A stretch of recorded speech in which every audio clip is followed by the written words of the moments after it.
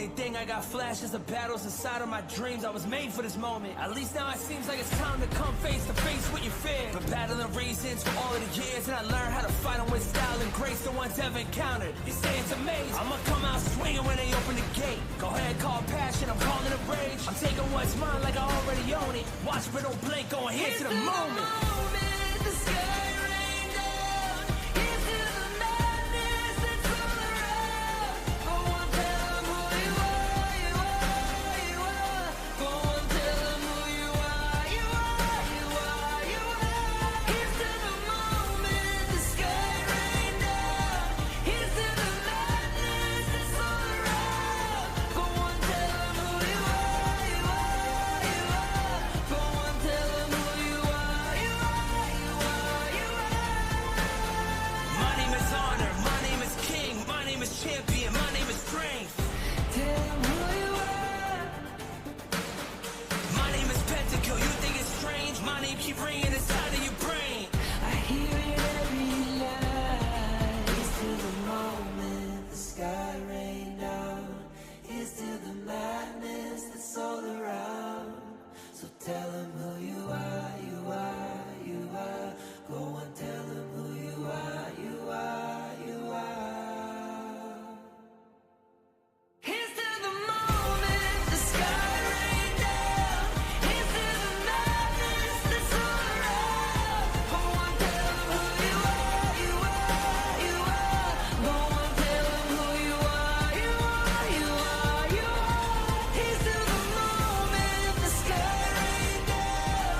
Here's to the madness that's all around. Go on, tell them who you are, you are, you are. Go on, tell them who you are, you are, you are.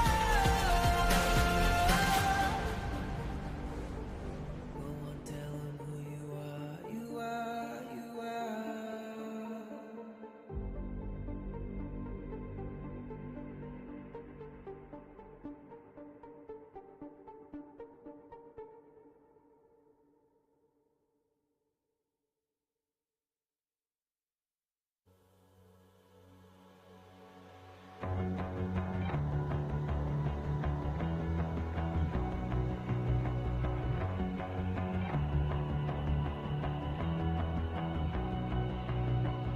You've walked through the darkest nights. You've heard the crowd, felt the blinding light.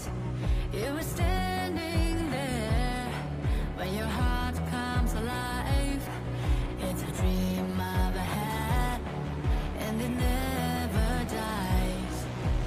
Right here, right now, give it all to get it out. Never surrender.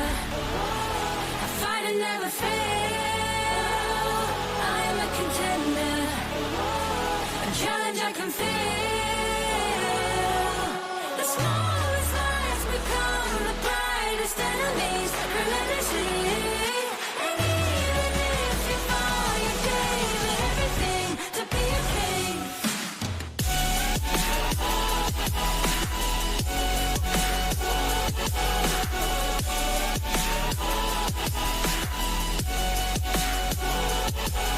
The smallest lies become the brightest enemies. Relentlessly. And even if you fall, you gave it everything to be a king. You carved your way with a sharp attack. You watched it all burn, and you never looked back. There will come a day when your fears will rise. You protect your crown, so it never dies. Never surrender. I fight and never fail. I am a contender. A challenge I can feel. The smallest lies become the brightest enemies. Relentlessly. And even if you fall, you gave it everything to be a king. On my way, on my way. Find my way, find my way. On my way, on my way. Dream my way, dream my way. Never a surrender.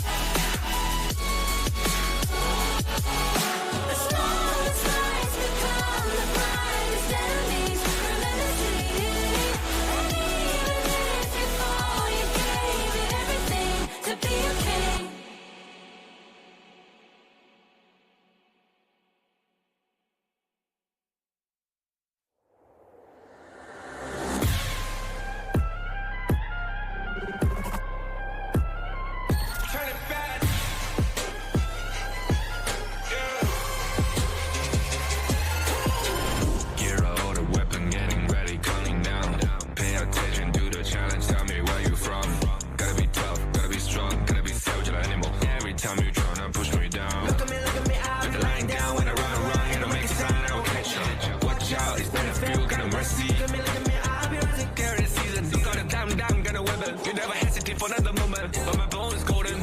I'm invincible, just let him know. I can show you all the glory I own. To the drunk, go find a way to the palace. I'm waiting. Go, live like we go. It ain't a way for tiny bags. Storm is coming, tired of your cold. It's my kingdom, fire, going up. We the kings, it's our honor, showtime.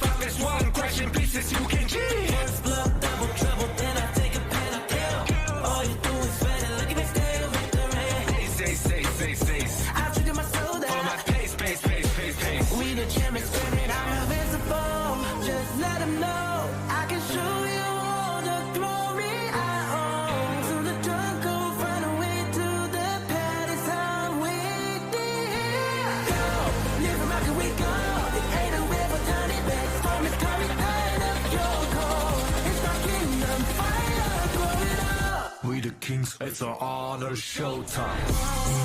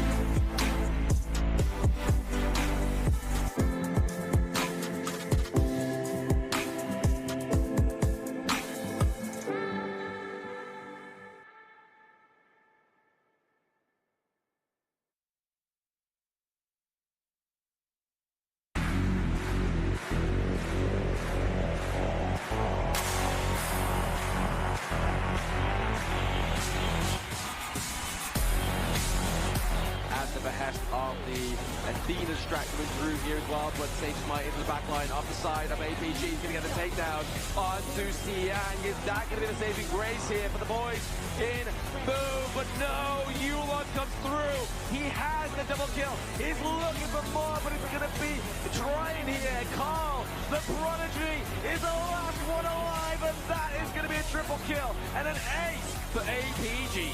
Big wins for the side of MK. There, that mini-wave one side of the map is going to put pressure onto the side of Twisted Minds, but there it is, 90 on the prowl. Only gets the knock-up onto Dragon, the unbridled Leopard. Catches onto Non-Clean. Has to say the Sanctuary gets taken down here, but it's going to be the proc of that. Can Golden Kite be the saving grace here? Because two members of Blacklist have gone down. Shammy one with the speed, with the flash. He gets out alive, and it's just Chaz alive here. Faces the full front of Twisted Minds.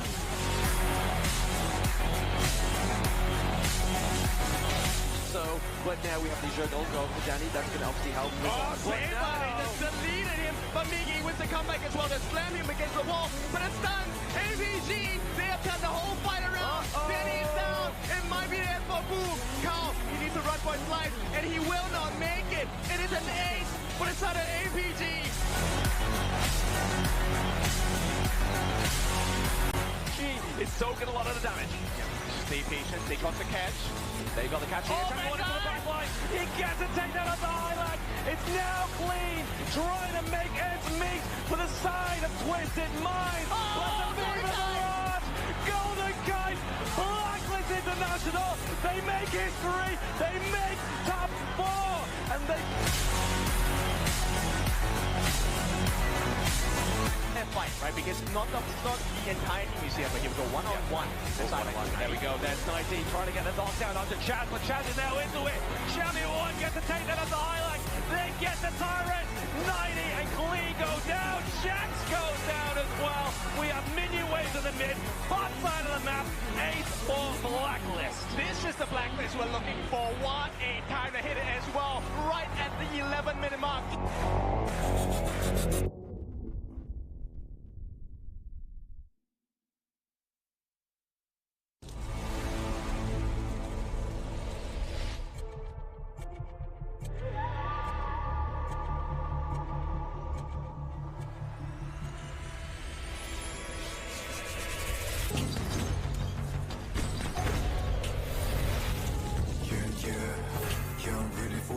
Tidak ada kata menyerah di kamus kami. Putting in the top grind, all my squad is Paul Gallen. No words are needed for trust, we got the confidence. See you flicking, slipping now, how you couldn't confidence. Magkakasama palagi. Kami ang PPL.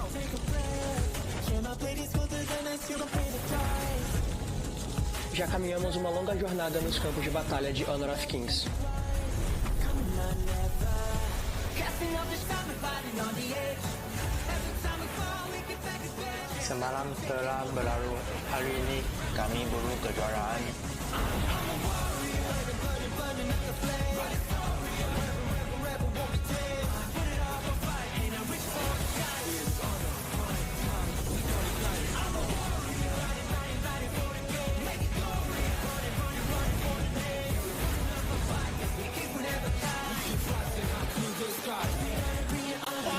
Finding illusion as well.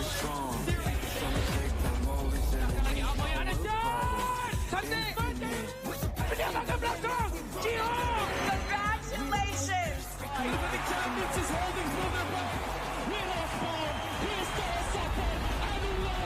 Then he cai! E tem o roubo! Simplesmente!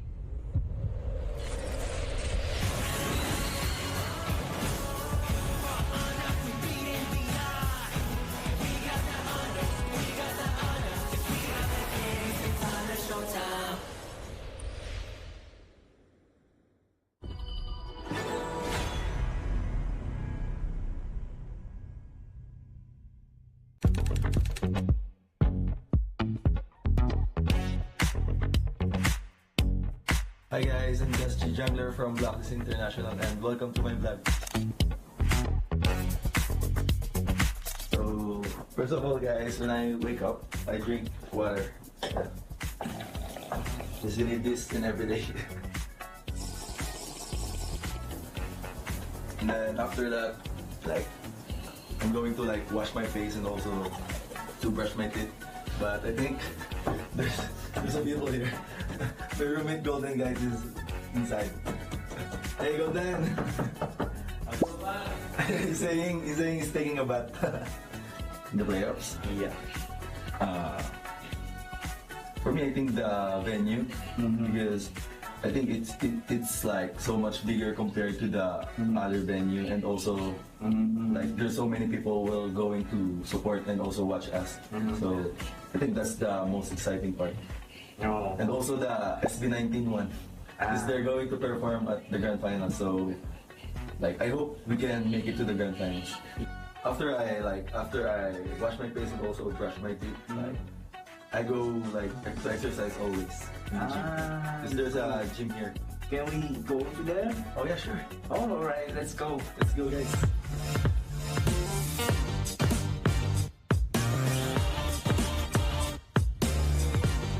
In this gym, guys, you can connect to the speaker. I love the speaker compared to the headphones or like AirPods.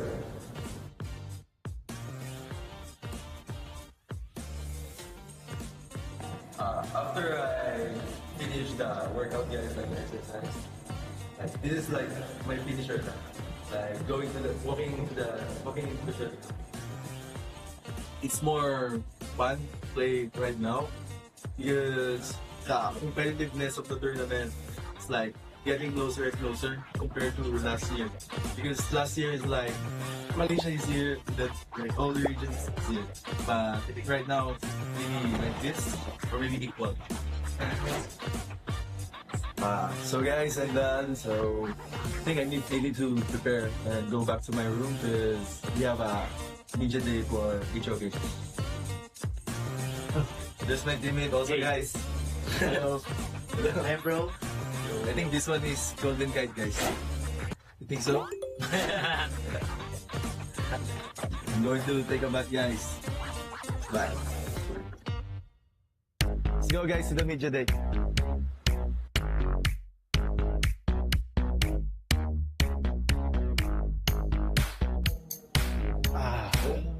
So now, guys, we're here in HomeBois in Baluarte de San Diego.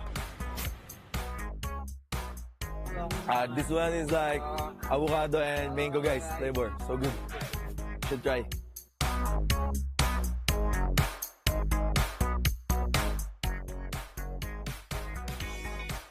Congratulations, bro. Bro, Chami. Next time, Chami be like that after 2 years. After 2 years? Hey.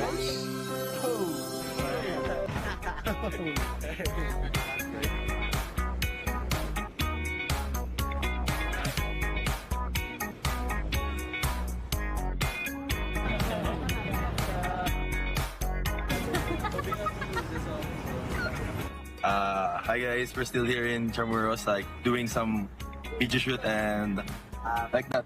Yeah, it's for because it's a video day right now, and this one is for, I think, for the trailer for HOK playoffs.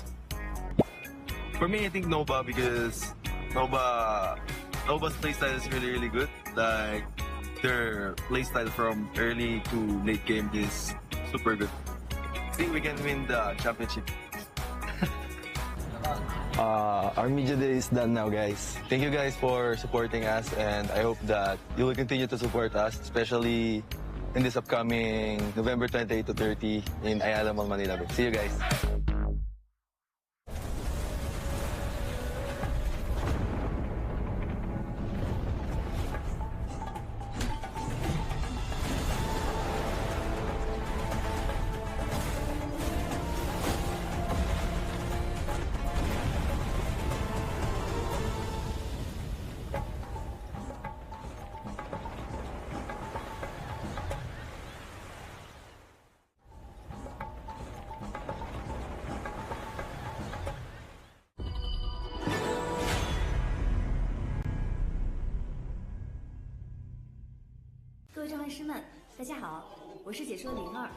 Hey everyone, this is Jipu. Hello， 大家好，我是成都一超的 Cat。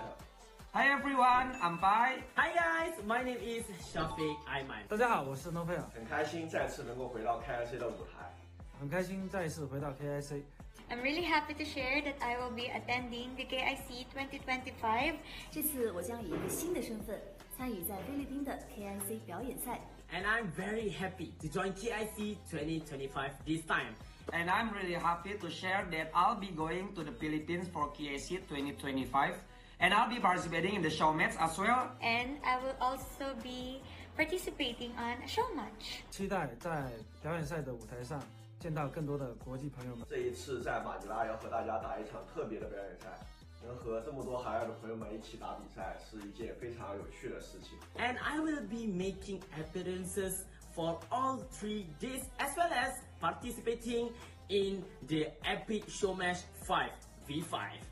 Guys, kita-kits tayo sa 28, 29, 30 sa Ayala Mall, Manila Bay. Sa 30, kakantang SB19. So, abangan nyo yan. Tapos, syempre, supportahan natin ang Boom, pati Blacklist. Make sure to watch KIC 2025 and send your support. See you there. 我们菲律宾见。不见不散。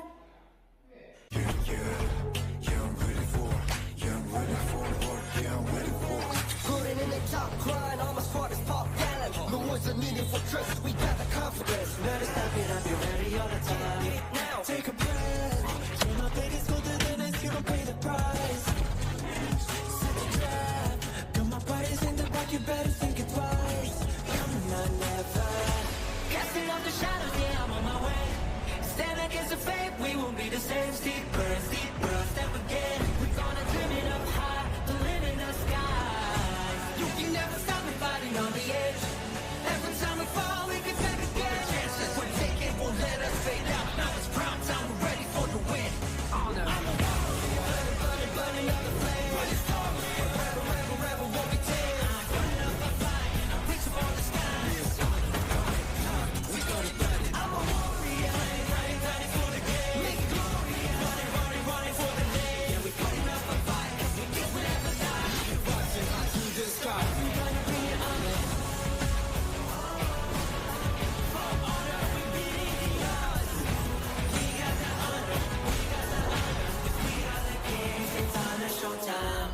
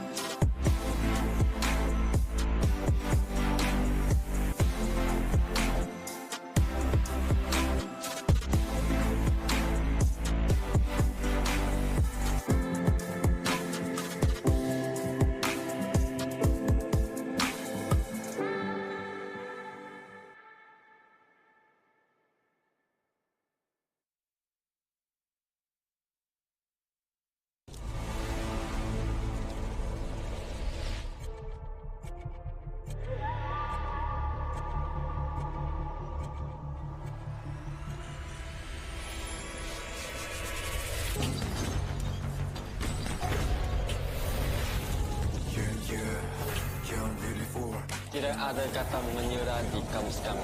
Putting in the top grind, all my squad is pop gallant. No words are needed for trust, we got the confidence. See you flicking, slipping now, how you couldn't confidence. Magkakasama palagi. Kami ang PPL.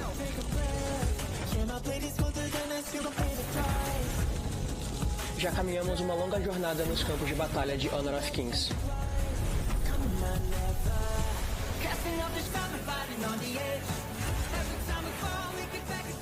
Semalam telah berlalu, hari ini kami buru kejuaraan.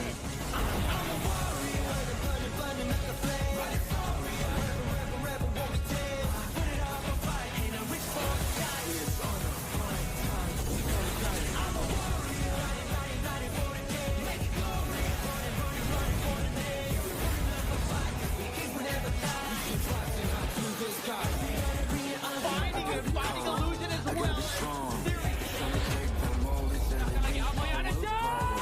Series.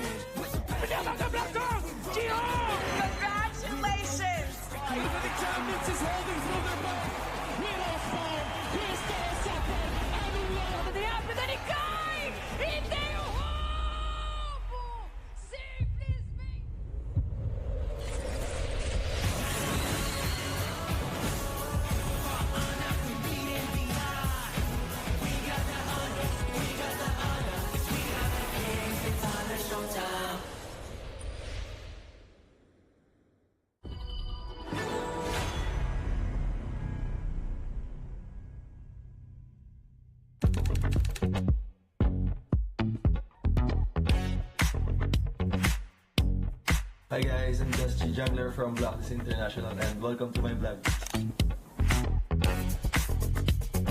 So, first of all guys, when I wake up, I drink water. Just need this in every day. And then after that, like, I'm going to like wash my face and also to brush my teeth. But I think there's a people here. My roommate Golden guys is inside. Hey Golden! he's saying he's taking a bath. In the playoffs? Yeah. For me, I think the venue, because I think it's like so much bigger compared to the other venue, and also like there's so many people will going to support and also watch us. So I think that's the most exciting part. No. And also the SB19 one, because they're going to perform at the grand final. So like I hope we can make it to the grand finals. After I wash my face and also brush my teeth, like I go like to exercise always in the gym. Because there's a gym here. Can we go to there? Oh yeah, sure. Oh, alright, let's go. Let's go guys.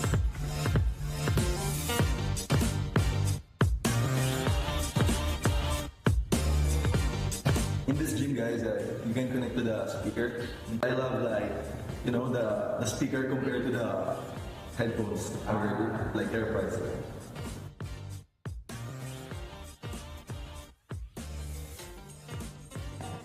After I finish the workout guys, like the exercise, this is like my finisher.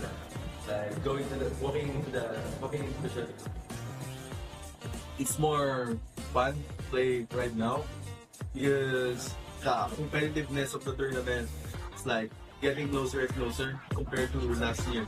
Because last year is like Malaysia is here, that like all the regions is here. But I think right now it's really like this or really equal.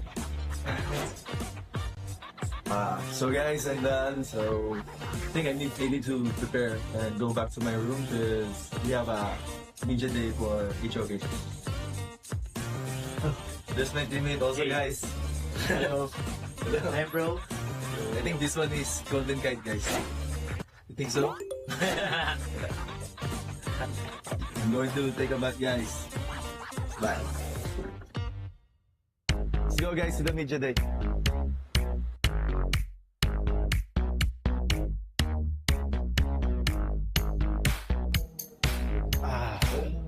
So now guys, we're here in Termuros in Baluarte de San Diego. This one is like avocado and mango guys, flavor, so good. Should try.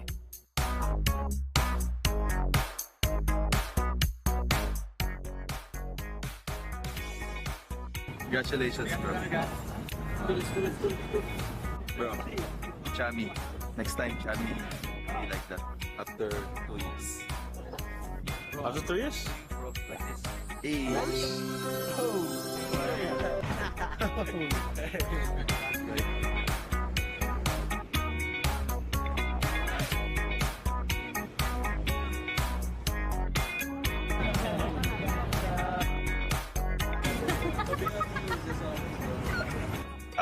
Hi guys, we're still here in Chamorros, like doing some video shoot and like that. Yeah, it's for the because it's a video day right now, and this one is for I think for the trailer for HOK playoffs.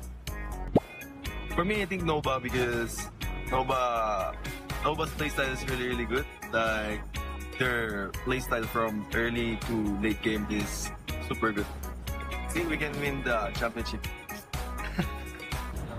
Our media day is done now, guys. Thank you guys for supporting us, and I hope that you will continue to support us, especially in this upcoming November 28 to 30 in Ayala Mall, Manila. See you guys.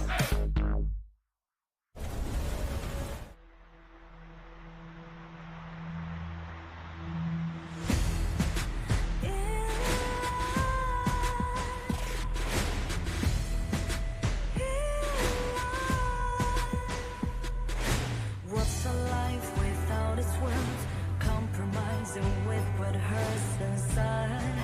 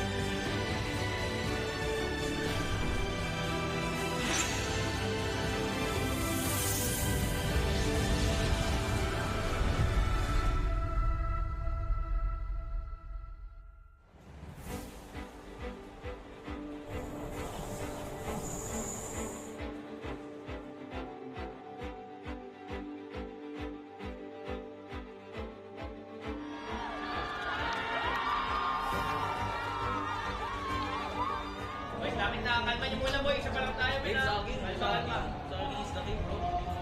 Tama ka to. Wala ka pagpag-naroon ng first game ha, pagpag na yan. Oh, shake it tayo early eh. Shake it tayo early. Ano yan, warm up. Let's go, Blacklist! Hey, yo!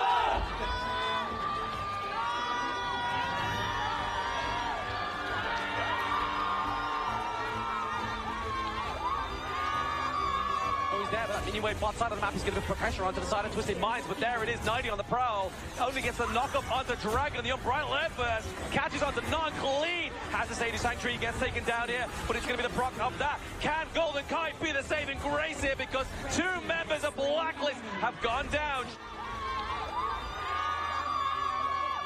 你打不了，我每次都被动的没有。为什么要死？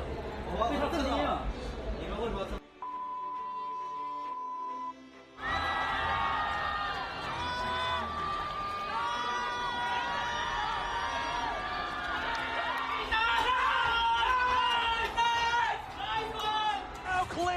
Trying to make ends meet for the side of Twisted.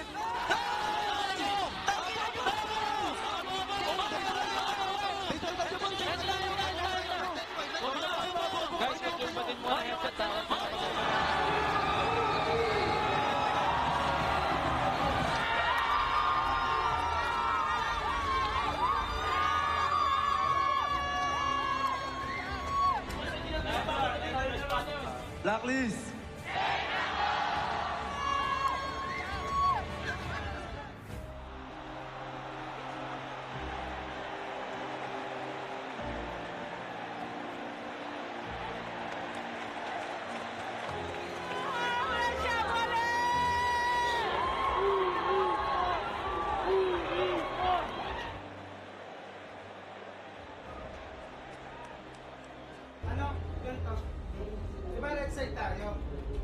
So, kung hindi sila mag-ban ng ng overrun sa natin, sa 2 picks natin, pakawalan natin ng pay. Kasi tawag dito, yung jungle nila maluwag pa eh. Meron pa silang Jing, meron pa silang pay.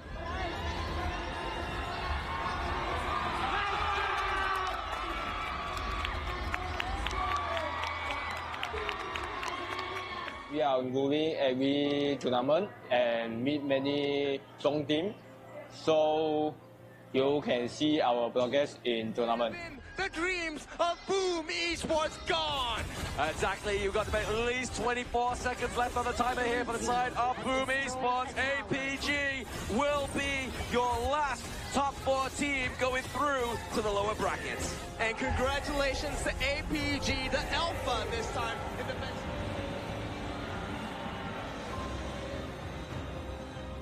Ayun, thank you sa mga sumuport sa amin sa online and lalo sa mga nag-effort pa pumunta rito. Maraming salamat guys. Medyo lumalayo na naman yung PGL kahit sobrang early pa lang natin. So, ayun. Thank you.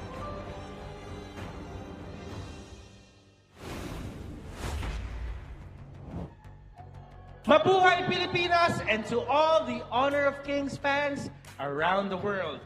Today is going to be an exciting day as the strongest and most fiercest teams are going to clash here at Ayala Mall's Manila Bay. We have our top 4. Butters, 4 have surpassed the original 16, and after today, we'll find our top 2. Mara, this is the penultimate day. This is the moment these teams have been waiting for to show that they can be the best in the world and make it to the grand finals. We started with this competition with flags from all over the world raised up high. And as days turned into weeks, those flags fell one by one. And Mara, the 4 teams that still stand, the last hope of the Philippines and 3 from Malaysia. David and Goliath, Young Bloods, and the OGs. Now we're gonna have 3 best of 7s. We'll kick things off with the upper bracket clash where we're crowned the first grand finalist. And after that, brace yourselves as we're gonna have 2 lower bracket matches. That means 2 eliminations. And the last one standing will earn the final ticket to the grand finals. Here are the warriors that are burning up the flame. They are here and ready to rise to honor. I'm Butters. And I'm Mara Aquino. And this is the Honor of Kings International Championship 2025. Get yourselves ready, as today will mark history. It's the rise of the grand finalists. Casters, lead the gorge.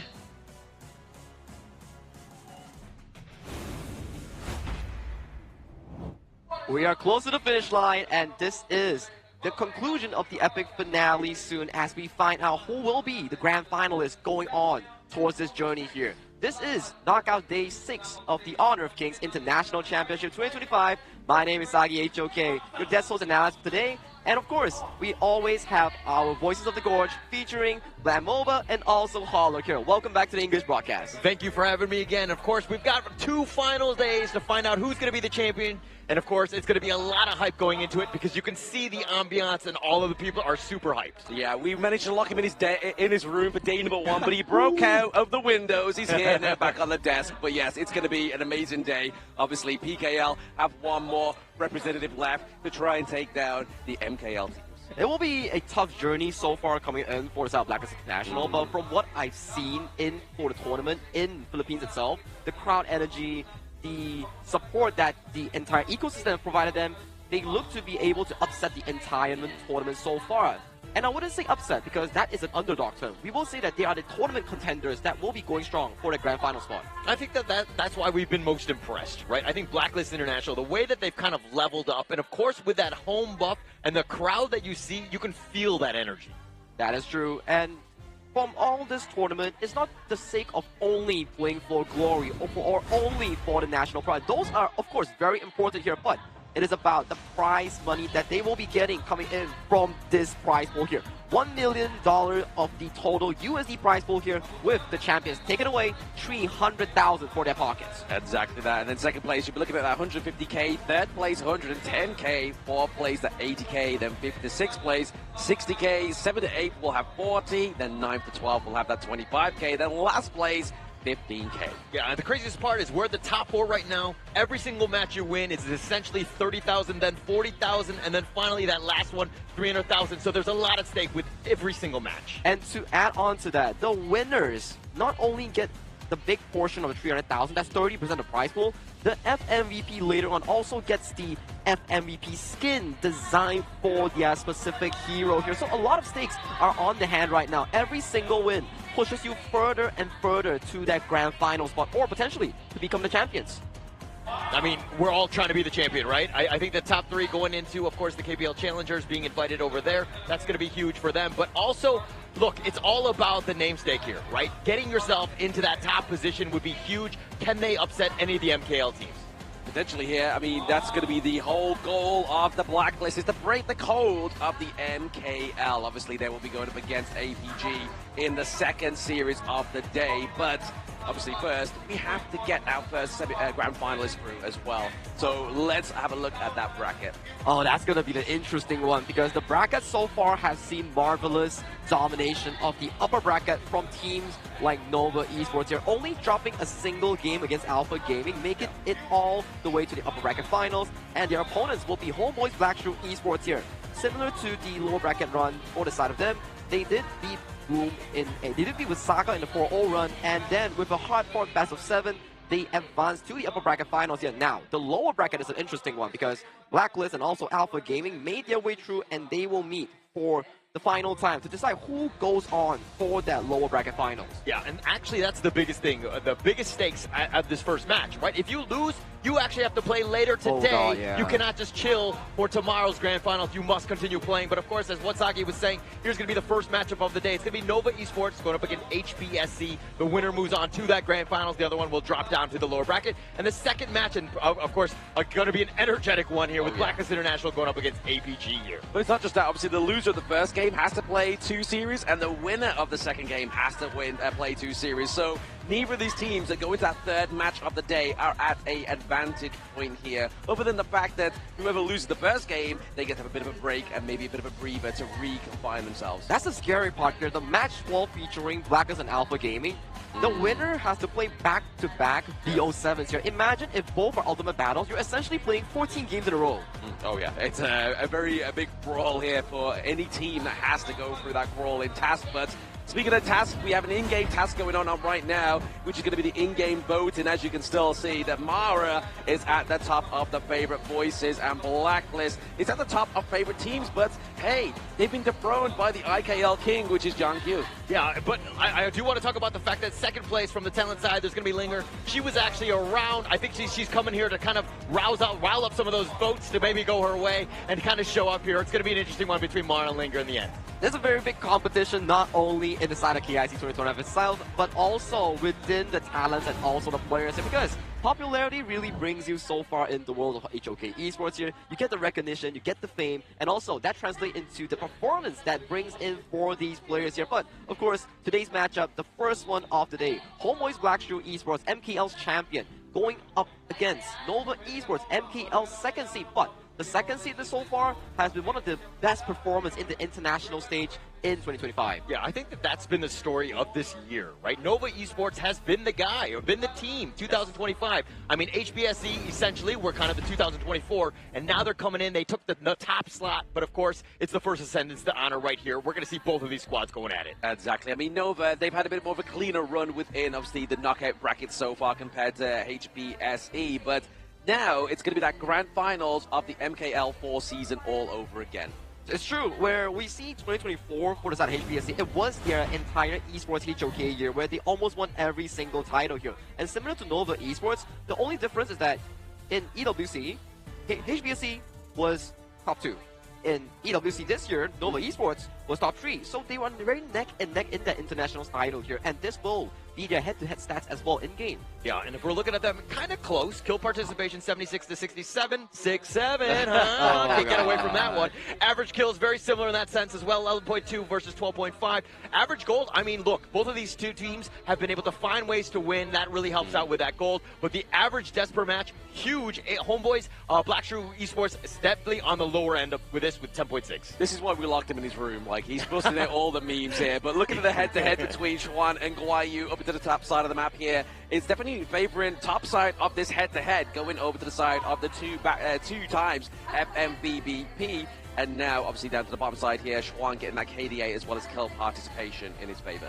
And to really highlight about these two players outside of the stats itself, it's an identification of the new blood coming in from HBSC Guiyu, which he's the youngest Clash winner that we have, and also an FMVP player coming in from the MKL region. And on the flip side, Nova Esports Trend, an iconic player of the MKL region, a veteran in his own role here. So to highlight both of them, it's a clash between these two players in their respective role itself. But we talk a lot about these players. We will also need to introduce them to the stage. The first team of the day will be Nova Esports, MKL second seed, the champions of S3 coming onto the stage. They will take KIC now.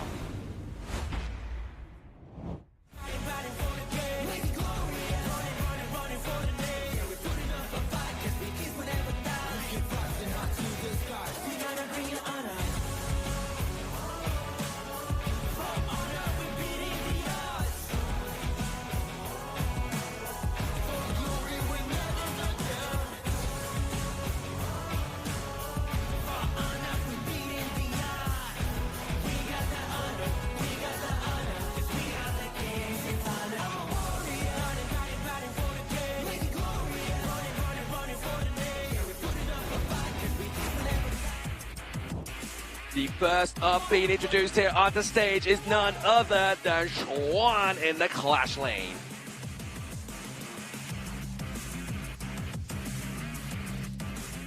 Following suit, it's none other than CY, a Gudo Master.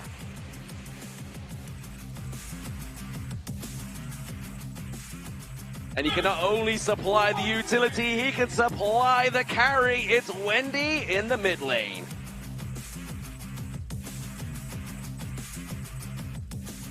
His name may be cute, but he's definitely deadly. It's Muji in the farm lane.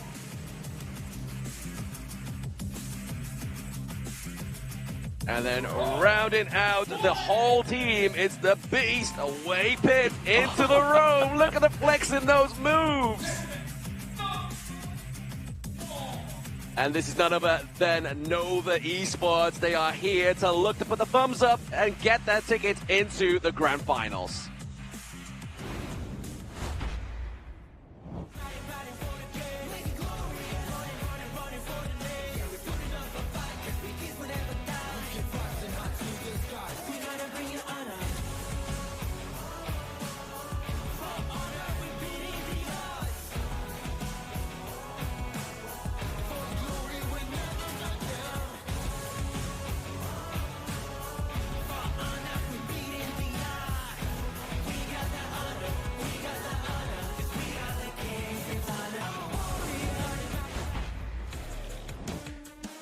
In the Clash lane, we've got Guyu.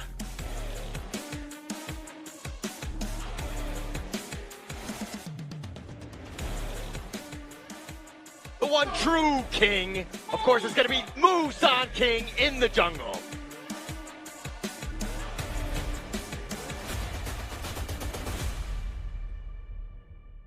One of the most stable mid laners in the world, we have Jihong.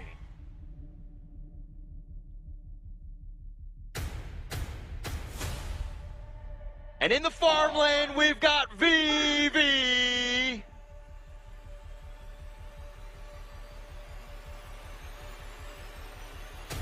One of the best Athena players in the world, maybe the most annoying, it will be Shen in the roam.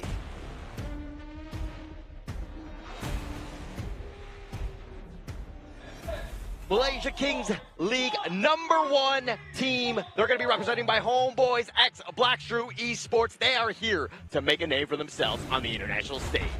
Definitely a very strong two teams that we'll be featuring so far, but do bring me over the HOK Season 2025 players here, Nova Esports. Yes, Nova Esports, once again represented by CY, Muchi, Xuan, Waypit, and Wendy, looking to reclaim their spring season title, but also even further themselves into KIC 2025 to be the first grand finalist, and obviously their team going opposition will be the guys that brought them down to their knees in fall season. And so far the fall season here, they haven't really bested HBSC in a B07 setting yet. Yeah. And we were to see back to the scrim records in another practice bootcamp, they haven't really damaged this reputation of a lineup, which is HomeBois Blacklist Esports. Yeah, and HBSC, of course, is going to be made up of Sha, Vivi, Guyu, Musan King, and Jihong. This is a team that, hey, they 4-0 Nova in the MKO finals. They are going to want to do that again.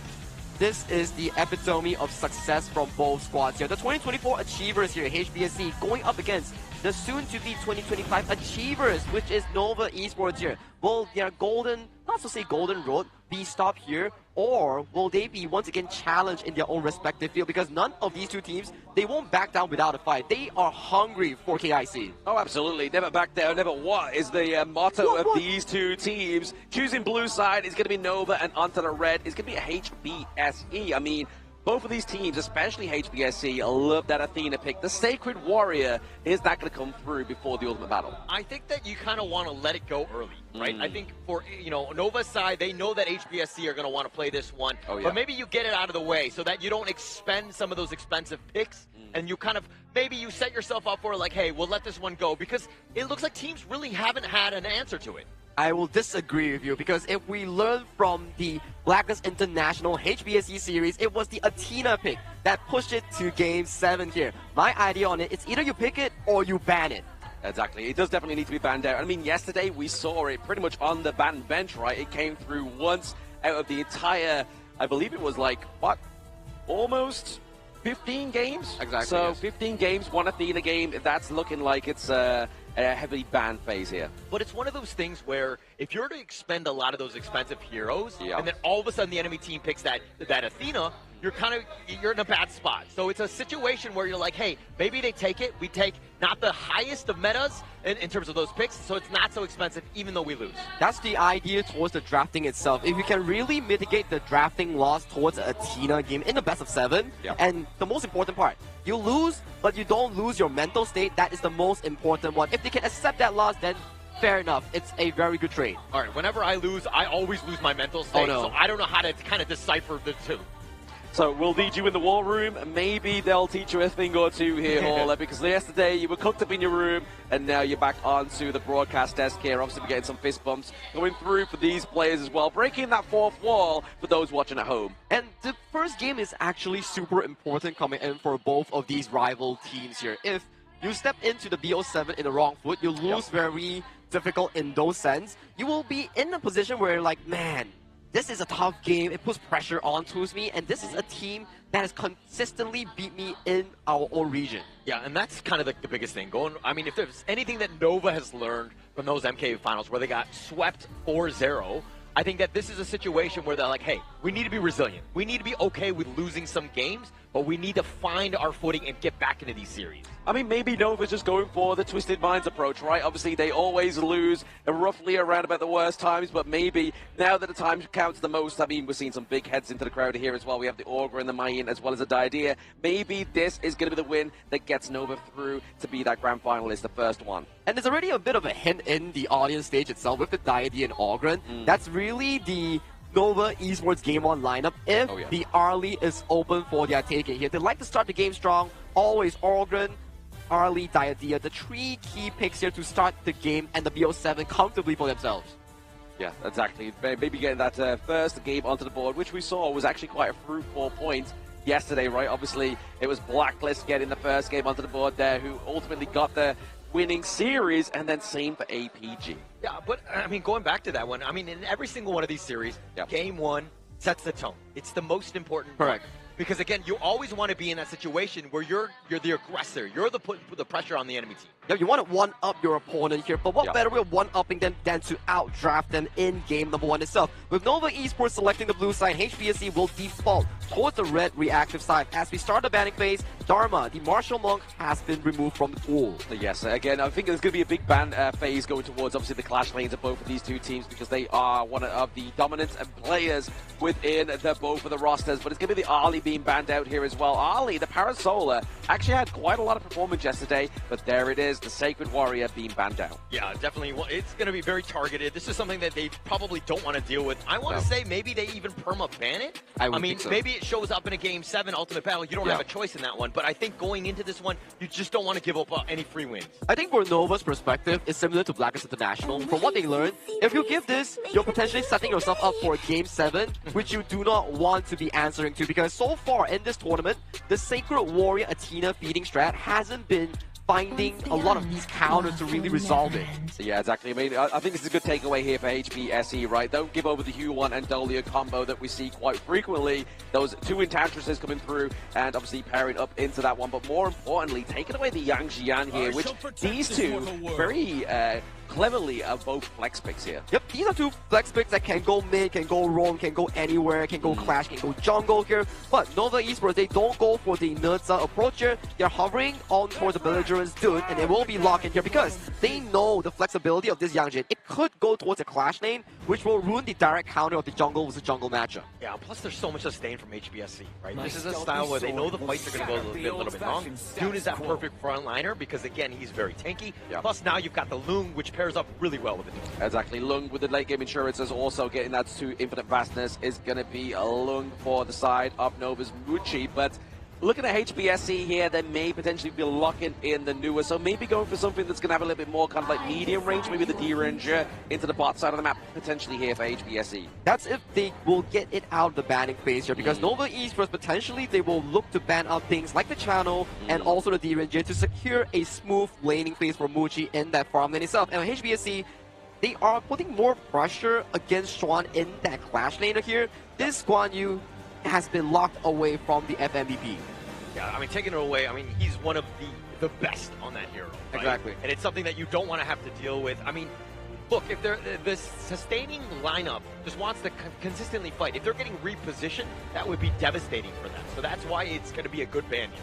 Yeah, taking out the Warhorse and also taking out the martial arts as well. The Mayin also, but then Marco Polo over to the side of Nova Esports being banned there, as well as the console U, which obviously Woodland Ranger with that second skill is a great defector when it comes to having those flaming palms come towards you. But it is going to be looking at the magistrate here, Ranger coming through for the side of HBSC. A very complete draft thus far coming in for the side of HomeBois Blackstreet Esports. You have the early game tempo set up by Ranger and also the Yuhuan, an aggressive 2v2 matchup in towards the bottom lane, and your late game is round up with Zihong on this Celestial Nua here, which gives you a lot of opportunity from early to late game here. But one thing Nova Esports wants to do is that they want to box you in and use those spells to pummel you down. But speaking again, pummeled down, now taking liberties from the board master here, being locked in for the side of Nova Esports, and it looks like that clash lane is going to be none other than the party here, the mighty conqueror. Yeah, just a lot of damage too, which kind of what they were kind of lacking. I mean, you only had the Loom, you had a lot of other guys that are in control, plus the tank with that Dune, so you needed a little bit of more damage. They're going to do just fine with this Juan last pick. It's a very comfortable draft for both teams thus far, but HBSC, I do want to point out that they actually have super duper strong early game with the Ranger and also the Agudo here. Double marksman, you skill exceptionally well from early towards mid game, and when mid to late comes in, that's when Zihong on towards the Celestial Nua starts picking up the pace for the team itself. So for Nova Esports, they need to be able to win those mid-game team fights, use Fati, use the Dun, access the backline together.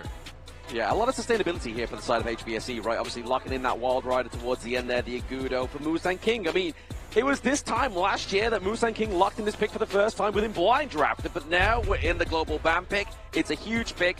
Fast rotation in the early game, really good at sieging. Yeah, they're very comfortable with this lineup. And I think at the same side, the Nova squad, this is pretty comfortable themselves. I mean, see why he definitely likes that Dune. He wants to be that front liner.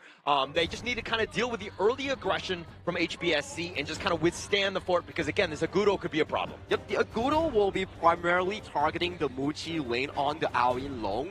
Once the Aoyin Long gets affected, in this case here, he's very difficult to survive the lane against the likes of a Ranger Magistrate and also in Agudo pummeling those towers down here. If that tower in the farm lane does go down in the early game, that could spell bad news for side Nova Esports. Yeah, and another thing that could be bad news is when he lands on the Dragon, he might be vulnerable to the annihilation from that mid lane, right, from the Nua pick. So this is something that they need to be careful. Obviously, timing it is going to be difficult, but the potential is there. Like I say, the annihilation, the emergence, there's a lot, right? Obviously, the creation blocks could come through here for the side of HBSC, but here it is the draft for the final time within game number 1, ladies and gentlemen. It is going to be the kickoff of KIC knockout stage, day number 6. We have Nova going against HBSC, looking to be the top of MKL going into the grand finals. Yeah, that's the craziest part. Going into the grand finals off of this single best of 7. If not, you're going to be sent to the lower bracket. You got to chill around because you got to find out who your opponent is going to be, and you got to do all that research to make sure that you're ready. It's got to be very nerve-wracking for those. Oh, absolutely. I mean, the fact that Nova lost 4-0 to the side of HBSC in the fall season is definitely a nerve-wracking experience, and they haven't played against them just yet. But why you? Taking a lot of damage in this early part of the game. This early 1v1 between these two heroes, I give it over to the Mighty Conqueror. Yeah, and I mean, going up to those two, it's going to be back and forth throughout this entire series. I think that is pretty much the lane matchup that will set the tone because both of those guys are so good with their playmaking.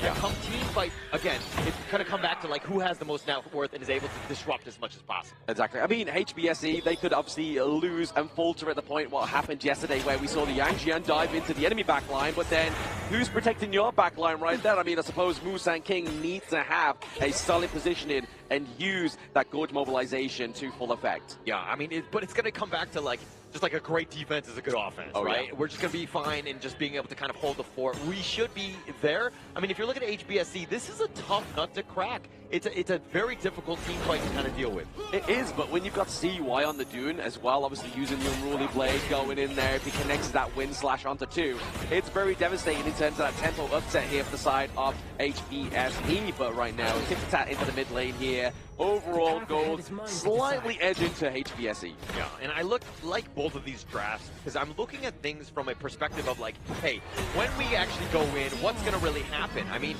it looks like it's very even. It all comes really down to that execution.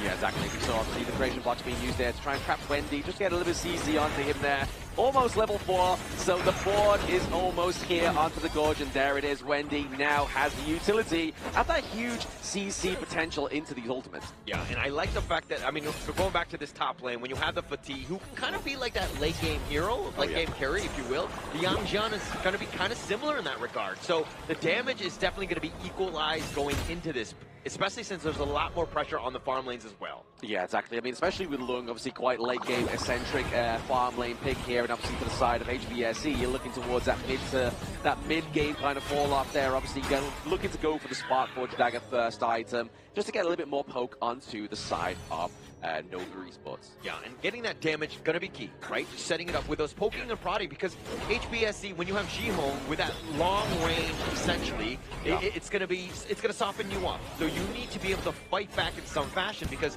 if you're looking at the rest of them, they don't have a whole lot of that range. Yeah, exactly. Maybe using the Agudo here, Musan King maybe going for a bit of an engagement. It's going to be the Ruling Blade that actually connects onto the backline with the board as well.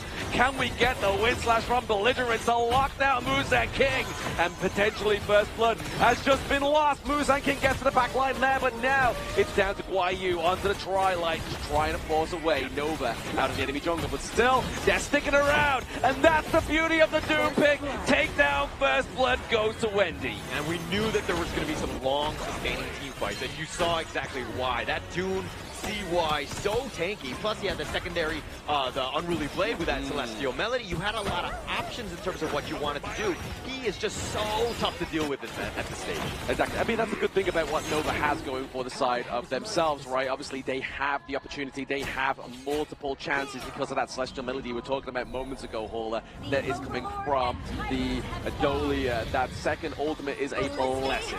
Yeah, a lot going on with this draft. I mean, it's a great, there's so much synergy with it. Almost everyone has a tremendous value with that Celestial Melody. They'll continue on. And, oh, that was up at 10. That was close. That Annihilation was a runway to disaster there. Because that really could have upset the pace of Nova Esports, and especially that gold lead that they have curated for themselves now with the Wind Slash, the Ruling Blade, into the backline there now, connected with this Wind Slash. Look at them try and contest this Azure Golem, which, taking it away from Musan King, would be deadly, and they're able to do it. Yeah, able to do it, and they've essentially walked away. No, they're not walking away just yet. No, we have the Tri-Light, we have Guayu trying to dive in, use that ultimate, but now flashing in with the Q1, the Dune caster there with that beautiful catch. Yeah, great catch on that one. I mean, like CY, yeah, he's sustaining, but he's going to be taken out at some point.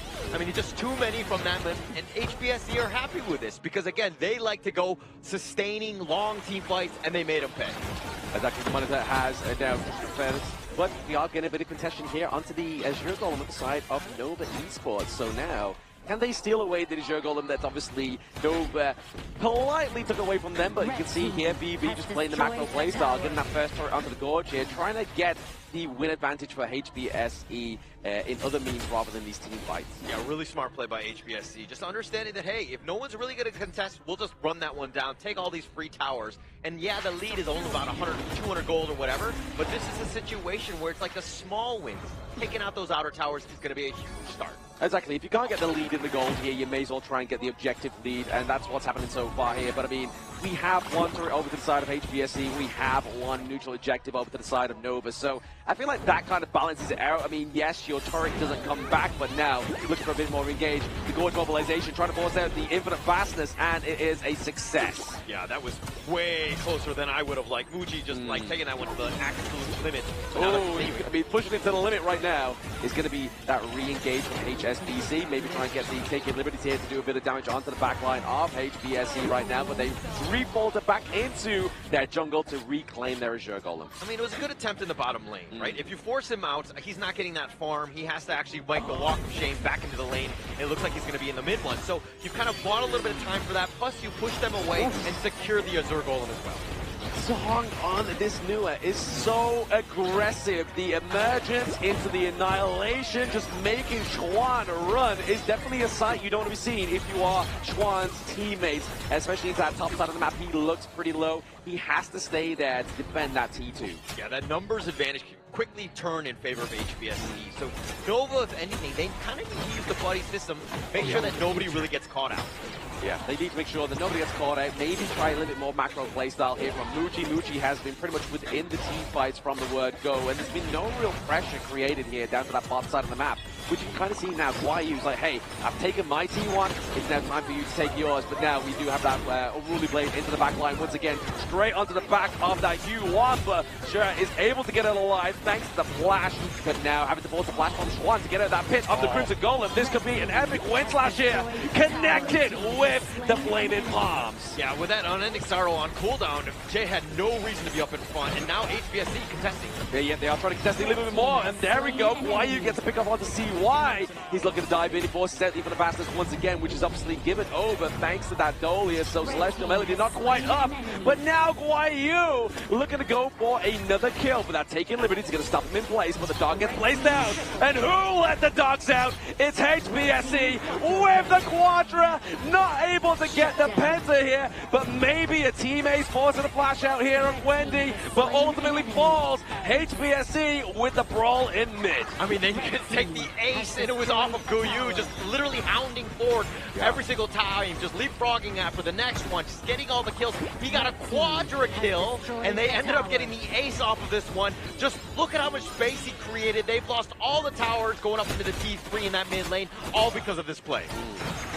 The real estate taken away here from Nova is irreplaceable, because we saw this yesterday where Blacklist played this exact same move. They got a great team fight into the mid lane, they took the T2s, they go for the neutral objective, and then basically it's all she wrote. It's pretty much FF at 15 at that point and go to the next game. But now it's to Nova's diligence that they try and have the comeback, right? They still have the high ground turrets here, they still have the potential means to come back. Yeah, and this is kind of uncharted territory for Nova Esports at the KIC. They have not played HBSC, but it seems like they're the kryptonite right now. They have completely figured out the puzzle that is Nova Esports, and now they're down 3.3K.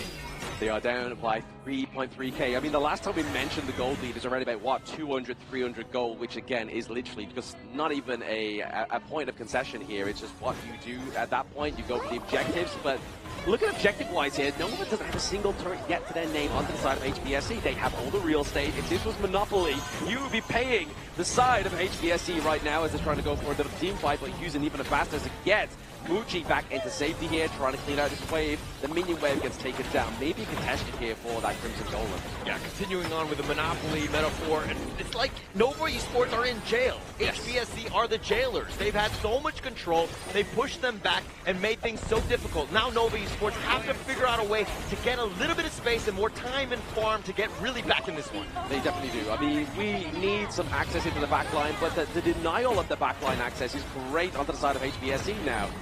But we see the Flaming Palms, they do connect onto the side of the Q1. They are looking to try and take a big fight around this Shadow Tyrant. CY into the thick of it. He gets taken down already. The Annihilation comes through. Does a lot of damage onto the Wendy, onto Wave Pit. The double W's have been drawn out of this Tyrant Pit, and it looks like it's going to go over to the side of HBSC unless we get some clutch last hits here. We do get the Wave Breaker, but it's not going to connect. It's going to go over to the side of HBSC. Yeah, CY's positioning not great on that one. Way too far out, and the way that the layer kind of wraps around, it was made it difficult for Nova Esports to help support.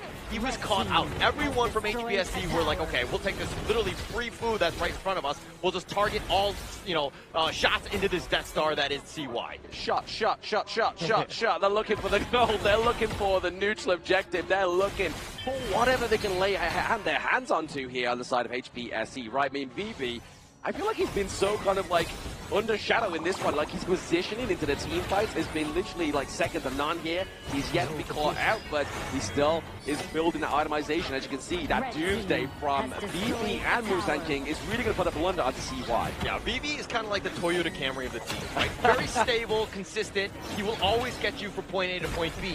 While the rest of the guys might be a little bit flashier, they might be faster and all that, and take up all the the fame that is around Honor of Kings Esports, but Vivi is the guy that will ensure that they get over that final hump. Yeah, you know for a fact why he's like a Nissan Skyline, right? Like he's into the back line, just going straight in there. But now, speaking of going in, is looking to be HBSC with that fantastic annihilation, putting so much damage on the Wave Pit that he has to force himself to the back of this team fight for the community here down to the bot side just to try and zone out those minions. but it's not going to be enough here. They're looking to keep pushing these high ground turrets. It's going to be HBSE opening up the base of Nova Esports. Oh, Jihong with that annihilation, as you rightly pointed out. I mean, the angle that it went on, it hit like 3 members of Nova Esports, and they all got low. And they were like, okay, actually, we cannot fight. We cannot defend on this one. So just the way that they're able to poke and prod, pushing Nova Esports back, and now they have to just fix all the lanes. This Overlord, it's free for HBSC. Yeah, they've got to fix their house before they can try and go any further into the enemy jungle, or even just that neutral point into the river. But the Shadow Overlord going up the side of HBSE now is going to be a deadly call here as they look to try and get the push onto that Azure Golem. But a bit of a saving grace there for CY. They're able to steal it away for themselves. Yeah, and being able to take that one, I mean, he's salvaging what he can, but they are so far behind. If you're looking at the net worth difference between the two, yeah, it's 6.9, but you're looking across the board, there's like a 1K or like a 3K or 2K advantage in the mid lane between Wendy and Jihong, and he's starting to do some serious damage. Exactly. I mean, we get into that late game, right? Obviously, this is where we start to see Zohan come online with that duo, and we've already seen from that free hit of the Annihilation. The Honor of Kings version of Bingo, you get a straight line, you get that takedown of the enemy team with that Annihilation, but now they have the Shadow Vanguard being pushed top side of the map here. Xuan has to play some defense. All right, really? Is it a Bingo, though, if you're not getting the kills? I mean, yeah, you're doing a lot of damage, but he's 006. I'll take it any day. They're on the winning team. They have no T1s being taken down right now. But what is going down is the house of Nova Esports. They're at the door. The Annihilation. Musa King gets a double kill here on the Xuan. Shut down here for Muchi, but it's not going to be enough to get the Crystal being safe alive. But no, HSBC take game 1. Just completely dominating that game. Once that moment happened, that tipping point where they got that ace, it was pretty much all she wrote at that point. For the side of this game, number 1, I do want to give props over to the side of HBSC. The way that they play the composition from early to finish has been phenomenal here. Breaking down the bottom side with the Agudo and also the match strip combo here, making sure that the side of the Lul piloted by Muchi wasn't as easy going as it is. And the key tipping point was the moment when Guiyu found that quadra kill on that Tri-Light Yang Jian. That's where everything shifted in favors for the side of HomeBois Blackshire Esports. That's why he was the finals MVP at the MKL Grand Finals. I mean, he was just like, plays like that are very rare, and the ability to go in and just be like, okay, I'm going to go in, I don't care if I die, but taking 4 members down with me, that's a great trade. I mean, that's it. It's not just obviously the MKL FMVP, right? It was KNC FMVP. Yeah. This is a back-to-back kind of guy. I mean, maybe he might even be the FMVP of KIC 2025. I mean, this is still too early to tell, but the stars are definitely shining for him. It's slowly aligning as we speak, right? If you can really do the 3 Grand Slam of the back-to-back-to-back FMVPs, definitely a storyline for this youngster on the stage right now. He's what, 17? Yeah, he's very young, but I think going back to it, the IKL fans, I mean, he was previously on Dominator Sports, which was in the IKL, and then I'm sure those guys are like, wait, we let this guy go? Why? Let me quote them. Pulangkan guyu kita. It means return our Goyu back to the IKL. But jokes aside here, let's check back on towards the entire statistics here for Nova Esports going up against HomeBois Blackshire Esports here. It's really down to both of their drafts, the way that they execute it. In the first few minutes of the game, you can see the Dun Dolia pulling to a lot of aggression here, consistently finding those engages in towards the front line, making sure that the lead in about within 1,000 was in favor of Nova. But the tipping point was due to the fact that if you lose a lead with this composition, you do not have sufficient DPS to handle the double marksman and the insane late game being funneled by the side of the jungle, mid, and farm laner coming in for the side of HomeBois Blackshire Esports. I mean, looking into this one, you're looking at kind of the damage that Jihong did. Always tenderizing, always poking and prodding, and making things very difficult. Yeah, Wendy had 96,000 damage himself, but it's just a value that they got really wasn't able to take place. And I mean, you're seeing the gold graph just completely in favor of HomeBois. I mean, yeah, it's the point that obviously Sagi was making, the first point I made, right? Obviously, if you do lose the lead and then the lead goes over to HBSC, you saw there was obviously the Doomsday both being built onto the Agudo as well as the Magistrate there. That's going to really tear apart CY, because obviously that's a health percentage-based damage come through for their team, and having 2 of them is definitely going to be better than 1. And this is also Musang King's one of his signature heroes back in the 2024 year, bringing it back once again into the global ban pick of our current year. He's been phenomenal so far on this Agudo here, with a 5-1-1 scoreline and almost completed item build against his jungle opponent CY on this Dune.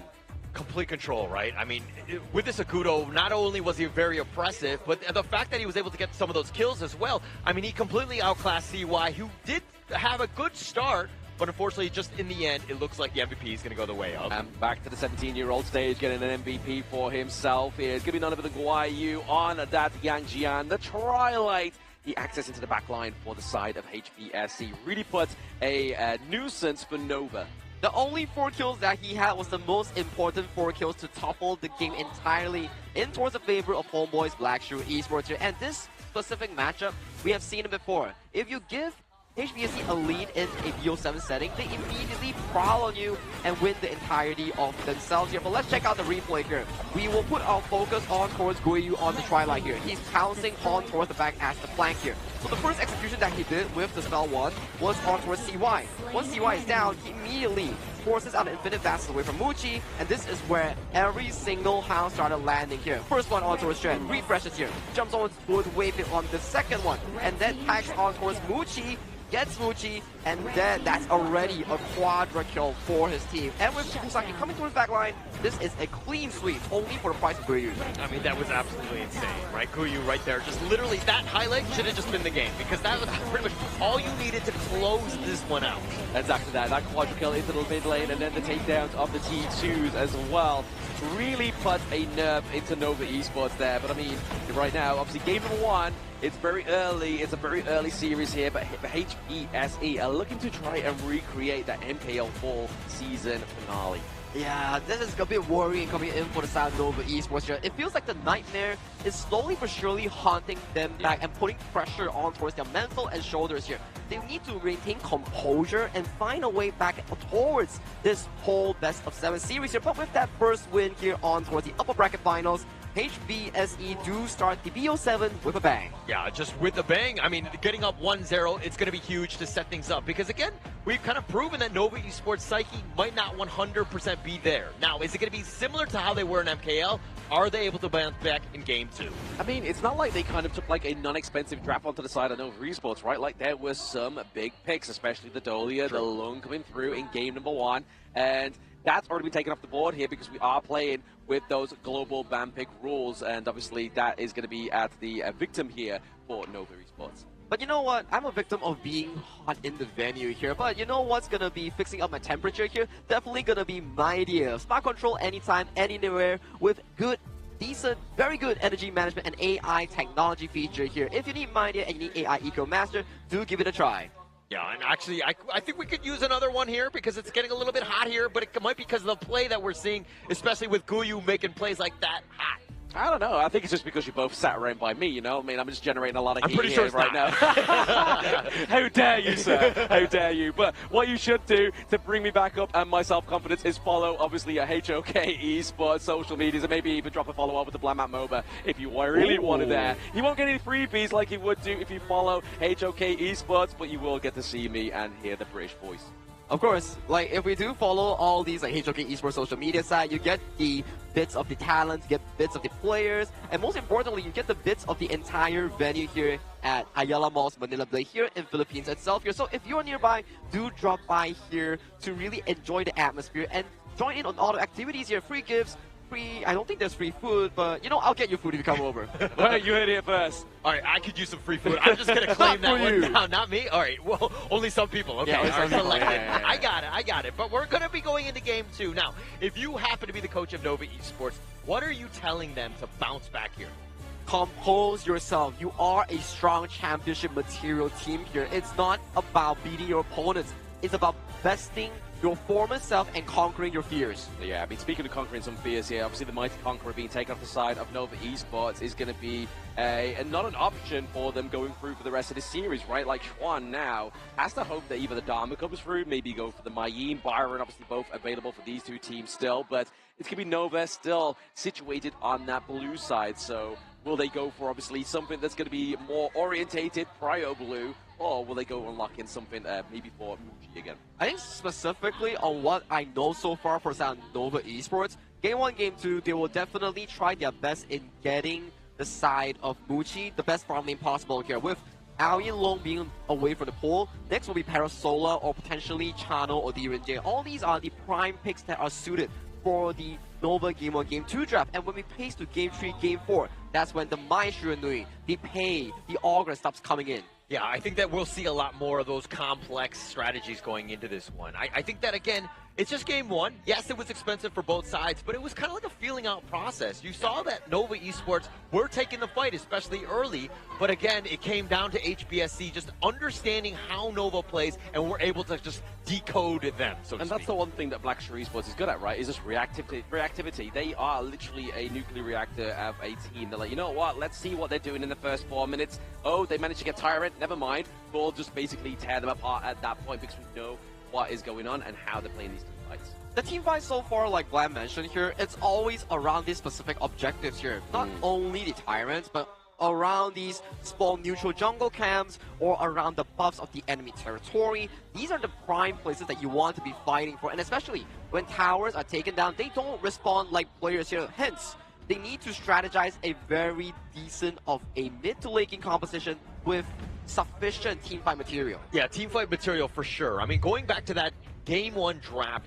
it looks like they were trying to set up CY to kind of have a good game. He likes the Dune. That's one of his top 3 heroes. But again, HBSC being able to figure that one out. Now, he needs to shake off that a little bit of an off game for him and really bounce back because this team rides on CY's play. I mean, definitely a different change up here in pace in terms of obviously what the designation of these bans are, right? Obviously, last game it was Dharma ban. Now it's going to be the Pei here. Not really want to give it over to Musan King, and then obviously the Luna, the Moonblade as well, being banned out for the side of CY.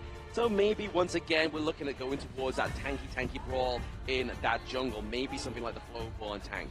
That can potentially be the case here, but to really bring confidence back into the side of Nova Esports here, they are hovering the Fire Ninja Mai Shiranui here, and we know the entire tournament so far, or in 2025, this player, Wendy, is one of the best Mai Shiranui users in the tournament. Yeah, and you want to set the tone in this one. Game 2, got to strike back.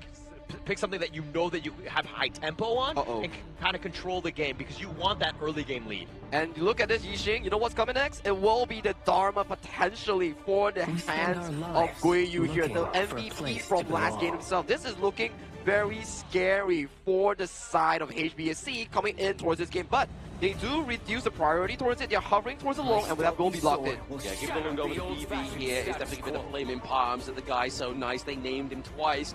Gets his pick here, but now it means that Schwan is able to get that Dharma. I mean, do we go and lock in something like either the Zhang Fei here for the side of Wei Pit or something with sustainability like the Diadea? Yeah, that could be potentially the case, right? But with these two picks, would HBSC just lock in a Zhuangzi and force Nova to be reactive?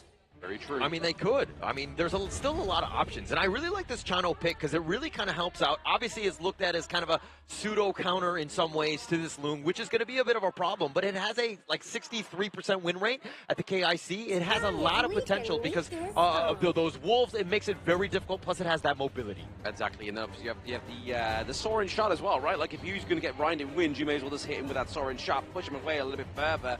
Here, but like you were saying, 66% win rate is decent into that farm lane, especially how far we're into the competition as well. But we're getting to that second ban phase now. The Nurtser ban gets banned out here for the side of HBSE, because I mean, a Skyfall right now would definitely be a dream for Nova. Yeah, all the engages coming through for the side of HBSC is going to be very scary. You look towards the side of Nova Esports, they know for the fact that this Zhuangzi has to go away from the drafting pool here. They cannot really commit if you are seeing a Mai Shiranui and Dharma negated by this passive of a hero.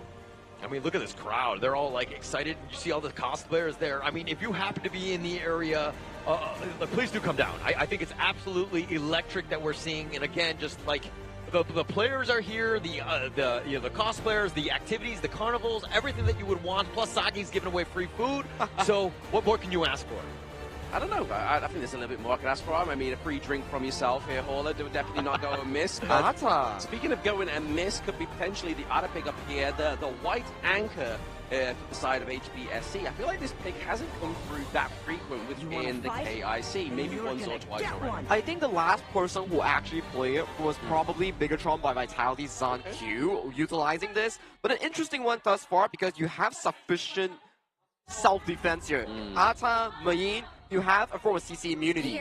And for the side of the Aoi and Long, you have the Infinite Vassal to bail away towards safety here. And then with the Yixing, the board master, you also have the passive to save yourself from all these sticky situations here. So if Nova Esports is unable to find the perfect engage against the Sun Bin Ata here, that's going to be an issue here because they are unburstable. Yeah, unburstable indeed. Plus they have so much control.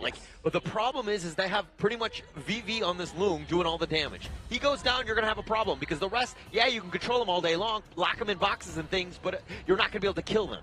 Now this is the problem here. Yes, in theory, HBSC's composition is very well complete, but that is only if the Sun Bin, the Time Bender, gets to scale towards that level 11, level 12 mark. When you get more points in your spell 2, that's where you start being able to save your teammates with proper cooldown reduction, and you can rewind time on their health bar, because it's not a heal, it's about rewinding time itself. So, the early game for Nova is exceptionally important here. All eyes will be on Wendy's, Fire Ninja, Mai Shiranui to take on those early leads. The funny thing was, obviously, when we saw that Arta come through, I knew for a fact that Sun Bin, the Time Bender, was going to come through as well, right? That's what, generally we see that pairing, right?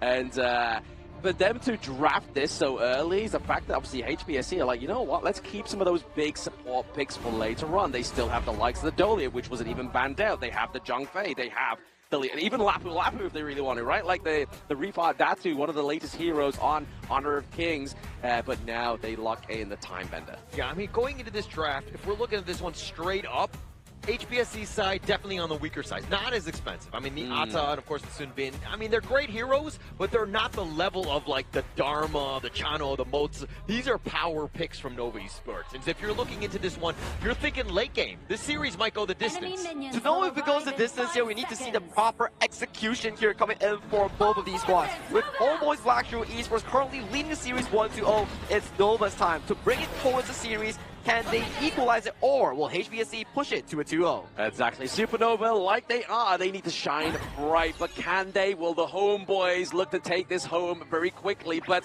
if you want to take something home, pop in that CD key, dash for it to get a free everything box, but we are seeing everything being taken away into the mid lane by HSBC. Dash for it, as in the caster dash? Okay, interesting that they would have his own redemption code for that one, but I think going into this, of course, gonna be key, right? Nova Esports, I mean, Sagi was rightly pointing it out that Wendy on this mine needs to have that serious impact on that outside lane because a lot will ride on that.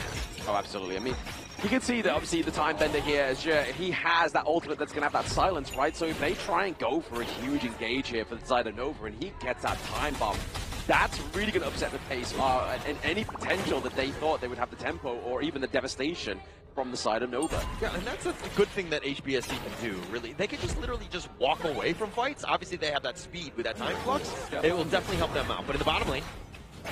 Okay, so bottom lane, there is a bit of a brawl, bit of a tip attack going on there, but obviously it's a little bit too early to take that first blood, I feel like, here for the side of Nova Esports. They don't want to try to get too overzealous. They want to try and get that first blood without trading.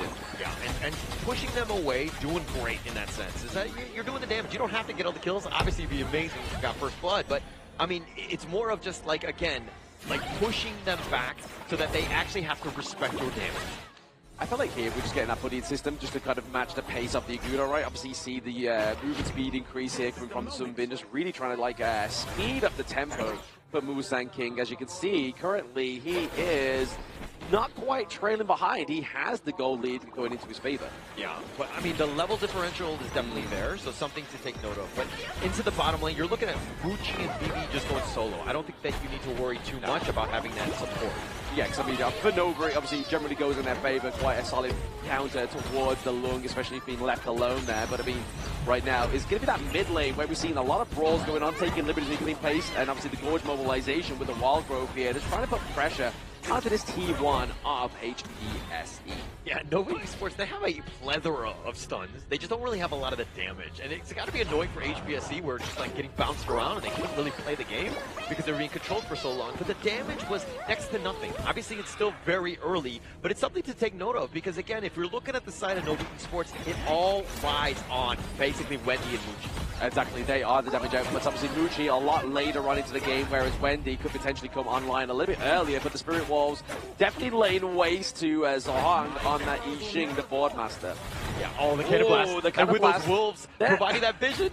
They're still going, but he has the passive. It's absolutely fine here. He's going to be okay. But now and then, oh my goodness, he was playing with his own life. Yeah, that was too close for cover for me. Jihoong understanding just the absolute limit and how much damage these wolves do in the end. But, I mean, with that cannon blast, this is the thing. I mean, it's kind of underrated in the sense that the wolves provide that vision. Makes it very easy to hit with those cannon blasts. Yeah, the cannon blast obviously does like traverse the walls as well, right? So it's not going to just kind of like be a little bit of a limp cannon blast. If it does hit a wall, it's going to go through and be devastated, as it almost was for the side of HBSE. Yeah, and this game, a little bit slower paced right now. HBSE will continue to farm. The Musan King CY matchup is probably going to be the one to watch, but, I mean, when this 4-minute Tyrant spawns, that's going to be probably the big skirmish. Yeah, green light go for the side of HBSE. Obviously, last game, Nova was able to claim that Tyrant, but will they make a bit more of a push here for it as they try and get this position of privilege into the bot side of the map here for the side of HBSE? But no, CY is looking to claim this one whilst they look to make sure they gather and keep composure of that Azure Golem for themselves. Yeah, Muchi using all of his abilities to push back BB as much as possible. He was taking so much damage that you knew that he wasn't going to contest the Tyrant. That could have been a potential steal because he had that Dragon to get on out. But it wasn't really going to happen because Nova Esports understanding how to slow siege these Tyrants, and they took the first one themselves. Getting the first Tyrant once again is going to be huge here for Nova. Obviously, it's going to definitely enhance that very small kind of gold lead that we're seeing right now go over to the side of Nova. But in a moment's notice, that can easily switch sides here for HBSE. We know they can do it, right? We saw that quadra kill into the early game of the previous game #1, and then the T1, T2 takedowns as well. They are just trying to be methodical. They're looking for that opening. Yeah, the net worth lead, I mean, it's like 600, 700 gold. It's not really much at this stage. I mean, as you rightly pointed out, HBSE will find ways to get back in. Again, their team fight, when they initiate, that is key, because when they do, they understand when they're strong. The Ryujin going in, can they get the backline access? But no, first blood, thanks to that forward, pitting in Nova. You are not fighting, you are not stuck in there with them, you are stuck in there with Jihoong. Yeah, and Jihoong making them pay, right? You just trapped 20 into that one. He was trying to be aggressive, and then this is why they counterpicked the Mai with this Yijing here. The kind of blast does connect onto VV here, but a pressure being put onto the bot side of the map. We do see the rotation from Sher as well as Musan King. There is that time bomb, only hitting the minions, but it's going to be enough to clear out the minion wave here. But VV looking to get a lot of damage. I think inside the box gets thunked because it gets stopped. And now we're seeing a lot of damage go onto the Mai team here, but it's going to kind of curtail any of those kills that could go over to the side of Nova for now. Yeah, great disengage by Nova Esports.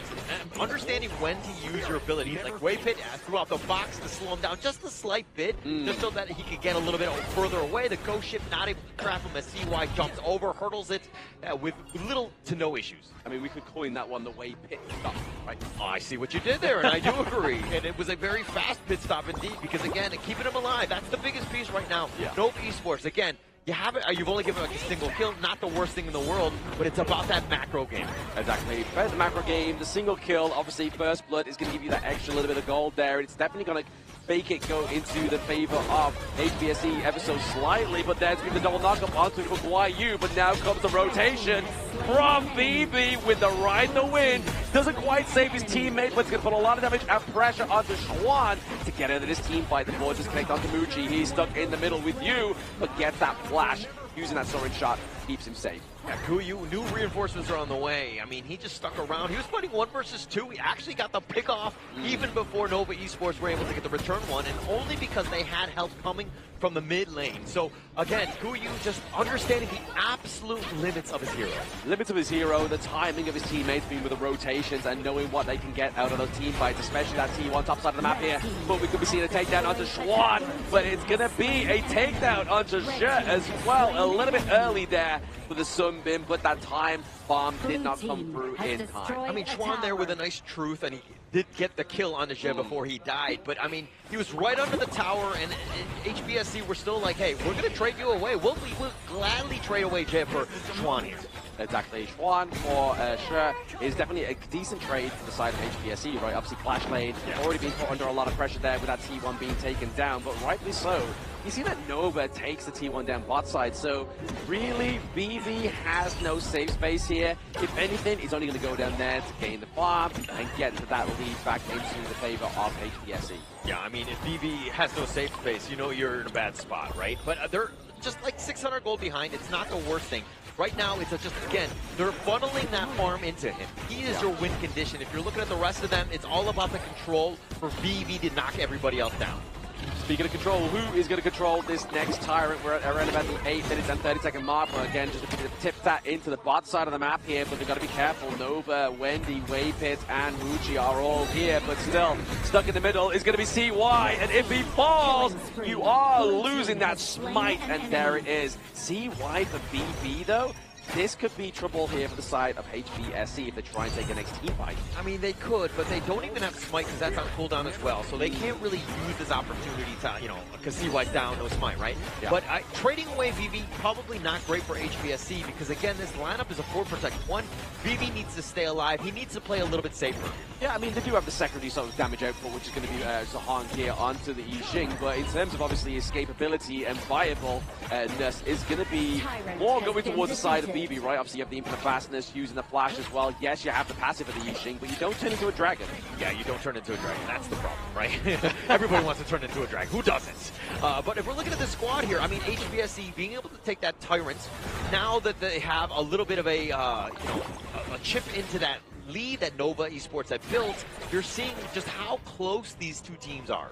Very, very close. This is all riding on like the feather of either of these two teams, right? Like if Nova takes a good team fight, that goal lead goes even further. But if HBSE take a good team fight, they lose it onto the side of Nova here. So it's definitely playing to a fine-tooth comb here between these two teams, Nova and HBSE. Looking for a bit of a ball into the mid lane, maybe potentially getting the setup of that T1 before those Shadow Tyrants and Overlords. I like it how HBSC, the way that they were able to just kind of pivot forward, pretend like they're going to go, but then time flux on back. And like they have a lot of mobility, which is going to be a bit of a problem for Nova Esports. If they want to get some sort of catch, maybe get onto Zhe as well, but like his positioning is just really annoying to deal with. Yeah, it's the HOK hokey cokey, right? They're like, oh, we're in, out, we're shaking all about, and then HBSC's like, no, we'll turn around and we'll reconvene and go somewhere else. But to the diligence of Nova Esports, they get the top T1 as well, neutralizing that lead for the side of HBSC in top side of the map, and they do have a minion wave crashing through at the bot side. So Nova are playing a good macro game here with the minions for Schwan. Maybe getting caught out here into the box here. He's not able to land a truth, and that hurts the most as Schwan gets taken down once again. They're looking for members onto the side of HBSC. Potentially that white anchor, Musang King, but he's still alive. Very uncharacteristic mistake by Nova Esports. I mean, Schwan was up in front. He was in the perfect spot to set up the truth. And he hit a small one, but at the end of the day, you needed the rest of the team to back you up. Oh, missing out that flash of the Rouge. It really cost Wendy his life there, Holler. But now, this is the perfect setup for the side of HBSC. They have all green lights go. CY is top side of the map. He has to prioritize that Azure Golem. He doesn't have the correct amount of teammates to even contest this Shadow Tyrant. I've seen this mistake happen time and time again here at KIC. I've not been happy with it, and the reason being is that Schwan was down for the count. Why are you trying to pick a fight 4 versus 5? You're a man behind. That is a terrible decision, too much risk, and it's not worth it in the end, and you paid with your lives. They did pay with their lives, and they also paid with that gold lead as well, right? Finally, for the first time, HBSE have that gold lead going in their favor. But now I feel like if Nova want to play this one well, they just keep chipping away at those side lanes. Yeah, and they need to, right? Nova Esports understanding that the state of the game is completely shifted in favor of HBSC. Now they need to think about ways to kind of deal with this death ball, and of course, that's by not fighting and split pushing. Exactly, the split push could be coming through here as well, but also CY has to go on the retreat, but the board does actually connect onto anybody here, but now is Schwan into the back line. Can he make the truth count this time? But it's going to be infinite fastness. Wendy gets taken down. The ghost ship keeps him in place. BB with a triple kill. They're looking for another quaddy, but now they're open to force that T1 into the mid lane. HBSC going for the copy and pasta strat. Yeah, they were trying to go all in on BB here, and he just gets on his dragon, and then they got caught completely out of position. Nova Esports, again, these uncharacteristic mistakes. They're trying to get the right target. It makes sense, but the rest of the team isn't there to stack the stuns with you. Yeah, beautiful use of the ultimate there from the Time Bender. Sunbin Sure just kind of basically created a zone of silence that meant that T3 has gone down. So they not only just lose 1, they lose 2 and 3 turrets in one fatal blow. HSBSE are looking scary. Very scary. And if we're looking at this board, I mean, he gets over CY, he just barely gets out, and then Chuan shows up a little bit late. And now they're like, oh crap, now we gotta go. Wendy, again, very squishy at this stage. With the Dragon, there's no real sort of catch. Chuan dies in return as well, and they kind of clean house at that point, especially with Guyu in the control in that back line. Yeah, they had a cockroach infestation, and HBSE had the green light go to just burn down the house of Nova Esports, and their base is definitely opening up, and now we have that Shadow Overlord go over to the side of HBSE as well. That's going to put a lot more pressure onto Nova. Yeah, this is a very desperate attempt here. They have 4 members. Is Guyu going to fall for this bait? Probably not, and they show up. HBSE, despite her senses were tingling, they knew something with a stray, but you know that Nova's in a bad spot when they're going for these sort of Hail Mary plays. They are, exactly. They're just trying to just kind of force any kind of space here from the side of HBSE, but now they might be able to find it here, but the board is really going to separate these 2 members. Chuan gets separated from the party of Nova. He has been hit with the mutiny. Yeah, absolutely destroyed on this one. And again, Chuan on this Dharma, this is one of his power picks, and getting caught out like this, HBSE using all the space, and it looks like they're going to take this top T3 for essentially for free. Yeah, the single lonely ballista, but it is going to be taken out by that Kachusen there, nicely played by Wendy, but it's not going to stop the party of the HomeBois. Yeah, it's just too much at this point. HBSE, this is that problem. The Shadow Vanguard in the bottom lane as well.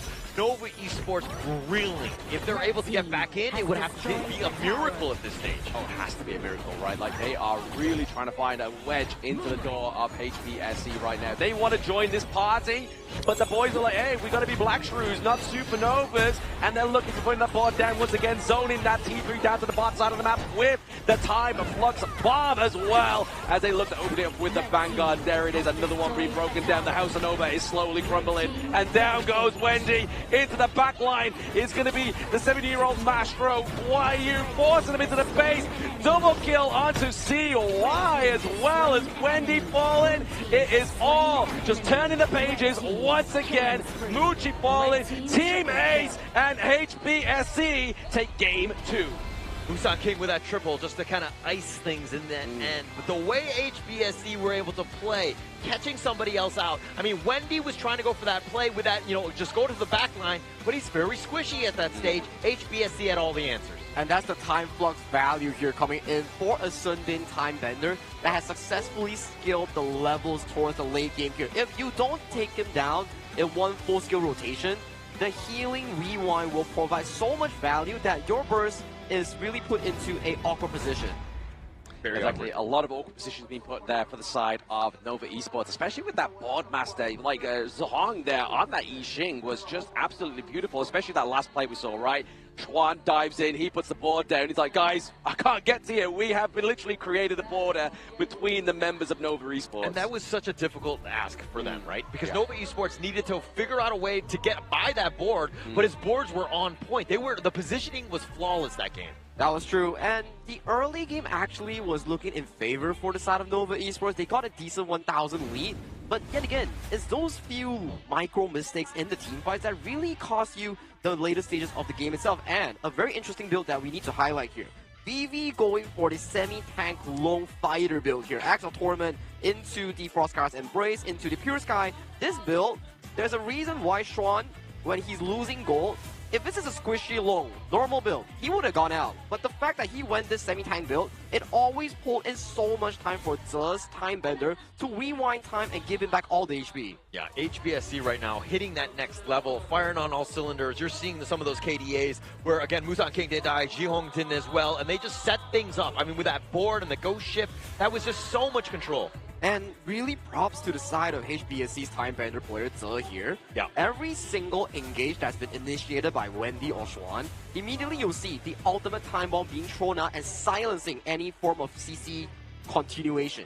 I'm sorry, I forgot. Roam lives do matter. Jez definitely, he had a lot of play. Sorry for not pointing that outside. I mean, it killed me to say it yesterday. I'm not going to say it today. I mean, back-to-back, you can have that win anyway. But, I mean, right now, we're looking at the goal lead here, obviously.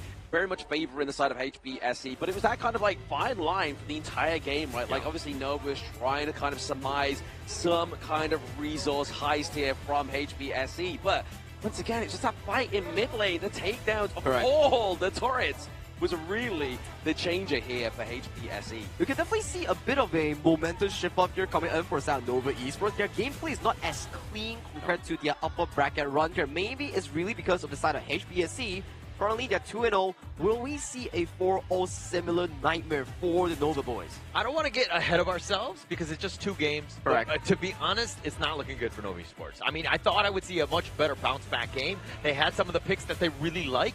But the way HBSC were able to dismantle them, it didn't seem like Nova Esports were able to find their footing at all in this. Yeah, in the words of Costello, it's not looking good, Brev. But what's looking good is going to be the MVP here, sure, on the side of HBSC with those time fluxes. He was doing the time warp, baby. The party is this guy. He was so consistent on this pick itself. That's why we say there's no bad heroes, only bad players. I'm sorry, but definitely. Ouch. I took that personally. Whoa, he looked at you there. Definitely, he plays super well on towards the time Bender Sundin here. The way he uses his spell too, the way he uses his time ultimate here, everything was really intact here. But let's check out the replay of what exactly went down here.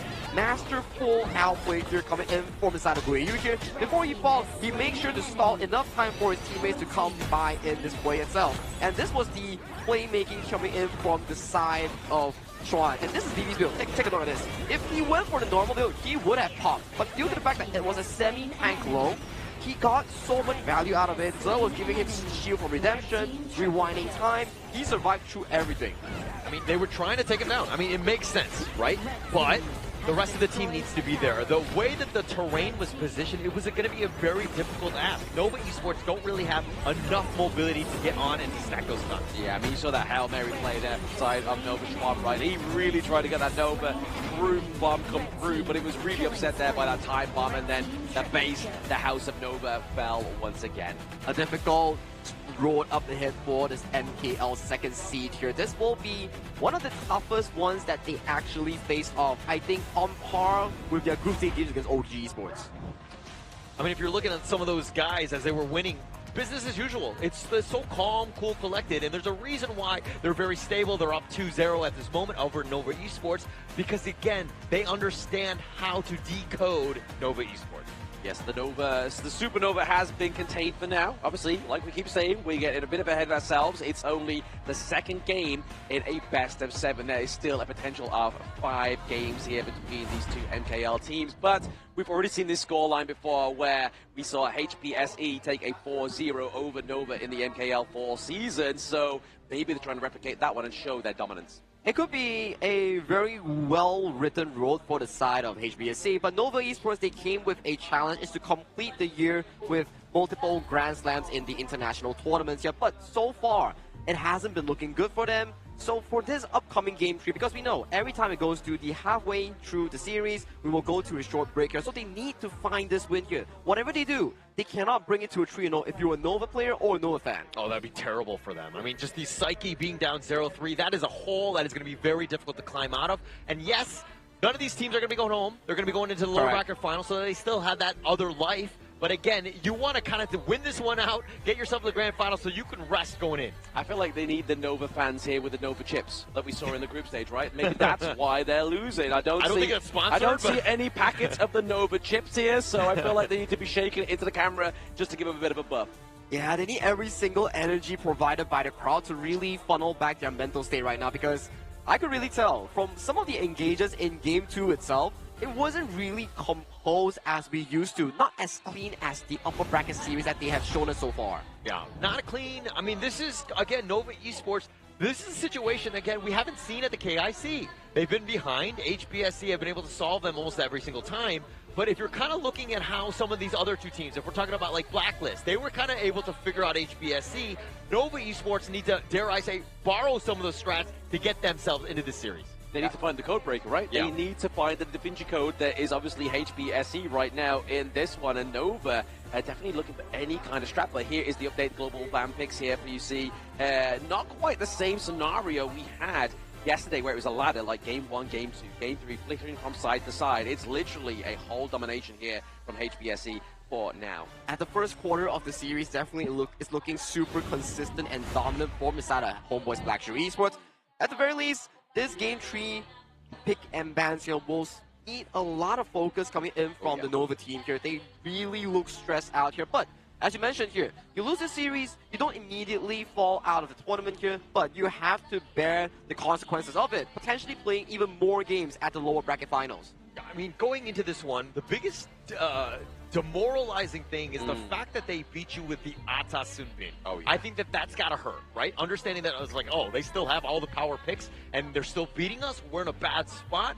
We need to figure it out. But game 3, this is, again, got to use your expensive heroes. Got to get yourself back into the series. It's not like it's a cheese strat as well, right? Like, True. it's literally, like, it's solid. Like, sometimes you see it in other tournaments and other regions, right? But that was actually played to perfection there. I feel like it was really set up with YU onto the Mayin as well. Every single thing that they did was really funneling into that Sunbin late game that we talk about here. Usually we see Sunbin.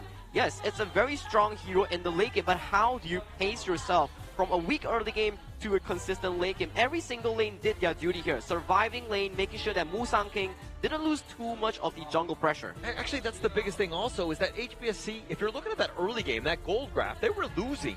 But they were like, okay, actually, we're still farming efficiently. We know how to get back in because it comes back to that team fight. Once that happens, again, Nova Esports just get blown up and they just lose the game.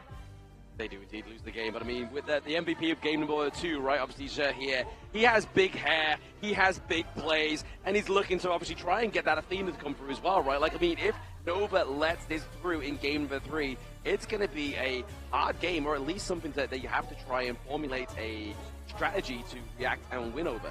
I think with their current state right now, the Athena will never come through here. At the very least, it's time to dial the Blacklist hotline and ask, like, hey, Blacklist, how do I come back from this series? What did you do in your series that make it a 7-game against HomeBois Blackshoe Esports here? So, for Nova Esports, first thing to really solve is to remain composure and play your composition to the fullest. Yeah, and to be honest, calling the Blacklist hotline is a local call, right? So it's not going to cost you a whole lot of money. So getting into that one might be key for them because, again, they need to figure things out. They need to kind of tap into the Blacklist mind of just how they decoded them and getting themselves back into the series, because right now they're in a world of hurt being down 0-2. It's a bit of an oxymoron as well, right? It's Blacklist International, but right now we are national. So we're not going to be paying those international costs here if you do want to call that hotline, but the hotline will be closing in around about 35 seconds here as we get into game number 3 BP. I'm thinking from the side of Nova's perspective here. Did anyone see what side did they select this game? I don't know if it was. I didn't see it. So I don't know. But I was too busy calling the Blacklist. Yeah. Okay, well, I'm too busy calling them. So, in the world where it's game 3 and blue side still has priority here, potentially they will have to result into more of the pay strategies here, because so far, yes, you don't really win in the skirmishes against HomeBois Blackshoe Esports, but the macro game has been consistent thus far in the first 4 to 6 minutes in game 1 and game 2 for the side of Nova Esports here. Maybe, just maybe, this blue side game 3 here, shift out the plan a bit, play the early game tempo, but give yourself sufficient late game insurance. Yeah, and going into this one, I think that we've kind of seen CY heavily targeted, right? He's gotten all the heroes that he wanted. What more could you ask for other than the victory, which they did not get, right? Because again, HBSC, understanding that, hey, he likes the Dunes, he likes the Agudos, make him play some sort of assassin-style hero, which he's not as great as, and kind of put a little bit more pressure on this team. Potential pressure being put on the team here. Obviously, Nova did get the Mai Shiranui last game. Ban out the Ogren here as well. So, does HBSC ban out the Athena or give it over to Nova's Way Pit? It's a competition between the Pei and the Athena here. This will never come out to broad daylight. Now, Nova has to select. Is it going to be Muchi's Arlie or is it going to be CY's Pei here? Because you're trading really aggressively here. It will be on towards the hands of Muchi on a signature Parasola here, which allows HBSC to pick up the pay with no real all-grand counter. Yeah, and with Nova going blue side almost every single time, it seems like HBSC have done a great job with counter picking. Correct. They've always been able to kind of, again, not using the expensive heroes, but having the right, answer to that hero. The Pei and the pack leader, the Tigress and pack leader do come through here for the side of HBSC. I mean, the next part of the batting phase, it's either that Nova takes away the Byron here or give it over to HBSC. I mean, that would be scary, right? Like, give it over the Pei Byron combo. Definitely not what you're playing against when you are down 2 points already. Maybe on towards this third pick, there is 2 directions here. You take the Clash laner here, the most consistent performing for Xuan has been that Guan Yu, the War Saint here, that will be locked in here, which gets HomeBois Blackshoe Esports on this 3rd and 4th ban. direct access to all the bans against the matchup here. And this will be the Refab Datu Lapu Lapu being hovered and soon to be locked in here, which gives me back to the point. Third and fourth bank here, it will be heavily targeted towards CY. Yeah, heavily targeted. But Nova Esports, this is as powerful as they can go, right? In terms of expensive picks. Oh, yeah. Everybody's on a familiar hero. If Xuan loses on his Guan Yu, it's going to be a huge upset because in Absolute Beast, then you have Wei Pit on the Zhang Fei. You have a great composition thus far. Yes, the War Saint here coming through for the side of Nova is definitely going to be a tried course, but also we was talking about obviously a targeted ban onto CY, but I mean Wendy's also getting some targeted bans here as well, right? Obviously the Sure, what they're really lacking here is obviously a little bit more control, maybe feeding over, using that Silking Grid to just bring in and just make it easier for Xuan here on that Guan Yu, but now we are getting some bans over to Guan Yu onto the side of Nova. Yeah, Guan Yu has been having a phenomenal series thus far. A lot of these fantastic plays and survival mechanics coming in from the youngster himself. So putting more pressure onto him coming in from Nova makes a lot of sense. Might even see potential of a Byron or Charlotte that will be removed from the hands of HBSC, but it will be putting the target ban against Zihong on that Xiao Xiao here. This Breeze Heart will be a very big tool to deal against an early here, but it will be removed. Yeah, it's got to be removed on that one. I think it just has a lot of counterplay. Plus, you know roughly where the fights are going to be with Zhang Fei and Guan Yu going into those. So having that just banned away going to be key for this, but I think that this is an easy lock-in. They got to go with the Byron here to match up with that pay. Oh, absolutely. I mean, they've got two fantastic engages now, right? Obviously, they have the Lapu Lapu. They have Byron, the Storm Mace here as well, obviously with the Storm Strike knock up with the ultimate of Lapu Lapu here. This then just can mean like Busan King on the Tigress can come through and just clean up shop, but now they have obviously that double kind of marksman combo come through. They have solid front line. We need a little bit of a potential sustain here maybe for the side of HBSC. Yeah, but HBSC's composition so far, their laning phase is very consistent with the Byron and also the Channel. That really counteracts their lane opponent here. And I like the direction that Nova Esports is bringing here. They're going with the Musashi, the direct 1v1 jungle matchup that they favor against the Tigress, and also to finalize, they do pick up the Garuda, but when you do the Musashi like that, they will hover and block in that Princess Frost. This is an insane counter against the Musashi. Once you lock in with the Due to the Death, she's just going to lay down the spell 2 below your feet and you will be frozen. So CY cannot be going in solo, right? He cannot be initiating. I think somebody else needs to really start the fight. Maybe you get the reposition with the Guan Yu from Xuan, and then you're looking to go in. Because again, when that team fight gets out and you get isolated, and you're going to take a ton of damage because these guys are going to just focus you down like they've done in games 1 and 2. You get isolated by Princess Frost. But no, the Majestic Guardian as well as the Swordmaster coming through here for the side of HBSE. But to your point there, obviously, maybe they use the Garuda, they use the Wings of Judgment to get the damage up onto the backline, and then CY goes in. Could be the potential setup here for them. But the execution needs to be perfected from the side of Nova Esports, which hasn't been showing thus far in Game 1 and Game 2. So I'm interested to see whether they are well composed enough to pull off such a aggressive, engaged composition in this Game 3. They've actually tried to initiate, Nova Esports that is, in games 1 and 2, but it's just like the positioning of the team of HBSC with the terrain that's around them has been very difficult. If they want to make this happen, Xuan needs to be setting up the plays, and I expect to see a big bounce back game here. It will be very important for Nova Esports here. If they want to find signs of life in this best of 7, this is the perfect time to do so for the Nova Esports boys here. But HomeBois back to Esports, they are no pushovers here. They want it to go towards series point right here, right now. Exactly, they are getting ever so closer to that series point, but what would it be without a tech pause here? I mean, we are potentially going for a pause after this game as well, because obviously game 3, the break does happen, but maybe something's going wrong with these devices. Let's get them in fit shape for Nova to come through. Yeah, and I mean, if we're going to look at this team fight action, I mean, one thing that I've noticed when teams play up against like a Lapu Lapu is that they try to isolate him and just go all in on him, and then they're perfectly lined up for him to get that Raging Sea and just like counter-initiate. I feel like he's one of those types where you need to isolate him. He is a difficult hero to deal with, and it seems like some of the teams are not too familiar with how to deal with him just yet. Still a new hero released towards the tournament realm itself, so it will take time for players to pick up the exact mechanics of the Rehab Dadu here. So, at the very least, in this game itself, we might see one of the best roamers coming in from KIC show us how it's exactly played and executed in this game 3. Yeah, I expect to see nothing but the best from him. I mean, Jay has proven time and time again that he's one of the best here. He's able to just kind of win out, getting MVPs with like a Sunbin, the Athenas. Like, what more can you ask for from him?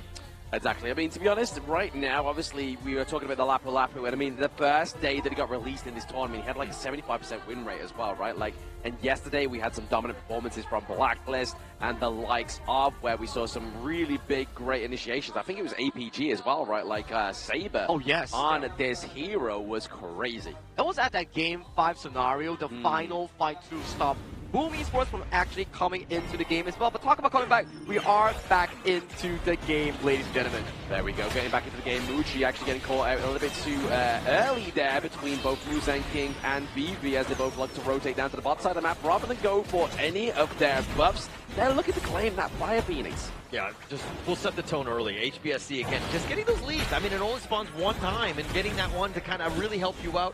Really going to help out HBSC to start this one, because again, Nova Esports is in a must-win situation. You cannot be down 0-3 going into the break. Must-win situation, but it's a bit of a glory run here for HBSE, and that is a CD key if you want to redeem some freebies in-game right now. But as you were saying there, Hola, the fact that they altered the rotation to go down bot side to get that one solo, one-time spawning creep has really gave a bit of a lead there, but CY, top side of the map, gets first blood. Okay, they 100% needed that to bounce back into the series. That is a great win for them. Fu-Yu a little too far out. I mean, you think you're Byron, you think you're one of I mean, you are one of the best fast laners in the lane, but he did not expect CY to be there to help out. And unfortunately for him, he gives up first blood. Yeah, first blood going up to the side of Nova is definitely going to be a telling tale here for them, maybe potentially in this game number 3. But right now, a bit of a tip stack going into the mid lane. They'll get frozen. That Bridge of Prison really locked way into place. If you want to take down a Zhongfei, it's before level 4. Yeah, and they were just throwing everything in the kitchen sink at him, but he was still tanky enough to kind of just withstand all of that onslaught there. But to your point, he's not level 4. That's when things are going to really turn.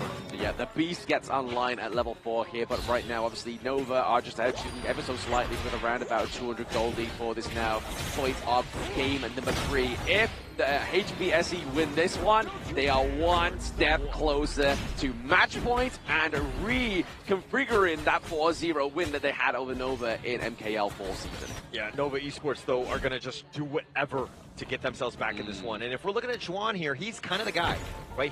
All eyes will be on him in terms of those team fights. HBSC are not going to be willing to take any sort of really big fight without knowing where Juan is. Yeah, the War Saint needs to win the battle here over HBSC and then try and win the war. But now, Nova, obviously, they were able to get first blood pretty early on here as well. The Unbridled Outburst with the Wings of Judgment is the setup that Nova needed, but will the Wings be casted? A kill onto the side of Nova. Not quite. A lot of expensive ultimates being used there, but not a single win or kill just yet. But the War Saint charging through, forcing the flash from Sher, means that it gets something, but they get no kills. Oh, that was so close. Juan actually saw a very low Je. He was kind of baiting it out, and yeah, Je had to just flash just to stay alive, but man, Juan almost gets that kill. Yeah, I mean, that would have been brutal, right? I mean, imagine the goal lead if they got those 3 kills. That was really kind of like the potential here of Nova, but they've got to be careful here. Guayu into the bush now, trying to get the stop of that Space Sprite come through here onto CY, but he now dives into the backline, used to duel to the death now.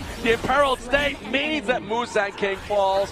The King has fallen, but so has CY. Yeah, I mean, they traded away, but CY getting that first kill before he died, obviously a better trade for him. And they were like, hey, actually, you want to stop my teleport? Okay, great. I'm going to turn this around. Let's continue to fight. It almost seemed like HBSC should have let him teleport away and then maybe taken a fight. Yeah, I think it's just going to slow down the, obviously, the go for of these neutral objectives, right? Both junglers died just before these now spawn coming through, so they have to get their momentum going. They have to try and get some of their camps going before they try and go for this one. But both of the Azure Golems have the same countdown here as well. And HBSE know that. They go for the Tyrant. The Wings of Judgment come through to get a bit of poke onto the side of HBSE, as well as the Unbridled Outburst. The combo didn't land the same way it did in the first phase. Yeah, didn't do as much on that one. I mean, people will kind of walk out of that Wings of Judgment, especially when the objective had already been taken, right? So it's a little late on that one.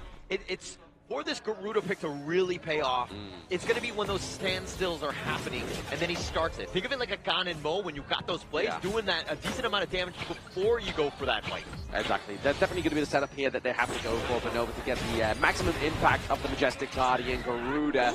But now it's still gold lead going up to Nova for now. Very slim 500 gold lead. We see Schwan down to the bottom side of the map here, just trying to put pressure onto the late game assurance. That is BB once again. Yeah, they're very familiar territory for HBSE, right? They're okay with like losing the kind of like the early game. I mean, they're down about 600 gold, which is really nothing at the end of the day.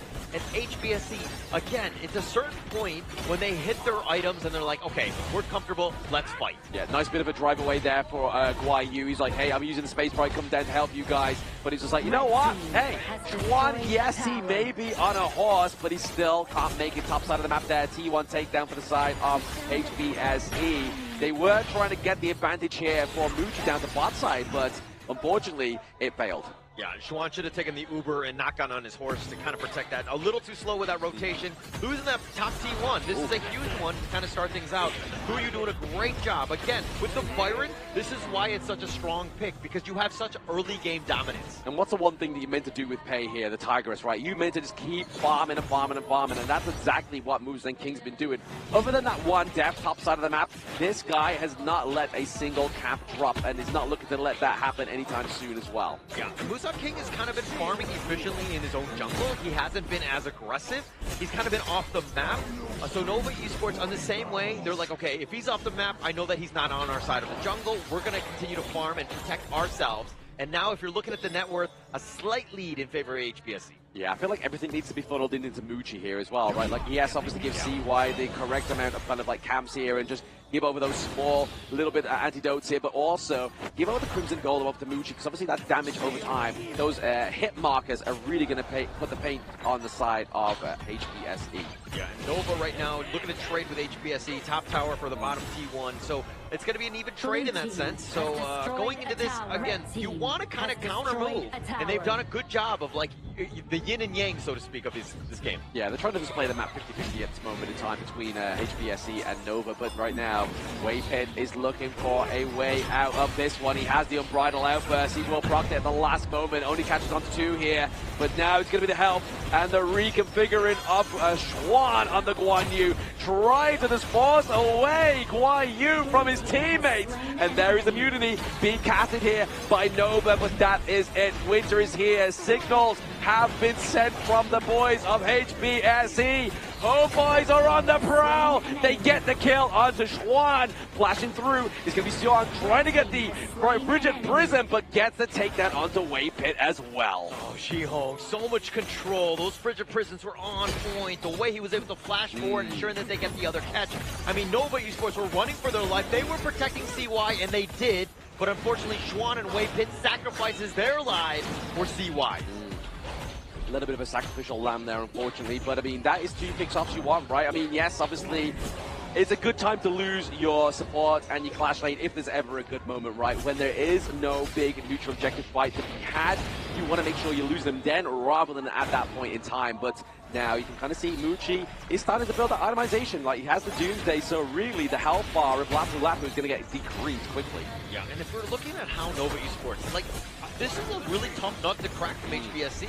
They're so tanky, and they have, they can stack their stuns. They can stack the stuns, but now they stack the Tyrant onto the side of the HomeBois. CY looks pretty low as well. That double marksman comp, the Pei and the pack leader is putting a lot of pressure onto the Musashi here. Just too much damage, and CY needs to be afraid. And yeah, that was the last pick for Nova with that Musashi.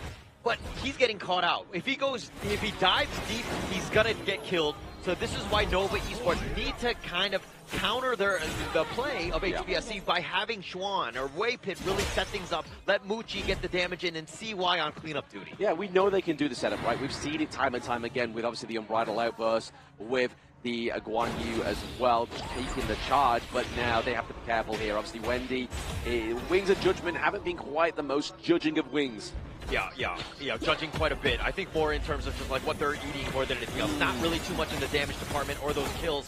Wendy's, again, just trying to tenderize, but with this minion wave, it's going to be a bit of a problem. So, like, how they go in, how they get onto Jihong is going to be the big key going into these team fights. Yeah, I feel like if they do take out the Princess Frost here into an early team fight, really is going to enhance CY's just playability around that team fight. But now we're looking to go for the Crimson Gold and just maybe feed it over to VV here as well. Obviously, he is a late game hero. Looking at itemization, he has the Eternity Blade, he has the Shadow Ripper. He's looking to build the Daybreaker. Once that gets online, it's going to be scary for the side of the Nova boys. Yeah, and this is the problem, right? VV's been quiet. You never want to, you know, your farm laner on the opposing team off the map and just constantly farming, because you know that he's going to come out of the jungle and he's just going to be like hulked up and he's going to just tear everybody down. Oh, absolutely there with Lapu trying to kind of like force out Wave Pit here, but Wave Pit does have the Unbridled Outburst.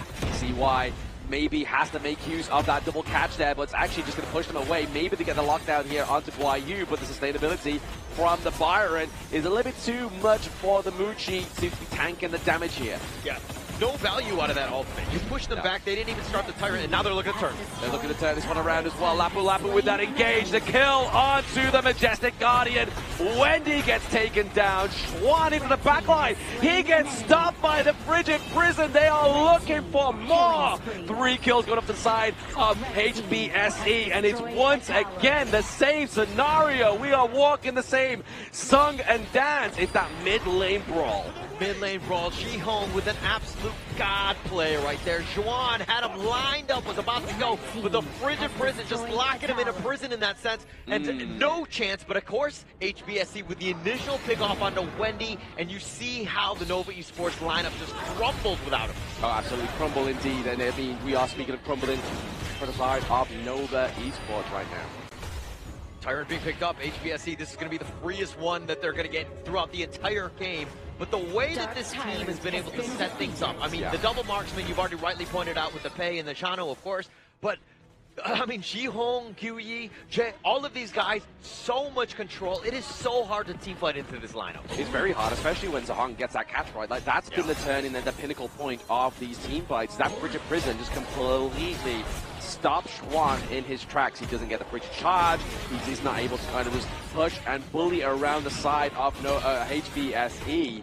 But more importantly, Guayu is just kind of making sure he's getting that intel for his buddies right there, looking to go and get this second Shadow objective onto the board for the side of HBSC. But it seems to just be the same MO, right? Like, they get the mid lane, they get the Shadow Tyrant, they get the Shadow Overlord, they get the Crystal. Yeah, and Nova Esports need to respond a little bit differently. They cannot be looking to just fight this mid lane. And I mean, obviously they need to defend here, but they need to be looking for split pushing. They need some sort of space. Because again, Nova Esports, they're trying to go for the initiation, so they keep getting caught out by HBSC. Yeah, it's as if sustainability wasn't enough problem for the side of Nova Esports. We see the Ida Phoenix being built here by the side of Guayu and also the Shadow Ripper as well. So BB is going to get a little bit of help on hit back now with the Chano, but now they're just trying to force his Vanguard down to the top side of the map as well as bot side. Looking at T2 takedown with the solo Vanguard as well, but it's going to be Guayu trying to lead the charge, and now Lapu, they both get hit with the Unbridled Outburst. They try and take down Zahong and Vivi, but then they get met by the Makers. That's a 2-1 trade here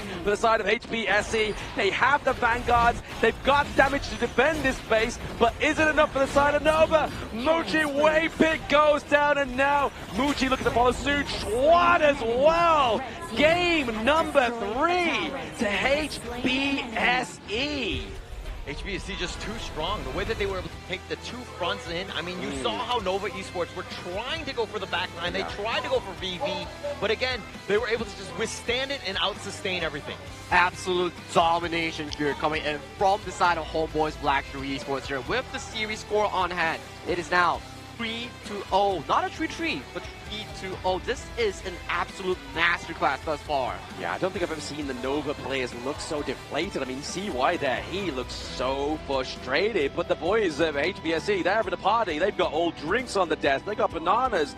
And what did Blacklist say? Bananas are key. Bananas are key indeed, and right now, you definitely need a lot of bananas for the side of Nova Esports to get that energy in their mindset right now. Something is going on for them. Yeah, completely, right? I mean, they were able to just not really come back into this game. I mean, it seemed like they needed to eat a little bit more bananas during the break, but they have a little bit of time now because, again, they need to get back. They're down 0-3, world of hurt at this stage.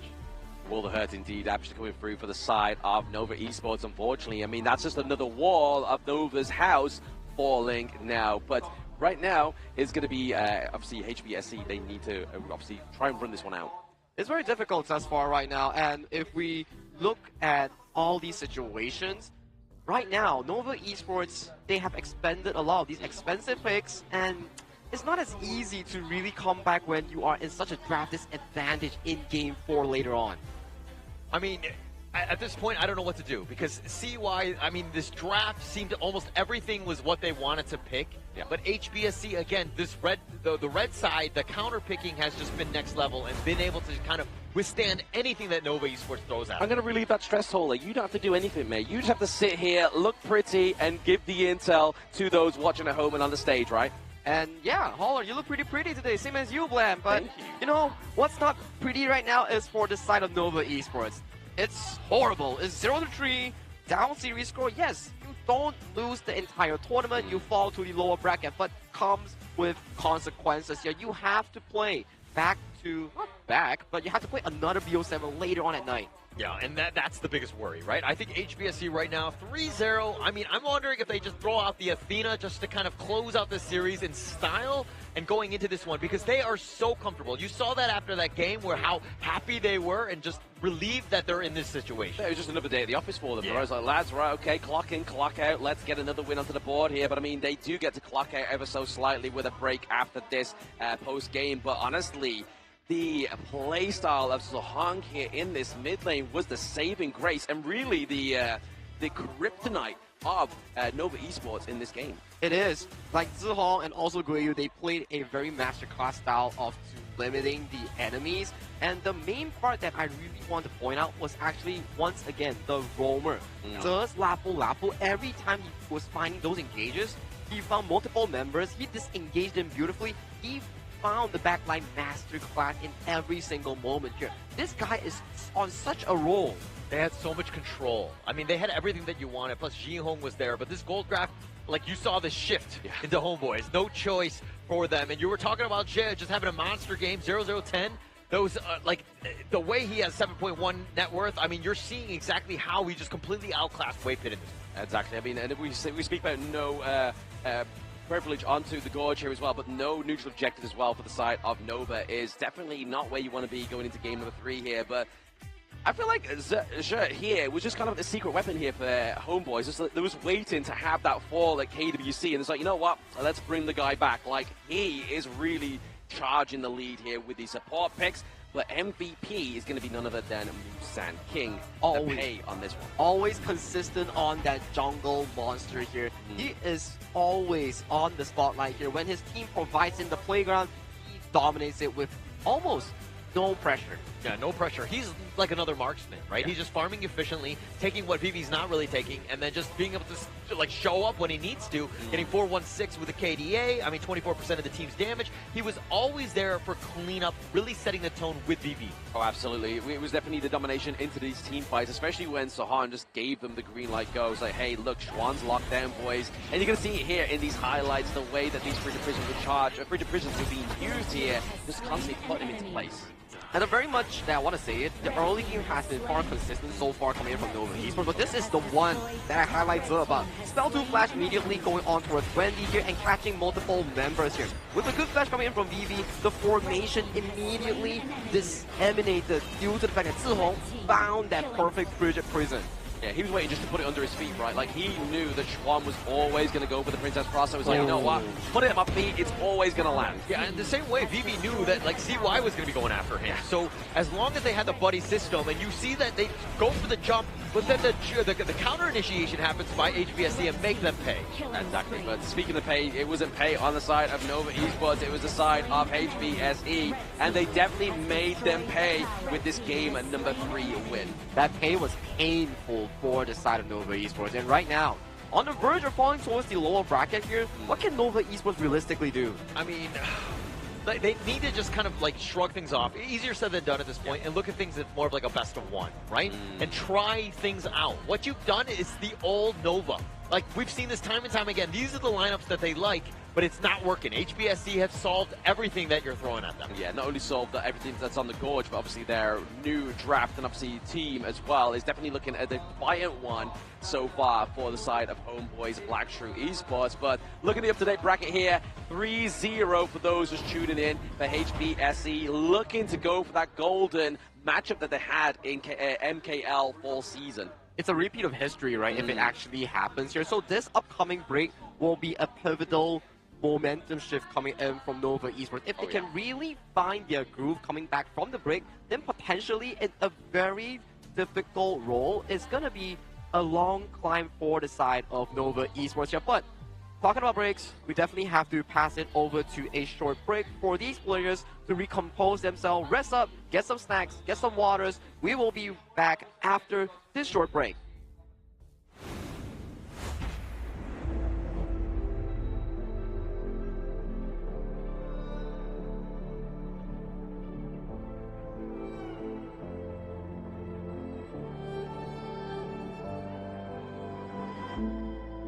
We're no strangers to the fallout. It's what got us here. Ever changing, some chameleon. Blood, sweat, and tears. We'll never make it if we fall to everything that brings us down. With a comeback is now. Blood, sweat, and tears. Fight for what we want. Doesn't matter the cost. Every day, put in work. Blood, sweat, and tears. Nothing comes overnight. Strength in numbers, stars align. We don't bow to fear. Blood, sweat, and tears.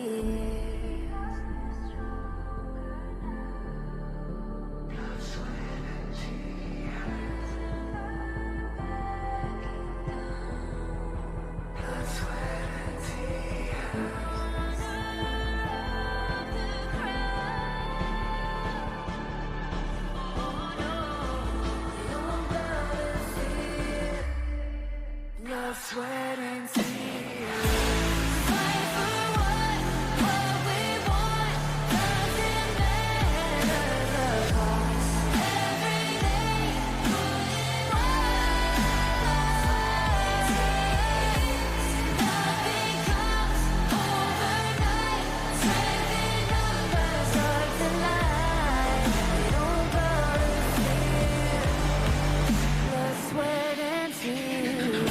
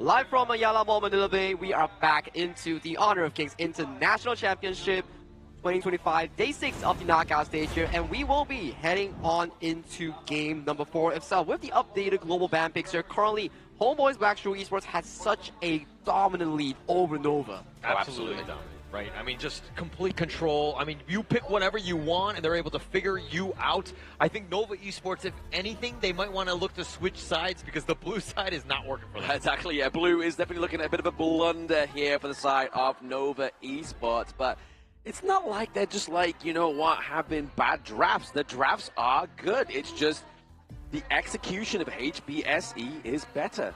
Very well agreed here, Blam. HomeBois Blacklist Esports in every single important skirmishes at the 10th minute mark or at the 4th minute mark has outdone Nova Esports in every single occasion here. So that brings to the question here, is HomeBois Esports ready to take on that KIC 2025 trophy? Because they are looking so darn strong moving to the final day. I mean, while Nova Esports, it doesn't seem like they've been able to figure out HBSC. I don't want to count out the other guys, right? We have them in the lower semis with you know, Alpha Gaming and of course Blacklist International, who took them to a Game 7 HBSC. So if anything, that is a potential right there. Speaking of potential, this could be potential change in terms of the tides here. Nova go for the red side. I mean, they have had the choice for the past 3 games, but now they decide to go for it now. I mean, maybe a little bit of a saving grace. Yeah, you got to go red side. You got to go angry, right? Yeah. You got to get mad. You got to get upset, and you got to figure something out because right now you're too passive. You're letting HBSC dictate the pace of all of the games and taking it to you got to turn it up. But you also have to figure out for the side of blue side right now, HomeBois Blacklist Esports, their game 1, 2, and 3 drafts weren't that expensive compared to the side of Nova Esports here, so that puts them into a peculiar position here. Both teams finding their comfort zone right now. Yeah, stop with the reality checks, okay? You're making too much sense, and yeah, you are speaking facts, right? But going into this one, I think they need to forget that. They need to just, whatever the hero they have available, best available right now, show up. So, yep, show up indeed. Definitely is what needed to be here for Nova Esports. Because, I mean, it's not like all their picks they have left the bat, right? Like, they're only 4 games in, but they've lost 4 games with some really expensive picks. That's true here. So for the side of Nova Esports, forget about the first 3 games of what exactly happened. This is at a cost of you putting pressure on towards yourself here. This is not the end of the world. It's the best that you test yourself how far you can go under these tight situations here, which may benefit you when you, in the end, really go down to the lower bracket. Yeah, we always talk about the fact that you either win or you learn, and I think that even if Nova Esports were to lose here, they're going to watch the other games. They're going to learn from that series, and then they're going to bring that into the lower bracket finals, and then potentially with all the lessons that they've learned throughout the day, they might even come back stronger tomorrow. But again, we're getting way ahead of ourselves as we haven't seen a single team get eliminated. We're only into game 4. Yep, game number 4 with match number 1 so far with these boys from the MKL regions. Obviously, this is the repeat of the grand final so far, and like you were saying before the breaks, Argy, I mean, history was made yesterday with Blacklist International, but history is being is happening again on the side for the MKL teams here. It's looking at the verge of a continuance from the side of MKL Falls Grand Finals here.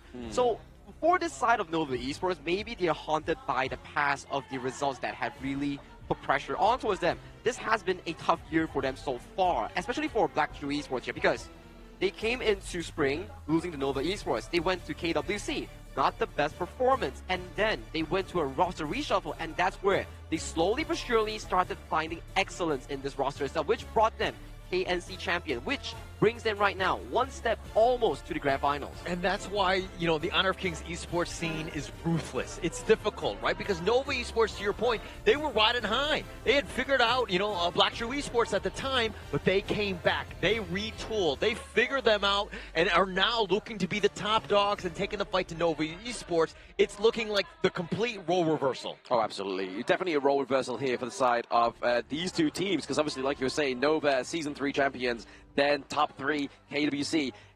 Black True Esports didn't even make it out of the group stage. Like, they really blundered at KWC, and they have something to prove, and they have proved it so far with not only MKL Fall, but looking to prove it further with KIC. That's the scary part about HomeBois Black True Esports. You can beat them down so many times throughout the year, but when it comes down to these most important titles of the year and KIC itself, they research and they are now at this current position here. It's just so scary on how they're able to reformulate themselves as a team. Yeah, and that's actually the most impressive thing, right? There were some like teething issues in MKL. It wasn't the easiest thing, but towards the end, that's the only thing that really matters. When it came to the playoffs, they showed up. And the reason why they've been able to figure that out, and Nova Esports haven't played them since that Grand Finals. They haven't been able to kind of test any sort of further strats. They're using the old tried and true, and it's not paying off here. Exactly, but I mean, we talked about obviously the Honor of Kings esports system. You just saw there that you had the Honor of Queens within these audience as well, right? So obviously, it's not just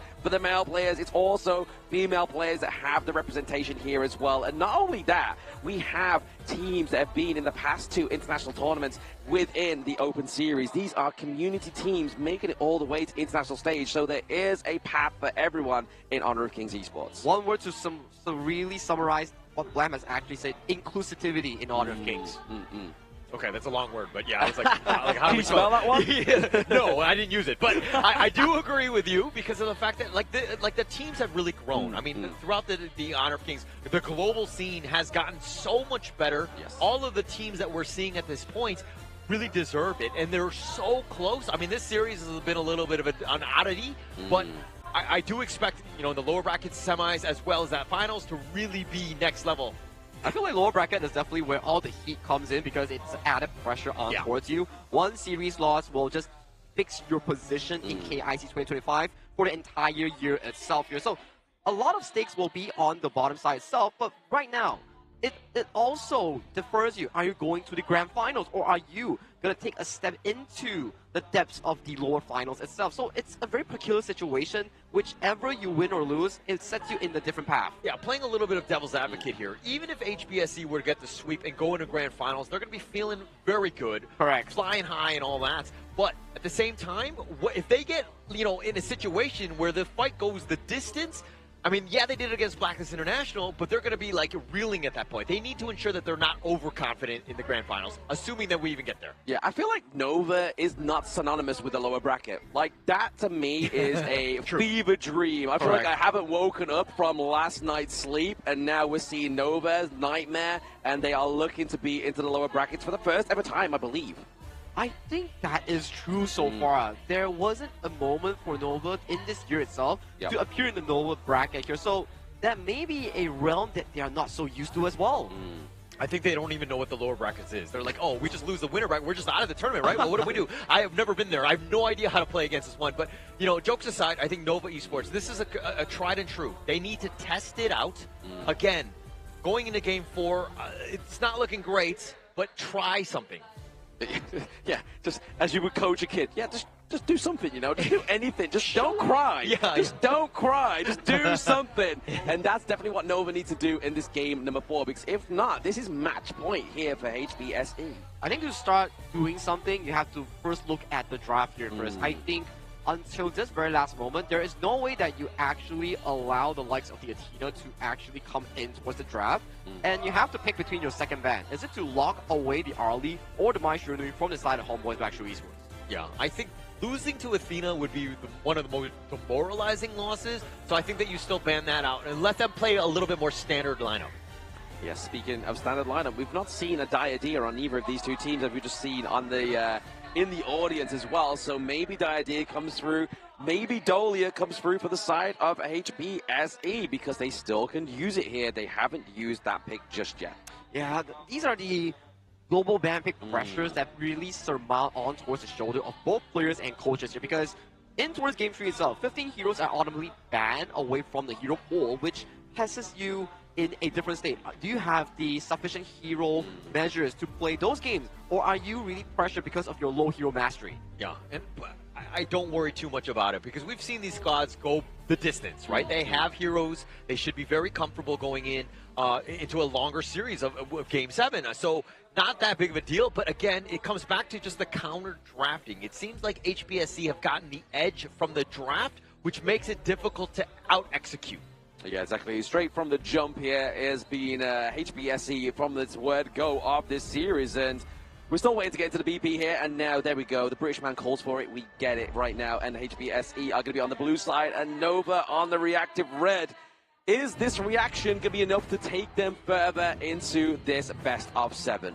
It will be very much needed and required coming in from the Nova Esports side here. But HomeBois Blackstreet Esports, they want to end it right now. Oh, yeah.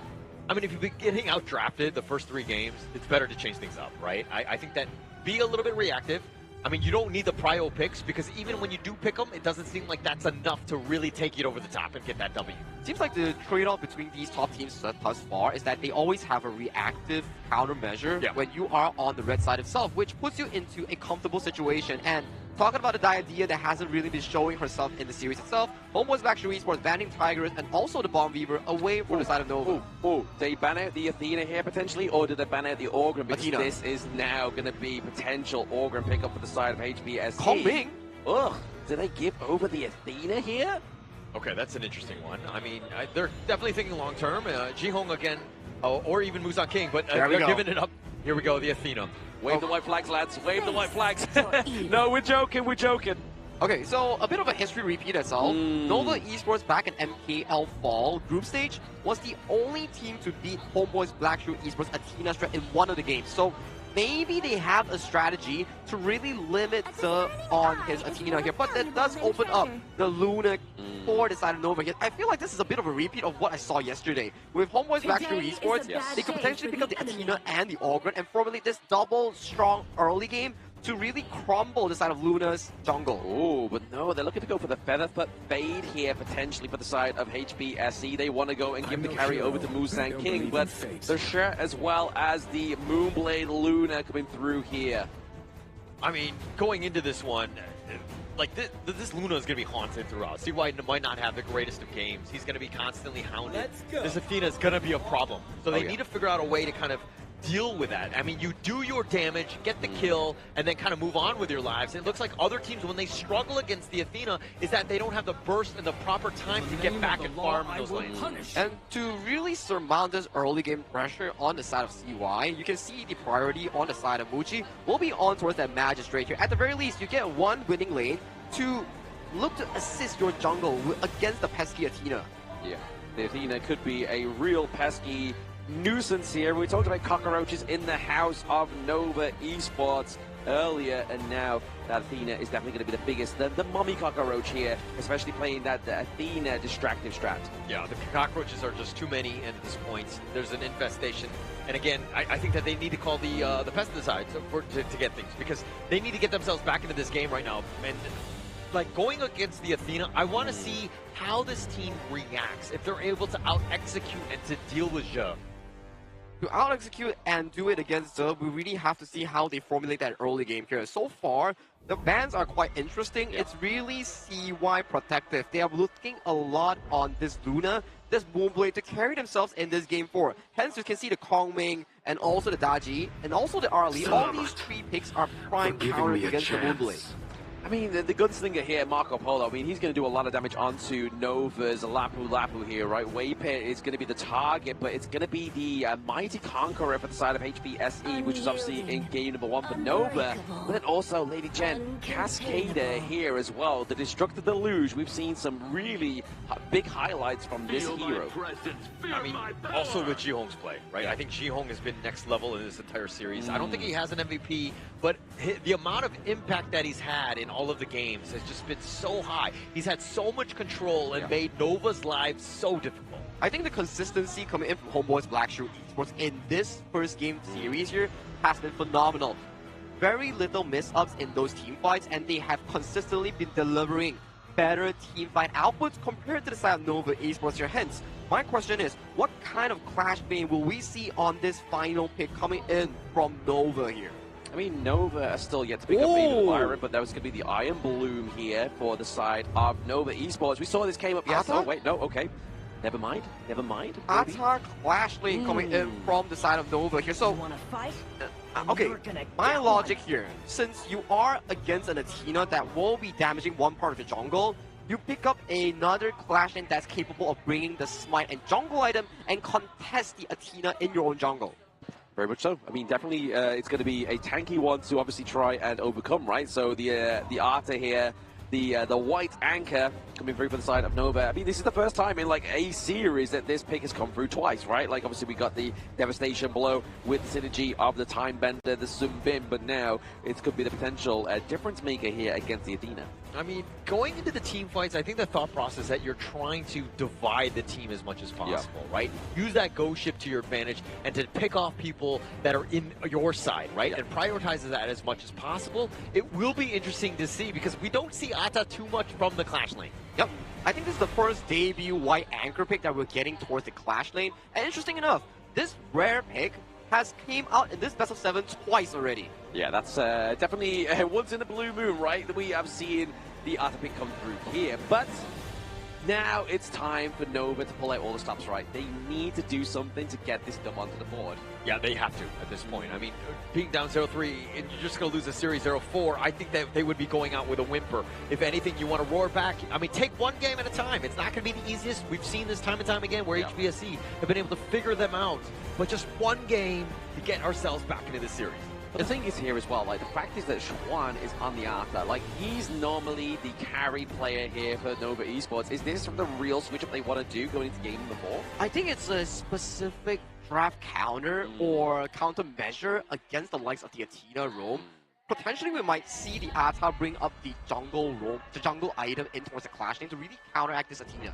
Yeah, I always make the joke that I was like, hey, you know, I mean, Nova Esports need to do better by trying things out, but I don't know if Ata is really the one we want to be trying out at this stage. Only time will tell, right? I mean, they may be able to get a point onto the board here with this one. It may be the case for the side of Nova Esports, but really, they're hoping for this this answer to be the one. Yep, a small technical pause will divide the game and also us casters in towards the reality itself. We need to get the device checked in first, but talk to me. Who do you give the edge to in towards a draft in this game 4? I mean, we've seen Ja on this Athena just be an absolute menace, tear up the games, be those MVPs that you're looking for, to just carry the team. I think that it's very difficult to go against from that. The data says that this is the team, this is the squad, this is their game. Exactly that. I mean, definitely going to be the reason why CY is not going to have a great game, right? Like, he is always going to be contestant of that jungle. He's going to take the smite. He's going to smite away those camps. So his speed and his farm is not going to be the same standard as it was, like, if they weren't having the Athena and being on a Moonblade here as well, right? Like, that's a scary thought. If you have your Zhe Golem stolen away from you and Zhe is able to get out of your jungle, you're basically a minion. It's got to be frustrating for CY. This is the most disheartening thing, is because it's like you rely on the jungler to do so much, especially early and mid when you're making rotations, and just really take the fight to them.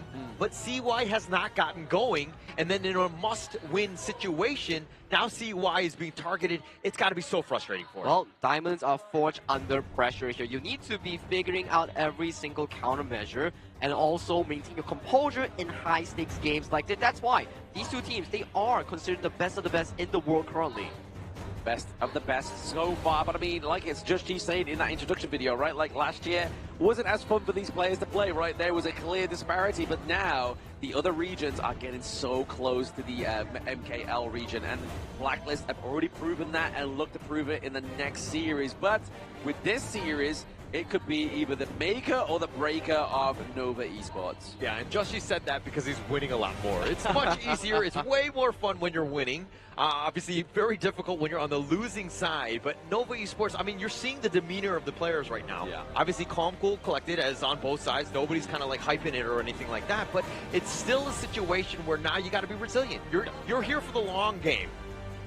The long game will start if they can win this game for itself. If they lose this, there's no long series per se. It's only towards the lower bracket where you have to climb step by step back to the grand finals here. But for them right now, being able to come up with a countermeasure here, we're not sure whether it will work out, but for us to really view, and if it does work out, potentially it might be a counteractive measure that is perfect for other teams looking against the Athena.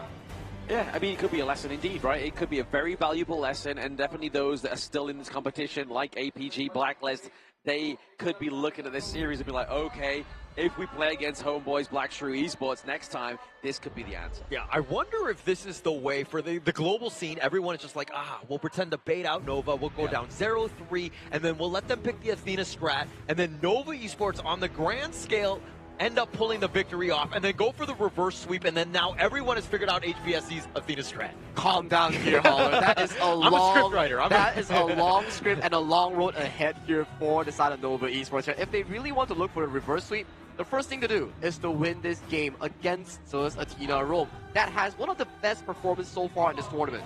Exactly, definitely one of the best performances so far. Maybe even FMVP worthy, you know? Like, hey, let's not get ahead of ourselves, but there is definitely potential on the whole side of HomeBois Blackshrew Esports to be the FMVPs. And obviously, used to be Musan King. He's taken a backseat to the 17-year-old Maestro. I mean, I'm not too sure what I was doing at 17-year-olds, but there was a lot of tissues because I was crying a lot. Oh, I don't even think I was potty trained at 17. I mean, it's a completely different world, right? I mean, this guy, just the way he's able to play is just so next level. His decision-making, his execution is basically everything that you want from a Clash lane.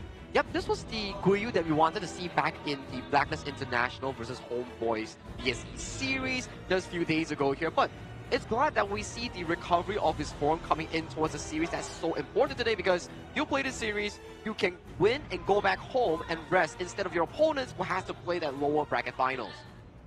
I mean, that's the big thing, right? I think that if you're having to play multiple best of sevens in a single day, that's got to be strenuous. And then if you pull that victory out going into tomorrow's grand finals as well, that is going to be potentially 21 games in 2 days. I mean, the scary thing is as well is if you're playing 14 games maximum when you are the losing team of the upper bracket. Like, you have the momentum going. If you're in the lower bracket, you are the winner going forward. Yes, you're showing your best strats, but still, you have the positive momentum going forward. Whereas if you drop from the upper bracket down to the lower bracket, it's not the same kind of gravy. It doesn't hit the same. Yeah, for sure. And it's a double-edged sword, right? Where Blam mentioned that, yes, you play now, you go down, you get to rest, but you get to rest in a very sad mood because you just lost at 0-4, or you just lost a long series, and then this exact examination from the side of HomeBois Blackshrew Esports, they already give you the answers for the other teams that, hey, if you go down to the lower bracket and fight Nova, this is exactly what you need to do. I mean, it's looking that way. So I think that you need to just mentally be prepared for whatever situation happens here. Obviously, you want to be coming back, looking for that reverse sweep, put the pressure on. But if that's not able to go in, you kind of just need to forget about it, right? HBSC could be a problem for another day. You got to figure out what these next two teams are bringing. Well, at very least in this game itself, these two teams, they are bringing into an equilibrium of two things here. One, they're playing towards Athena Rome into the Luna here. One of the better matchups, I would say, because Luna, not the best heroes to be counteracting against these resources here. She's not strong level 1 to level 3. She only gets online level 4. Hence, we see the proposed strat coming in for Nova will be the Ata White Anchor, potentially bringing the smite. Yeah, but the Ata was one thing, and that's the last pick. But why would you pick the Luna into the Athena? Because it was done right away in that first phase of the draft.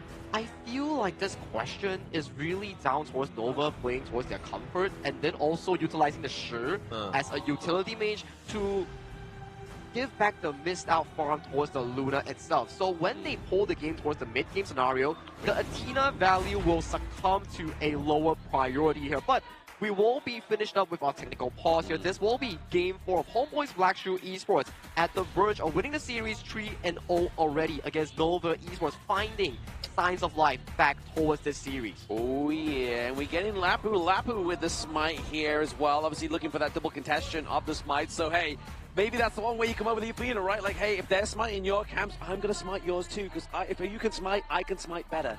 You need something to compete with that, right? It especially comes back to those, like, the big neutrals and all that. But going into Game 4, elimination game right now, I mean, not elimination game, just a ticket to the lower bracket, and of course, the grand finals going into this one. But again, I think that you need to look at it like an elimination game. Oh, absolutely. If you are Nova, you want to be playing like your hearts are on your sleeves right now. Because this is potentially match point for HomeBois Blackshrew Esports as they're looking to be dominant into this one. But why are you actually put under a lot of pressure here? Maybe it's the 1v1 matchup against the Mighty Conqueror, right? You go for the White Anchor against the Conqueror. That's going to be an interesting matchup. We have not seen the Fatih Ata matchup. Let me be completely frank, because the Ata in the Clash lane is definitely a rarity in that. But I think that it's more of like the mid to late game. When those team fights are happening, how much impact these ghost ships are going to have. Yeah, but I mean, the Athena here with the smites already taking a lot of the camps away from the side of Nova Esports onto the red side, right? Like, they're just trying to go for the spike tail beast here, just trying to get a lot of those resources through, but he may get lost in a bit of a hard place here between a place of a hard rock and a stone is going to be sure, but he gets out alive. He gets out alive, and that's the biggest thing. But I like the fact that Nova Esports are like, okay, we got to stop chasing. We got to get back into our lane, because most people get that tunnel vision, and they just focus on Jay the entire time. It's like, oh, we get we get 10 kills on him. But then the outside lanes, we have not been farming, and you get completely, decimated there. Yeah, I mean, the scary thing is as well, right? Obviously, we've got double smite onto the side of HBSE, but we also have the Hard and Jade Steel, right? Like, that's basically having 3 smites to 2. So I feel like Nova was forced to take the smite here rather than the flash, which has been a great engage mechanic here for the side of the Lapu Lapu. I mean, the biggest thing here is making sure that CY gets first blood. They will secure it for him. Jay will be hunting him around, but like CY is the guy that's going to be mostly affected by this Jay. Oh, absolutely. I mean, there's no point hyping the first blood onto Zerg, right? Like that, that's going to be just the case in point here, and the whole point of the Athena strat coming through here is that he's going to be dying quite a lot, and there's no need to get hyped about that one because they're just going to get one member onto the side of Nova Fat, and then if they get the takedown, that's going to be a prize pick. Yeah, and you're seeing just the impact that he's got already. Yeah, he's died twice already, but you saw the bottom T1 was completely open. Uchi was like helping deal with Jia. And he's going to be tanky, he's going to be annoying to deal with, so you need damage dealers, but then again, that's why the outside lanes and the mid lane are going to be kind of, left alone. Yeah, exactly. There again, we're getting the killing spree onto the side of CY, so if we get a shutdown on CY before the Tyrant, that's going to be a big boost of gold over to the side of HBSE, but then also the Tyrant takedown will be a little bit easier. Obviously, they will have to still contest with a Waypit with the smite on the Lapu Lapu. And another thing that they're doing very smartly by Nova Esports is that they're not starting any sort of the Golem, the Crimson Golem, until Jia is killed, right? And then you know that it's kind of free. He doesn't have that smite. He doesn't have the smite, and there we go. Obviously, just another kill going over to the side of Nova. It's 4-0 at this moment in time, but that gold is going to kind of diminish the more you kill the Athena as well, right? Like, it's going to go less and less and less. Yeah, less, and you're not going to do as much damage. So, I mean, he's not going to have as much gold that you're taking off when you get those kills. So it's going to be less of an impact, but he will be able to smite things away. And look, it takes a village to deal with this Athena strategy. It's like a whole 4-man job here, and that's not what you want to be doing, right? You're taking resources from a lane, yes. Muchi's having a good lane in that bottom side of the map, right? Look at that T1. It's definitely taking a beating here, and BB is looking to be a Marco Polo that's going to be very absent from his lane going into that mid stage, right? Once he gets that itemization of the Sparkforge dagger being built just right there, as well as the Doomsday, he's going to be up and across this gorge taking T1s. Yeah, HBSC, if they know what they're going to look to do, and obviously they've played the Athena strike quite well, but they need to be aggressive in the lanes. You want to be pushing, have the minion waves crashing into the towers as much as possible so that Nova are punished when they try to rotate and deal with Zhe.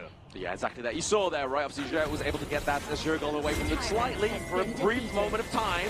They weren't able to get the Tyrant here, but obviously first Tyrant finally for the side of Nova Esports is going to be in this game number 5. Yeah, and the net worth lead has shifted ever so slightly, about 200 gold right now in favor of Nova Esports. So they've done a good job, and now they're being aggressive. And you're using that Luna for that extra mobility. Yep, CY does steal away that Azure Golem ever so slightly, but it's that Ardent Jade Steel not going to come out in time.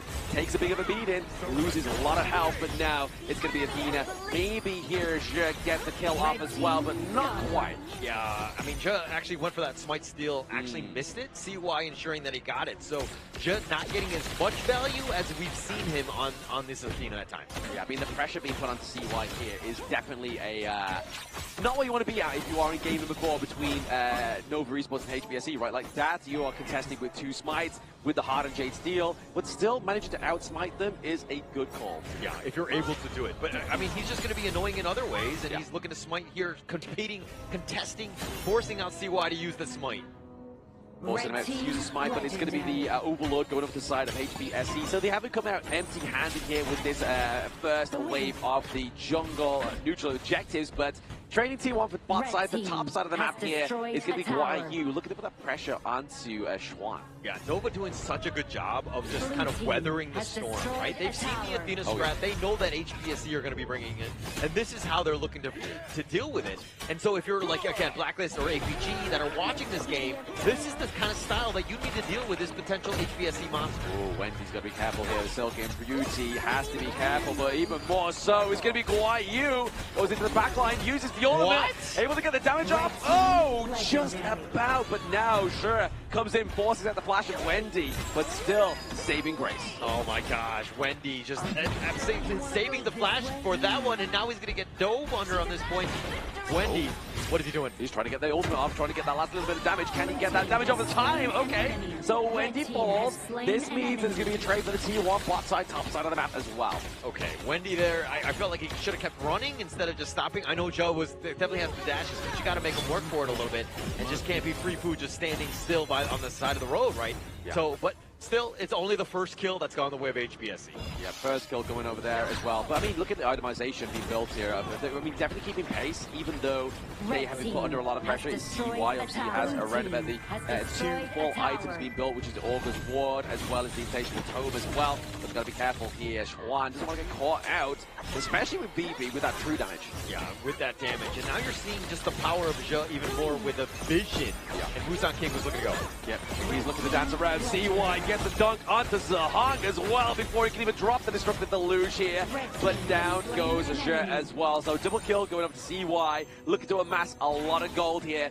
Not yet being shut down, which is still a good call here for the side of Nova. Yeah, Nova Esports, on the other hand, they understand where Zhe is looking to go, right? He's going for Wendy every single time because Wendy needs to stay alive, potentially controlling Musan King, VV, stopping those, Fever Barrages, all of that goodness, right? So he needs to stay alive. He does need to stay alive. Obviously, he does use the cleanse for now, but he gets the mark off the trade, the shutdown as well. So now you can see it. HBSC take a slight gold lead now to shut down the prize pony, but CY being taken down here. It's now meaning that the damage is not going to come from elsewhere other than Mucci getting the takedown onto Zhe. But look at Wendy. He is so low.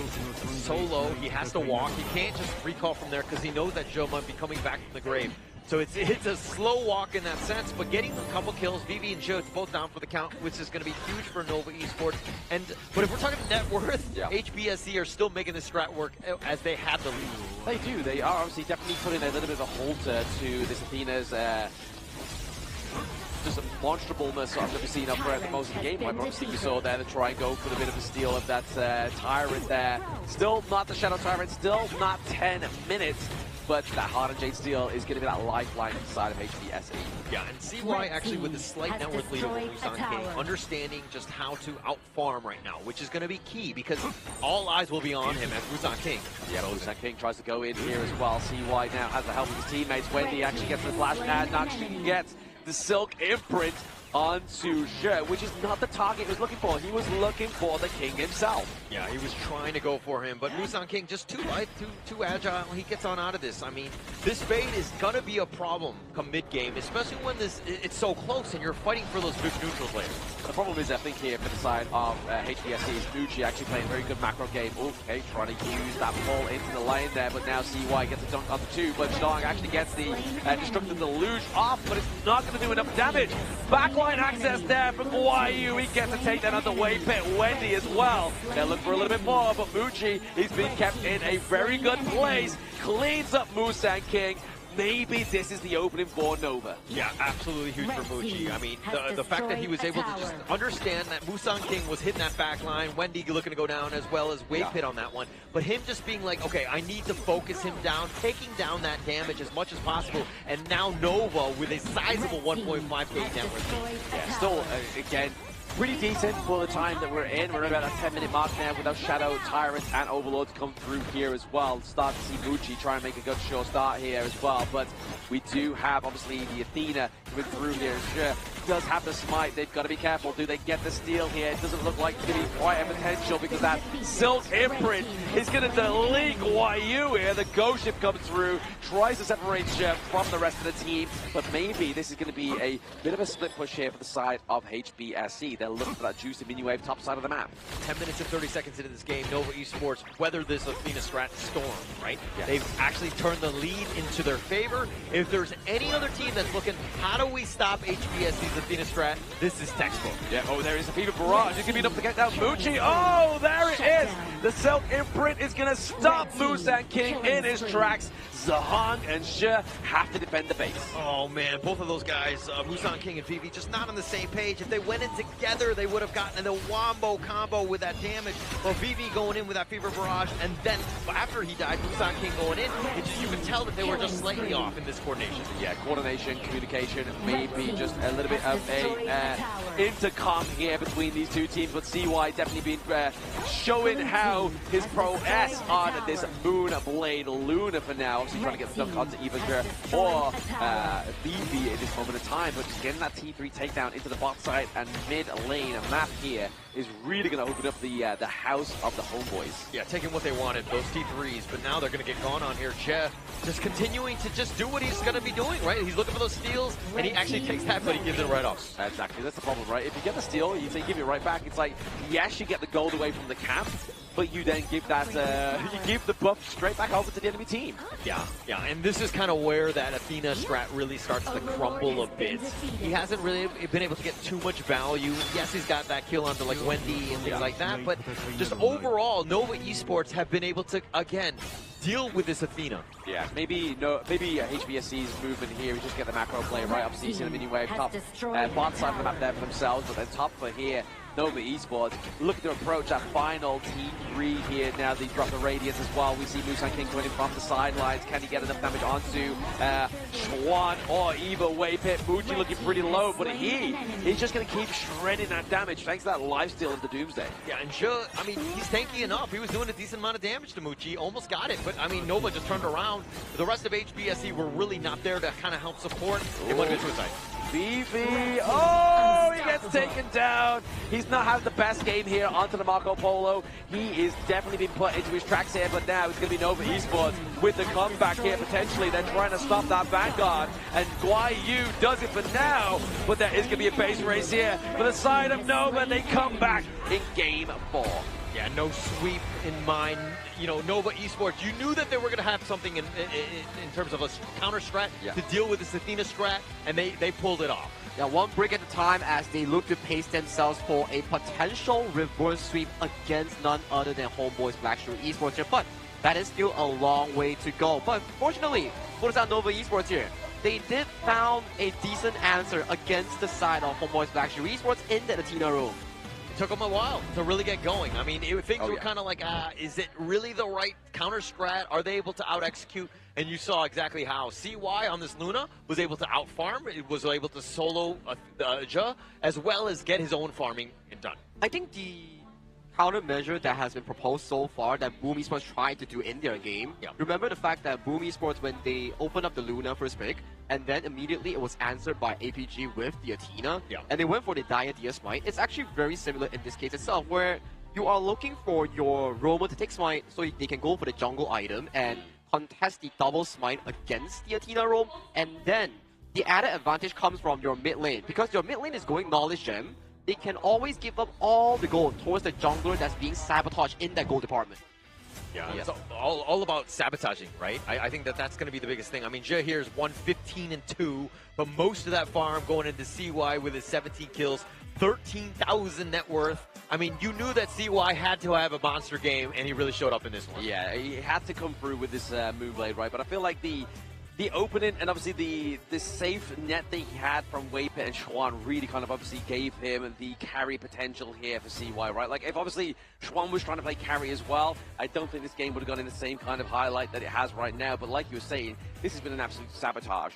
Yep, and you can see the damage dealt coming in from the side of CY when you give him an easy going game. 143,000 damage dealt on towards the Luna and 76,000 damage taken here. This really comes from the fact that Zhe has been that nuisance in the jungle, tanking about 150,000 damage from this Luna alone. But also Muchi. I mean, his 82,000 damage, when they found that back line, he was there to do the damage to ensure that no one else got picked off, especially with the Zhe, who is tanky, but the armor shred was real. Yeah, absolutely real. I mean, the Muchi on this pick was absolutely just dominated, but that's all, again, just propped up by that solid front line, right? Like, when you have the Magistrate come through the D-Ranger, you need to have that solid front line, and that's exactly what Lapu Lapu and Schwan was able to do here. But I mean, ever so slightly, it was just kind of like a very much a battle of, between good and evil within this gold chart. All right, wait, who's actually evil in the end? Hey, it's completely perspective, okay? Oh, Subjective okay. perspective. I'm not putting claim on that. Stop putting my buddy on the spot here, Gene. I'm kidding here. No, but no, I will. I will tell you, it is definitely HP. No, I'm always for the underdog. You guys are always the underdog. So I do want to point out that in this game, like what Vlad mentioned here, the Magistrate on the hands of Muji, also an interesting build. It's not a tanky D-Ranger that we usually see. He's go up for the Doomsday into the critical chance D-Ranger here. So a stronger late game funneling for this marksman player here. And then the tipping point that we really need to point out was the fact that Muji found the decisive kill on towards the Fade Musang King. Yeah, and that's pretty much all you need in terms of the damage, right? But of course, it's got to be the MVP showing up when he needed to. When the team needed you most, it was, of course, CY on this Luna. He was. It looks like he's going to be 17-1-7. Makes it very easy. Like 15 of those kills were on Jie. A little bit, buffed in that sense. But the 43% damage, that's where he truly shines. Yeah, finally having a smile on his face there. Obviously, he looked very stressed going into this last series, right? So now is Nova going to actually be a shining bright after the death of their star coming through after this game number 3-4 point coming through for this team, right? But obviously that 43% damage dealt is absolutely monstrable. But you can see here into the highlights exactly how CY played the Moonblade. That is such quick footwork coming in from CY's Moonblade here. Immediately exacting the backline, getting Zihong, and then kiting towards Zhe. But this is the tipping point that we talk about here. Goalie is dead even here, but take a look at Waypick here. When Musang King jumped towards the top, found the side of Wendy here, but at the second one that we see here, he gets pulled down by Xuan from the wall, which allowed Muji to find that burning kill. I mean, if you saw that kill right there, it looks like Musang King got pulled into the fight because Jie was continuing on, and I felt like that was I mean, Jie's going to die regardless, so Musang King probably should have got out of there. Just got to save yourself for the next day, but the biggest piece to me about this one is that fact that Nova Esports have finally been able to solve not only HBSC's Athena strat, but also them as a team and getting themselves one win in terms of the series. It's a very good confidence builder, especially for the Nova side, but it's still match point in hand for the side of HomeBois Blackstreet Esports here. One mistake that will be dealt towards the side of Nova Esports, that could just be checkmate, and there you go, to the lower bracket. All it takes is 1 point, right? One win onto the board, and that's the second win that you need here. I mean, yes, you are going to falter even further into the ocean of the global ban pick now, but hey, Nova's able to actually put out a win, so that's a good thing for them here. Yeah, I don't know if it's my indigestion or what sort of feeling this is, but I feel like a reverse sweep is coming up. Oh no. Let's hope it's indigestion. That is going to be a spicy series here. I mean, what could you expect less coming in from two of the strongest MKL teams or two of the strongest global teams? But yes, for the reverse sweep to happen, we need to have two more back-to-back wins coming in from Nova Esports. Yes, obviously Nova Esports need to try and come back here in this best of 7. So, are they going to take it to the ultimate battle, which we failed to see yesterday? Obviously, we haven't seen one yet after our 4-day break. I feel like we are due an ultimate battle. Yeah, it's a huge confidence boost for Nova Esports going into this one. Of course, it's just one game, but you got to look at every single one of these games as like single best of ones. Right? This is the time where you need to just show up. I think that would be the ultimate demoralizers for HBSC if you were to reverse sweep them. And they lost on the true strat, the Athena roam that they prize themselves a lot here. So maybe it's starting to look like a momentum shift up coming in from the side of Nova Esports against their competitors here, which is HBSC here. But all that needs to be starting on the drafting as well. And so far, red side today, 100% win rate. Red side, best side, right? You're seeing exactly 100%. Oh, okay. Well, There we're a we blue tie. go. Okay. Blue Kind tie. of counteracting. Okay, a little bit, but Blue tie. it just so happens to be in this series, red is fine. Let's see how the second series goes. But I think that it's, again, the counter draft has been key in up against these two teams. Oh, absolutely. Your first prio pick has not always won them the case, or even the match point. It's always what gets chosen in that reactive red side. But as you can see, once again, we are getting further. So this is a total of what, like 20 heroes per side that's been taken off of the gorge here for these two teams. Yes, obviously the respective team can still pick the likes of the heroes that they have not, that their enemies have got, right? But it's still quite a lot of heroes that are now not available. Yeah, not a lot in the mind. I mean, going into this one, I think that they need to continue to ride this momentum train that is CY. He's feeling it after that last one. He got fed, got a bunch of kills, MVP, everything that you wanted for. They need to continue on. Let him do that same thing. Might not be as easy because you're not getting that takeaway of that food delivered to you into this next one. And my question coming is, will Nova Esports play the Athena roam themselves, or will HomeBois Blacklist Esports ban away the Athena roam here? So it will be an interesting pick and ban here coming into game final alone. But what I expect here, at the very least for Nova, is to remove the likes of the Maestro Nui and the Arlie from the pool away from HBSE. Yeah. But not only that as well, obviously Orgren for both of these two teams has not come out yet. Obviously it was something that we were really kind of like hinting to in that last draft, but then they decided to go for the Featherfoot, the Fade, and obviously wasn't quite as fruitful as they really wanted to. I feel like if they did lock in the Orgren here for the side of HBSE, we would not be seeing this point go over to the side of Nova. That could potentially be the case because, or for the side of HBSE, they are trying to reel in whatever draft that is available for Nova in game number 4 and do the decisive quick blow in game 5 itself. Because look at the draft here, every single one of the drafts coming in from Nova has been super duper expensive. Very expensive indeed. I mean, at some point, Nova is definitely going to be looking for that Orgren. I think that is going to be one of CY's special. So at the same time, HBSE are going to be understanding how to counter that one. But we haven't really seen how that one's going to play out just yet. But I do think that is definitely on the table into these potential final games here. Oh, okay, so Nova goes back over to the blue. So HBSE does get the win inside, the 100% win inside here. So it's now at their loss to lose this win inside the red side for the side of HBSE. I think the blue side priority only lies on the fact that top Clash lane could pick up potentially like the Mayin or the Rose Fencer here. So these are the available options for the first pick here, or even the likes of the Orgren or Diadea. These are still the up and available picks that can be drafted for the side of Nova on their first pick. Yeah, and it's still very open, right? I mean, we were talking about expensive picks, but these guys still have their signature heroes very much available, right? And then the assassin-style junglers, those are, Fade on the other end. You have, the Xing. That you have a lot of potential power plays still available. A lot of power plays, a lot still at the helm of these two teams, but they have to draft the best spot, right? Obviously, especially if HomeBois don't want to go to an ultimate battle. I mean, yes, they have the better historical point that they've taken the victory on the only ultimate battle that we've had so far within the KIC 2025. But they could lose it all to Nova, who was the Ultimate Battle champions in Season 3. Ah, that's a very good storyline that you brought up here, Blam. So for Nova to actually pace themselves into that Ultimate Battle, it won't be easy because there is still 2 more games on towards the hands here that they really need to bring up to that Ultimate Battle here. And these 2 games, every single one of them comes with a lot of pressure. One mistake, one misplay will put you directly into a 1-4 finish. And you saw in that last game, just like Nova made the least amount of mistakes, and they came out with the victors, right? So, I mean, hopefully they can kind of continue on that with that momentum, because that was a great win for them. They, again, it's been so far from when they last were able to beat HBSC, and just taking it to them, that's got to be a great confidence boost. And the only way they can take it to them, first off, was in the BP here, where obviously the game of 4D chess between Nova and HomeBois, Blacklist Esports, come into play.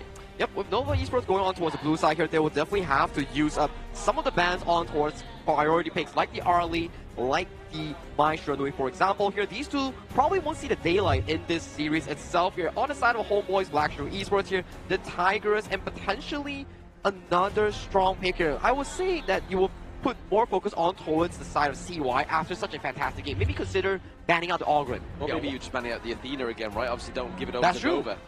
Yeah, one thing to take note of, I mean, the fact that Nova, HBSC playing that Athena, now you don't have to worry so much about it, right? I mean, they were previously banning it. It's completely wide open right now, and they're going to feel a little bit better. They can do more standard bans. There it is. There's the Augie boy coming through. Soul Guide for the side of Nova Esports. CY gets the charge with his tank. This is a perfect scenario for the side of Nova Esports to start picking up the Orgren here. Because HomeBois Blacklist Esports has already expended the likes of the Lady Zen, and the pay is no longer available here. 2 of the prime counters against the Soul Guide has been removed from the pool here, and priority has been given over to some of these remaining OP and Tier 0 picks, which comes in the form of the Soul, the Diadea, and also the Rose Fencer. I mean, interestingly enough, obviously the Mai Shiruna is still available here for Zahang, right? They could go for this pick to obviously have early, fast-paced aggression here, but onto the side of Nova, it looks like they're going to be locking in the Byron here for Schwan. But ultimately, they still have the shirt here as well from the side of HBSE. Sure is always a very good pick when you want to play the strong and aggressive mid lane 3v3, but I'm liking this from Nova Esports here. This Da Qiao is still serving as a flex pick coming in for both Wendy and also the side of Wave here, the double W's as you quote here. So this 3 picks is already very consistent in that early to mid-game marker. Yeah, I really like this wrinkle from the Da Qiao, right? Because the Ogren will sometimes get caught out, even though he has that path of passing. But now you can see him fade him on back to safety. Again, just another level, because you know that HBSC are going to be looking for ways to control the CY Ogren. Looking to control him is definitely going to be the name of the game, right? Or will they outpace him into the jungle? Obviously, the monkey pickup here for Musang King is another one of his cuddly favorite heroes here coming through for the side of HomeBois, Blackshire Esports, but banning out the Marco Polo, which is obviously a direct counter to the monkey dealing that true damage, really shredding his fur. And the marksman pool is trying to get diminished coming in from both sides here, so it will be very interesting to see will they expand the full-born marksman on either side, which removes the full-born tank in towards the pool later on. I mean, going into this one, there's still, I mean, the Kong Min being banned out, just to get rid of some of that burst. But this Menki's going to be a problem, right? He's going to be that tanky frontliner. I mean, it kind of to deal with the Ogren in that terms of that standoff that's going to be potentially there. But again, the Lady Soon here looking to kind of deal with this tanky Ogren. Yeah, exactly. Using that frag grenade, going to be able to do a lot of damage onto the side of the Ogren, as long as they don't get caught out, right? Because, I mean, obviously, yes, you have the rolling raid, but you've got to contend to the leaping koi tides as well, right? Like, that's going to really put the Lady Sun into the tracks of the always known as Cannonbell. The main matchup that I really want to see is that this Da Qiao has to be played to a flawless perfection here. If you can continuously land those big ultimates, transfer your teammates from a cross map towards your side for those big team fights, that could potentially put Nova in a much more comfortable position. And there you have it, Woodland Ranger, a direct counter towards Lady Sun in towards the mid game has been locked in here. Although the laning phase still favors Lady Sun, but if Bucci is able to survive this thanks to the help of the Da Qiao that's being funneled for the side of Waypit, this could look pretty decent for the side of Nova. Yeah, and I mean, it really kind of revolves around Waypit's play, right? That Zia Fate, how many people is he able to save? Is Zia, who's very static, right? Not mobile at all. I mean, Wendy might have a tough time, but now that he's kind of has that get out of jail free card, you might have some options here. Yeah, the Lantern Lights obviously being the Chow here as well. And then obviously we have the Smith and Blade. Gunna Mo coming through here for the side of HBSE. And we love a good Gunna Mo play. And definitely onto a player like Zahang, where he's going to be wanting to lead the charge and be the carry here as well, right? Like, you're going to see those big, crucial setups from Guayu on the Charlotte here, and then also the Dream Roams from Monkey also is going to enable such great setup for those couple blades. Yeah, it's a very strong triple core lineup here coming in for the side of HomeBois Blackshire Esports, but it comes with a cost that it is very late game centric here. If they cannot defend themselves against the Ogren early game invade, things could go really sour for the HBSE lineup. Do you think that they're more so late game than Nova's lineup with a Ogren, Gia, you know what I mean? Like, I mean, Kanso, you were to agree, like, it seems like they're kind of set in that late game. I feel like it's a 50-50 matchup here, because if we were to look into the direct matchup here, Woodland Ranger Consort Yu does get outranged by the side of the Gun Mo, and the Ogren occasionally isn't able to tank those full freshly forged stack on towards him, and then you have the Clash laners here. Byron gets outscaled by the Rose Fencer Charlotte here. So it's really down to a 50-50 how they play that early game, and the most important key part, that Nova isn't really winning in this series itself. Does Nova take the team fights? Yeah, but I'm going to answer your question with a question. Do you think that this draft is actually good enough, though, to deal with that HBSE lineup? I feel like it's a 50-50 between these two teams. I mean, get off the fence, man. It's really uncomfortable. For me, it's what for the side of Nova Esports that they actually can drop with the remaining pool here. Hence, I do favor the Nova lineup if they can execute those team fights that we talk about here. But let's save the talk. Let's bring it to action for the players themselves. Exactly that. I mean, the fence has to be sat on, right? It used to be me, now it's Sagi, but now it's up to HBSE if they are going to be the ones to basically demolish this fence that we are sitting on to prove us wrong in this game number 5. I feel like we need to put a little barbed wire on this fence, right? It seems like too many guys are getting a little comfortable on it. You don't want to be there the entire series. I can sit on barbed wire, don't you worry. I'll find a way. I'll get a cushion somewhere. Cushion for the pushing. But now, here we are getting into obviously this game number 5 here between these two teams. A lot of pressure top side of the map here, obviously rotation-wise. They're looking to just kind of funnel in every little bit of help onto BB on this cannon belt. Yeah, for me, it's about this early game, right? Is Nova's CY going to get that farm to be really just kind of take himself to the next level, because there's going to hit a tipping point where he's going to be so tanky and tough to deal with, plus he's going to be powered up by Wendy, and then he has that, you know, Da Chao Steel Fate to get on out, so he could be a potential problem in that mid-game. Oh, absolutely. I feel like maybe the Sea of Fate's going to be there to save the Schwan on the Byron, right? Like, he's going to go in, use a Soul Mace, get the knock up, and then if he gets 2 damaged, it's going to be a hard task to damage him anyway, but obviously a lot of true damage coming from obviously the frag grenade as well as obviously the couple blades from Zahong. He can get sent back to base and then just reconvene. And for me, this Nova lineup, I mean, aside from the Gia Wendy, which is not his stock standard, but the CY Augurin, Chuan on his Byron, these are the tried and true. If they're going to have a chance in this series and this game, those are the guys that are going to be making the play. You definitely look at those 2 players to try and spearhead through another point here for Nova Esports, because if they don't, the House of Nova falls and crumbles into the lower brackets, but just seeing a bit of a fight and tip attack into the mid lane here, just trying to get that priority of the minion wave. And Nova needs to do a better job of, again, understanding that your win condition revolves around CY. Get him as much farm as possible. YU not having a great little time there. A bit of a tip for tap, but more of a scratch battle scar. YU running away from the pit. Yeah, and he needs to run away in this one, because like he will just be all in the bottom lane, and they did a bit of a lane swap to kind of give potentially Vivi a bit of an advantage in that top lane with that range advantage, because you're going Ooh, so close. These leaping koi tides, man, they are literally denying access into Nova's Moochie's range. And look at how Schwan, right? He's got that force field suppression, been zoned away, and this is the lane matchup that Vivi's looking for, right? You have that pace, the range. Obviously, he's going to outscale the Byron melee. I mean, the thing is here as well, obviously the Rose Fence to the Charlotte, obviously you have the dash, but dashing into an oak ball is not where you want to be going, right? Yeah, for sure.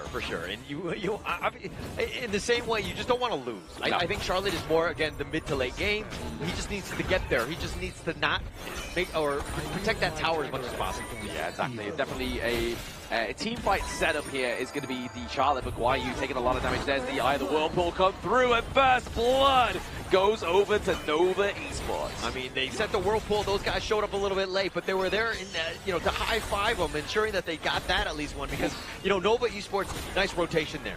Yeah, chucking those couple blades, but now he's getting it chucked back to the Shadow Realm. CY picking up another kill. Yeah, picking up a great rotation and a huge win. 2-level advantage over Musan King, and now they're putting the pressure on the bottom T1. It's not even 4 minutes. It's not even 4 minutes, but Schwan not having the great time. Top side of the map, it's going to be BB getting that kill. Looking to trade that T1 as well. Actually saved by Musan King down to the bottom side of the map, and saved by the Bell because there's no minions. Yeah, HBSC must have done something like that. I mean, you have to force the issue, especially since the bottom lane was looking very rough. But now in the jungle... Yeah, speaking of forcing issues, it's going to be the force of that Azure Golem. It is going to be BSE that is able to get that one for themselves, though. It needs that Tyrant is going to fall because it's just so fast.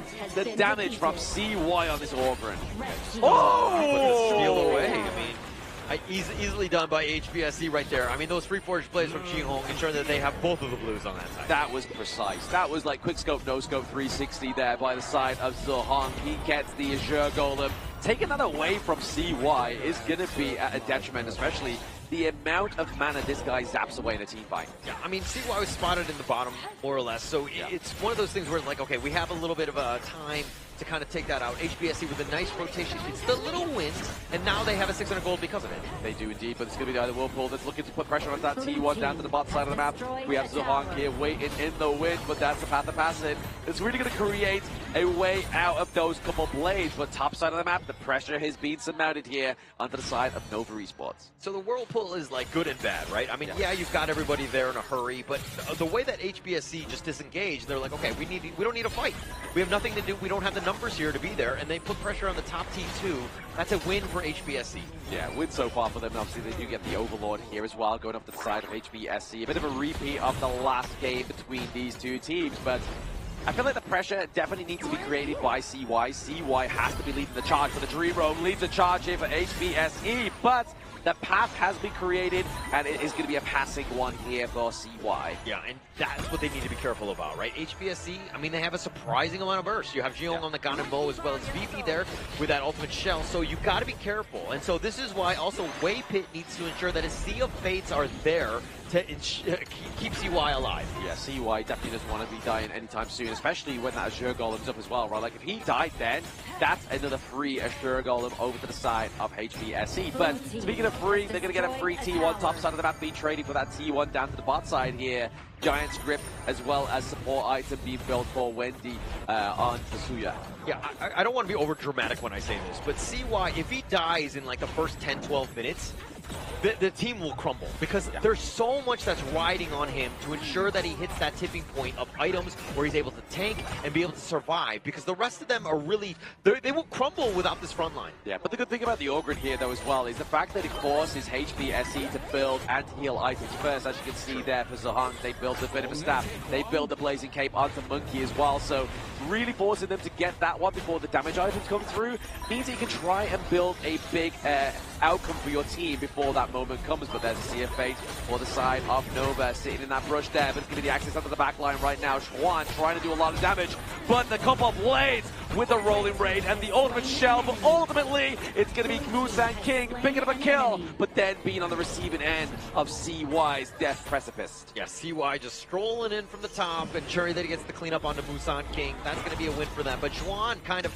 I mean, he was tanky. He was, going in, but the Sea of Fate, it seemed like it was committed a little bit early, which is uncharacteristic of Waypit, and not able to keep him alive. If they were able to get the 1 for 0, it would have been much, much better for them.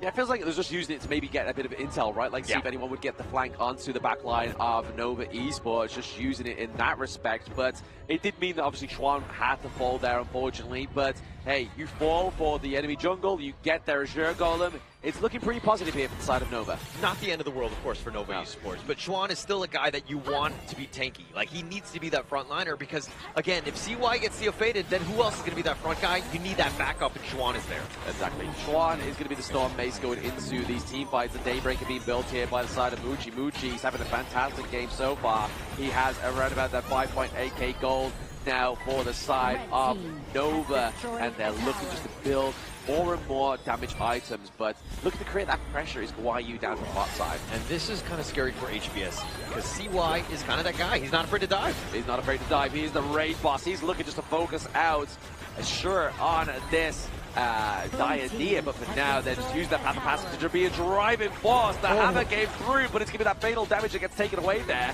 Keeps him alive. Wow, the guillotine was just not enough to do the damage into killing Ja. He got thrown up, thrown down, but he somehow survived. Nova Esports, though, playing this Ogren, this draft perfectly, right? You want CY to go over, you want that path of passing, you want him to be aggressive, and then Waypit with that save, and to bring him back right on time. That's what I mean. Like, if HBSE just drafted this Ogren last game, it would have been Joe before the side of Nova, but now they take the Shadow. Actually, not Shadow Overlord, it's just a Tyrant here once again, but it's still going to be another bit of neutral objective. Increased damage, increased movement speed for the boys of Nova. Yeah, CY being able to take that one, just really huge. I mean, he needs to exert his dominance right now. He has a 2-level advantage. This is exactly where Nova want to be. Yes, they're behind in terms of this net worth, but that's fine, right? Because they don't have any answers for the Ogren just yet. I feel like maybe HomeBois Blacklist Esports, their problem is a potential endurance problem. But speaking of endurance, it may be the endurance test for the side of Schwan. The dive in, the takedown, but it means they created once again huge pressure top side of the map to get away this Crimson Golem and also a big juicy minion wave. Yeah, I mean, it took 3 members to take down Schwan, so that's not the worst thing. I mean, Nova, just ensure that you don't want to fight, but now the Shadow Tyrant is up at stake. This is a problem because, again, they're outmanned. They are outmanned and outnumbered here. They are left to play at a disadvantage. Universal Law being placed down here just to drive them away. And ZY once again just getting that soak of damage. Can the couple plays come through? BB gets the steal. Now it's time to go in. We see Guayu take the charge to see if fate is going to save CY, but can they get this T1 takedown into the mid lane? Whilst we have the absence of CY, he looks to get the path of pass in just to get the minion wave taken out. Yeah, I think, I mean, CY up in front, I was like, oh my god, why are they taking this fight? And I totally forgot that Dachao was there. Wave hit with the ultimate save, ensuring that CY stayed alive. If he were to be picked off there, that might have just completely shifted in favor of HBSC, but the fact that, again, HBSC has a 2.5k net worth lead, they're still playing well to get themselves into this. I feel like Nova Esports are just listening to the BGs, right? They're just staying alive. They've got the beat in their head. You're like, right guys, we've got timers, we're clapping our feet, we're in sync, and that's all that matters. But speaking of which, definitely in sync is those minion waves on the opposite side of the teams crashing into those T2s. Yeah, you said NSYNC? No, we're not doing that. we're in the Philippines, we're not going to do a karaoke. Okay, we're going to continue on with this one, but look, HBSC, this is the great situation, right? They have enough damage. You're seeing that VV is able to do some serious work. Yeah. Nova now have to play a little bit scared because they understand that that burst is real.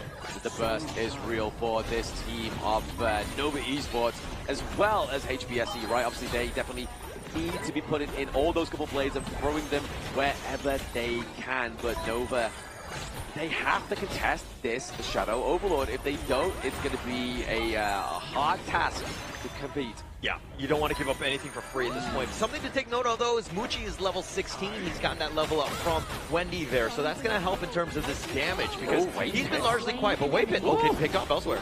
He got deleted with the either Whirlpool into the mid lane here as well. And Musa King, he gets the Shadow Overlord. He's like, boys, look away as we come crashing through. VV with a kill onto CY. This means that mid lane, unless the Universal Law wipes them out, is going to fall. And now it is the same song and dance from HomeBois Black Shrew Esports as they march down mid. Oh, they find the right opening. They get the pick off onto Waypit and CY without his brother there to kind of get those saves with those Sea of Fates.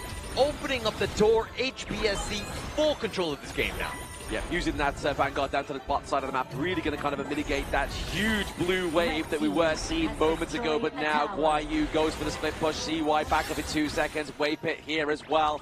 Maybe enough to drive away these Vanguards. Yeah, I mean, the push is real from HBSC. The damage that you're talking about, how do you even try to get onto VV, who's the guy that's been doing all the damage? You have so much poke from Shihong. Musan King is there as well. Yeah. It's going to be a tough one to crack. You've really got to kind of hope that Schwan gets that really big Storm Strike come through, but now you have Guayu just kind of constantly checking him, having that intel onto the team, right? He has the flash, he can use it, he's just looking for the right moment for BB, but BB's playing at the complete opposite side of where Schwan is. Yeah, they played this one perfectly in terms of that comeback. Things were looking rough for CY, but when you don't have Waypit around, he's very vulnerable. And HBSC have made him pay. Yes, you have the level advantage in terms of Wendy and Muchi, both level 17 at this stage, but the net worth is shifted. It's going to be tough because you're taking so much damage. You're taking a lot of damage here as well. Now, obviously, we see a Iron Dome version of Nova Esports, right? They are looking to make sure they keep that T3 alive into the mid lane because right now, HBSC, as they kind of push further and further into this late game, it's going to get harder to contest this damage, especially if they go for this Shadow Tyrant. Yeah, Nova Esports, though, haven't really been able to kind of, I mean, aside from the saves, but CY looking to go in. Oh, CY is definitely looking to try and go in and contest this one. He doesn't want to lose this at all, but they keep the Crimson Golem. It goes off the Waypit. Probably not the best hero to have this one, but it's still going to deny the side of HBSE that extra bit of damage for Guayu, as well as Schwan having a bit of a tip-tat into the mid lane. And definitely Wendy gets taken down by the Destined Encounter, and that's the name of this series. It is a Destined Encounter by the two MKL teams once again, but it's going to be Schwan into the back line. Tries to get the saving grace. He's swinging the mace. He's trying to stay alive, but BB into the back line. It's only Schwan alive.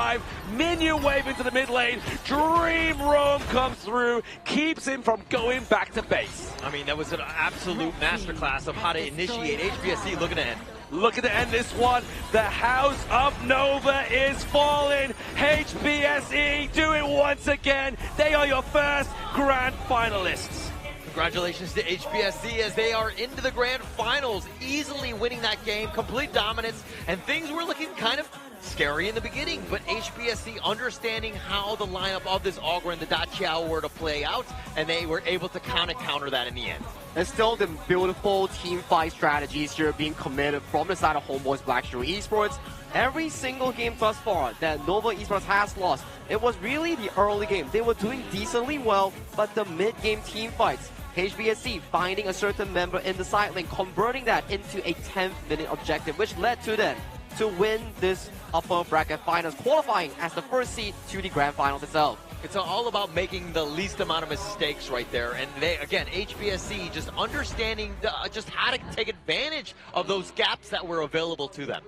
Oh yeah, the gaps indeed, right? Obviously, there were moments in time where it looked really healthy for Nova Esports, right? Like CY with Waypit on this Dachao really put them to the test, right? That Lantern Light, using the Sea of Fate, using the Eye of the Whirlpool, really kind of turned the tides. It really reminded me of OG when they had that strat against them as well, right? They really put the pressure onto the macro of Nova Esports, but obviously, ultimately, Nova won that one, but lose this series. This is the real test that we have shown so far. You can play such a strong early game with the Ogren, but when the timers hit for the Ganemo, Charlotte, and also the side of the Marksman Lady Sun, you start to see the triple late game come into fruition for the side of HBSC, which outscaled the side of the Nova Esports lineup here, which in the end, it happened here because they missed out the crucial 10-minute fight.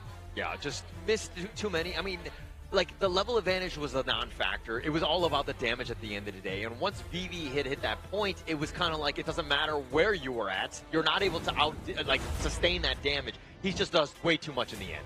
A lot of damage came through for the side of HBSE. But I mean, look at VV, man. No death run here for both the boys down to the bottom side of the map. It was Diadea, it was the Lady Sun, just sticking together. Sticking like glue meant that they could not be torn apart by the side of Nova. This specific setup coming in from the side of HomeBois Blackstreet Esports, the Bond Weaver and also the Cannon Bell, they really did super well in limiting Schwan with the early game lane swap, and in the mid game, they repeatedly captured Strand in towards the side lane, deeming the 10th minute mark a 4v5 essentially for the side of HomeBois Blackstreet Esports. You can see the damage dealt coming in from VV on this Lady Sun. He's been phenomenal this series. Yeah, they had no way to get to that back line, right? I mean, you see the Ogren, it's very linear. You know where it's coming from, and they just kind of work around it. And this lineup that you're seeing, I mean, the gold grab is completely in favor of them because of the way that they were able to just take those fights on.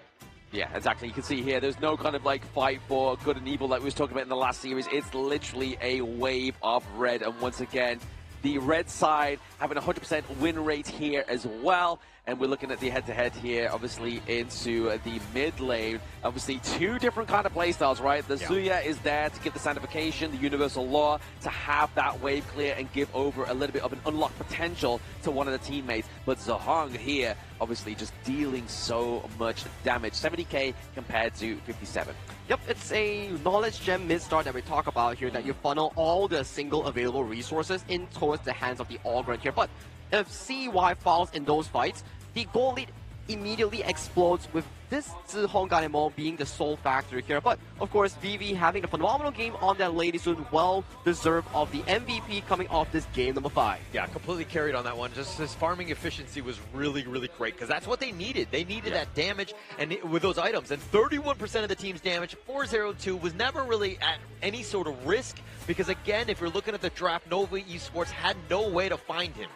They did have no way to find him. I mean, especially that last team fight, right? Schwan was on the opposite side. Like, they were literally like Romeo and Juliet in that one. They just could not get together. But now we see these highlights. Those couple blades really just put so much pressure onto Schwan here. Like, he was literally like deleted or pretty much like at death's doors before anything even else happened. And as of this point, CY already got outscaled by the triple damage dealers coming in for the side of HBSC, which in these team fights, it's very difficult for you to take on already here. CY with no real armor item here gets immediately taken down by the multitude of damages here, just landing on towards this Ogre. And look at how they got that single kill, Wendy dying early, and they just turned it on, right? HBSC just going for the flank. Green light go, we have the numbers advantage. Guyu not afraid of dying. He does not care about KDA. It's all about the victory. It's definitely all about the victory here, especially when it gets you into a grand final spot, right? Like, we have our first grand finalist of the KIC 2025, and we've now kind of already started to show that that's 5 players potentially worth of this MVP skin. Wow, that's the thing, right? If you see the entire performance coming in of this upper bracket finals, HBSC really proved this fight that Nova is kryptonite. For HBSC, they really counteract against Nova every single draft that they propose in the first 3 games. I mean, going into this one, we're going to see in that Blacklist International versus APG. Blacklist has been the closest to taking down HBSC.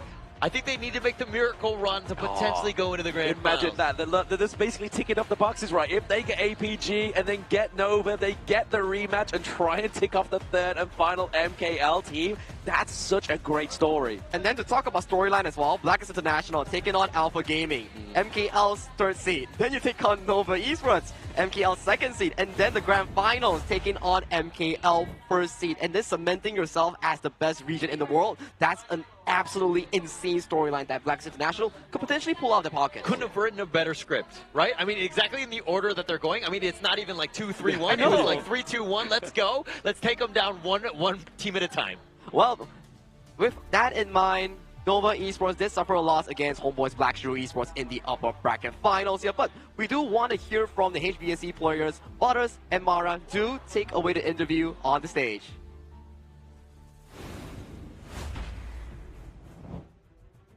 We now have our first grand finalist, HomeBois Black Shrew Esports.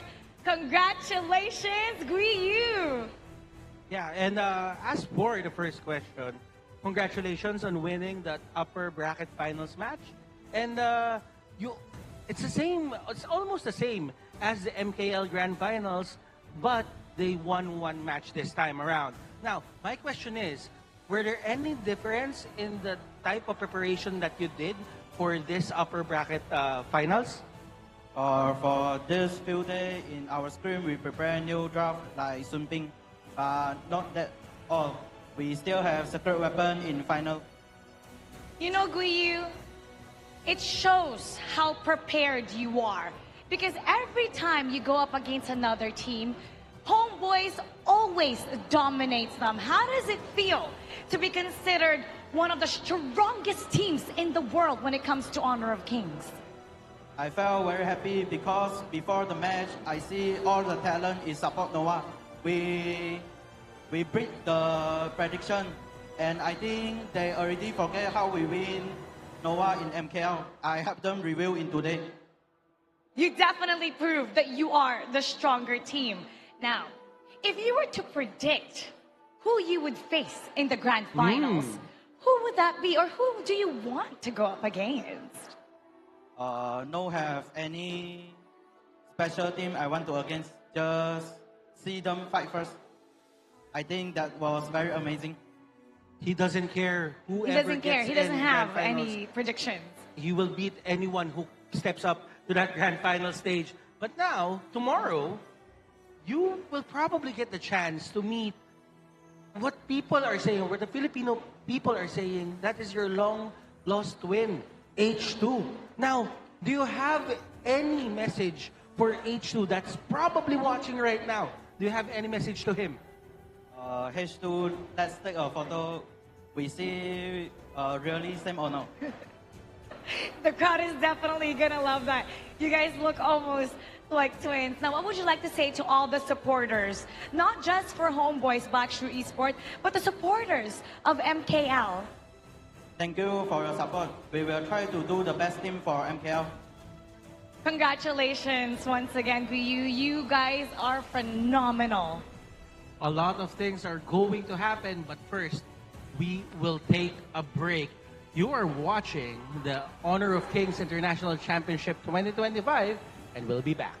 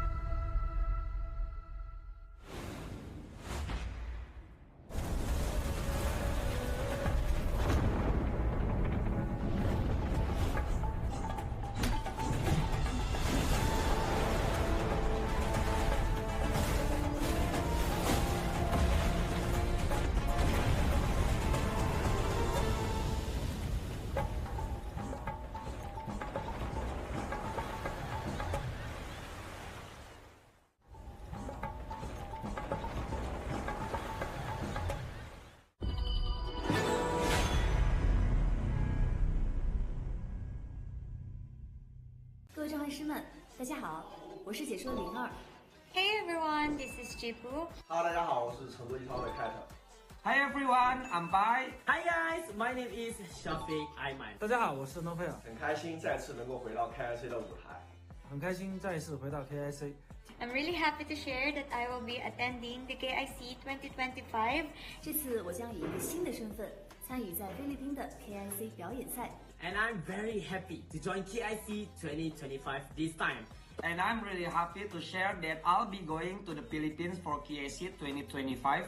And I'll be participating in the show match as well. And I will also be participating on a show match. 期待在表演赛的舞台上见到更多的国际朋友们。这一次在马尼拉要和大家打一场特别的表演赛，能和这么多海外的朋友们一起打比赛，是一件非常有趣的事情。And I will be making appearances for all 3 days as well as participating in the epic show match 5v5. Guys, kita-kits tayo sa 28, 29, 30 sa Ayala Mall, Manila Bay. Sa 30, kakandang SB19. So, abangan nyo yan. Tapos, syempre, supportahan natin ang Boom, pati Blacklist. Make sure to watch KIC 2025 and send your support. See you there. 我们菲律宾见。不见不散。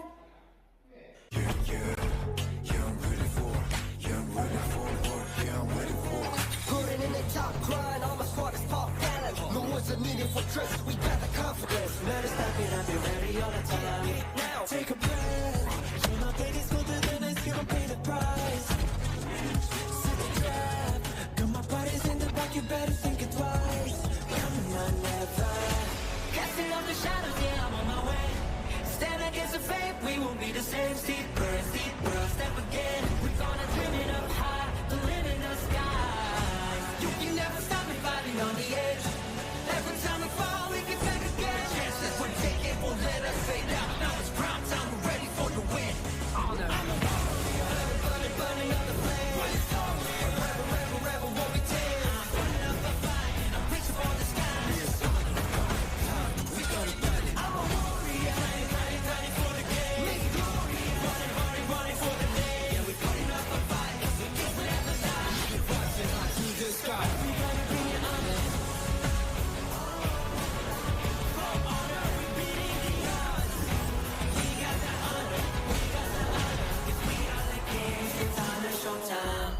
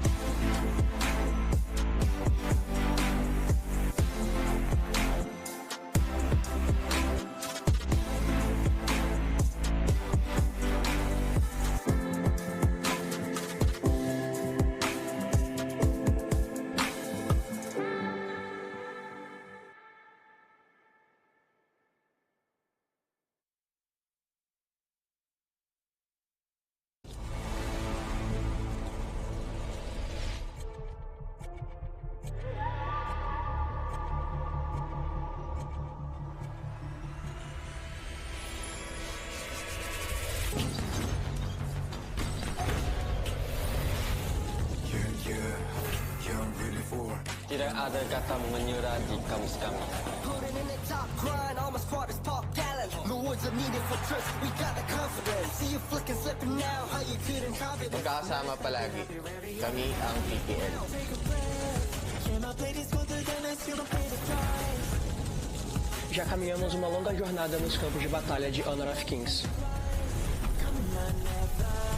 Casting off the shadow, fighting on the edge.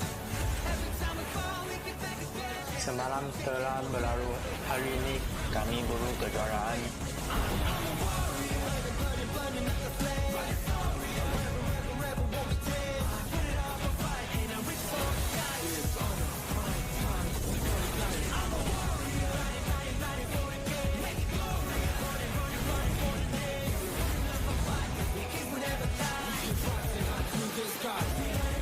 Finding illusion as well.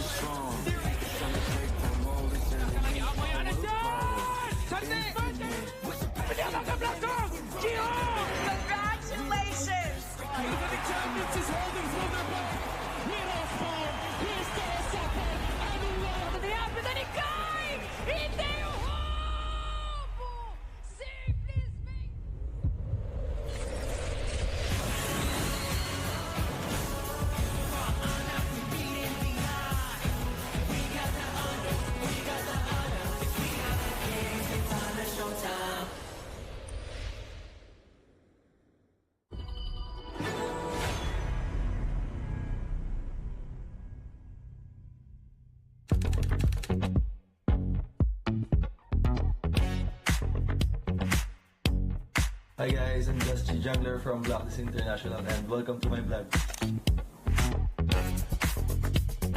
So, first of all guys, when I wake up, I drink water. Just need this in every day. And then after that, like, I'm going to like wash my face and also to brush my teeth. But I think there's a people here. My roommate Golden guys is inside. Hey Golden! he's saying he's taking a bath. In the playoffs? Yeah. For me, I think the venue, because I think it's like so much bigger compared to the other venue, and also like there's so many people will going to support and also watch us. So I think that's the most exciting part. And also the SB19 one, is they're going to perform at the grand final. So like I hope we can make it to the grand finals. After I wash my face and also brush my teeth, like I go like to exercise always. Because there's a gym here. Can we go to there? Oh yeah, sure. Oh, alright, let's go. Let's go guys.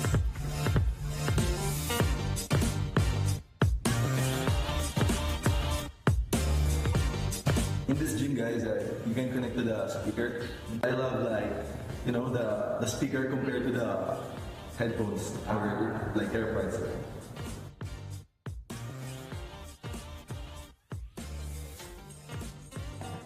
After I finish the workout guys, like the exercise, this is like my finisher. Like going to walking into the shirt. It's more fun to play right now because the competitiveness of the tournament is like getting closer and closer compared to last year. Because last year is like Malaysia is here, that like all the regions is here.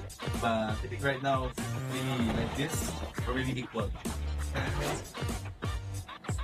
So guys, I'm done. So I think I need to prepare and go back to my room because we have a media day for HOK. Just my teammate also guys. Hello. Hey bro. I think this one is Golden Kite guys. You think so? I'm going to take a bath guys. Bye. Let's go guys to the media day.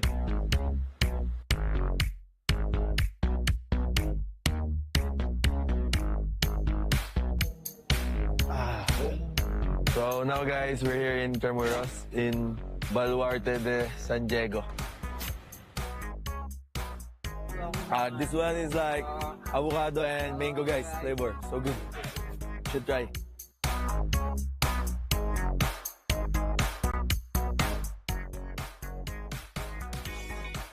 Congratulations, bro. Bro, Chami. Next time, Chami be like that after 2 years. After 2 years? Like this. Hey.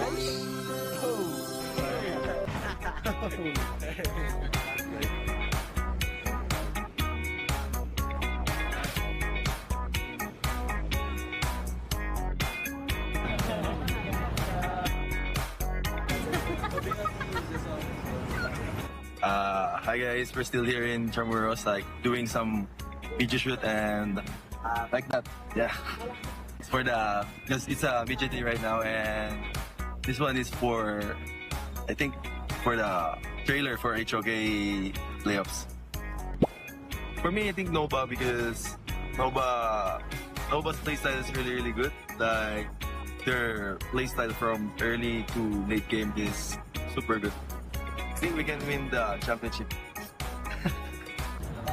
Our media day is done now guys. Thank you guys for supporting us, and I hope that you will continue to support us, especially in this upcoming November 28 to 30 in Ayala Mall, Manila. See you guys.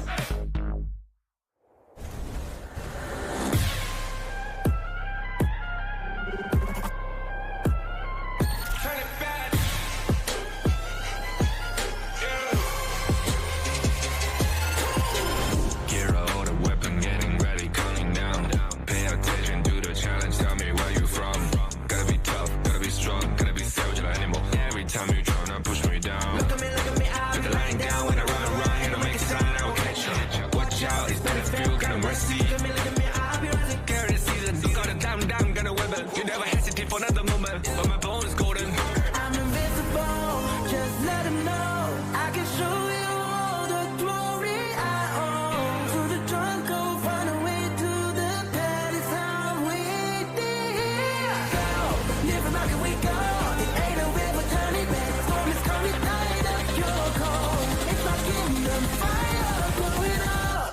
Kings, it's an honor showtime.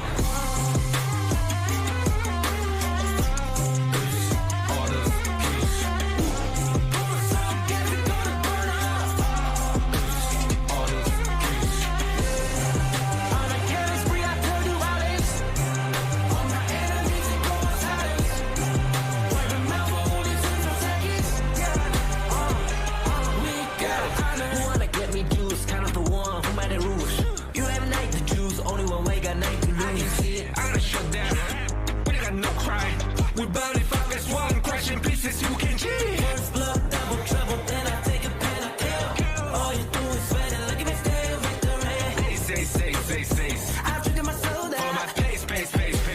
We the champions, standing out invincible. Just let them know I can show you all the glory I own. To the drunk old find a way to the party time we did. Go, live from back and we go.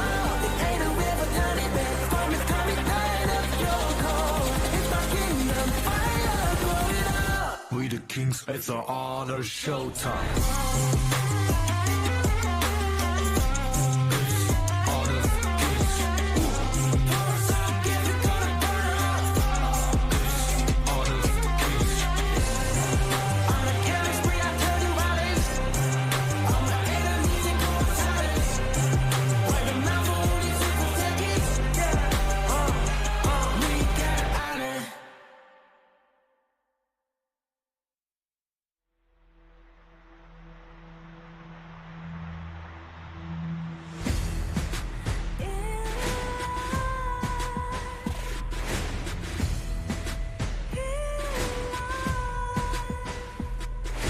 What's a life without its worth?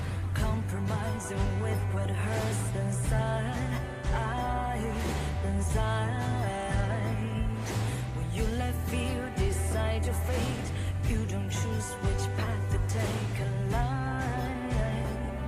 In life, I'm finally letting go of everything that still holds me. I'm against all odds, but I won't give up 'cause it's my time to shine. Standing in the spotlight, can no one let me down. Destiny is calling I'm not afraid to fight for everything I love. Victory is on my side.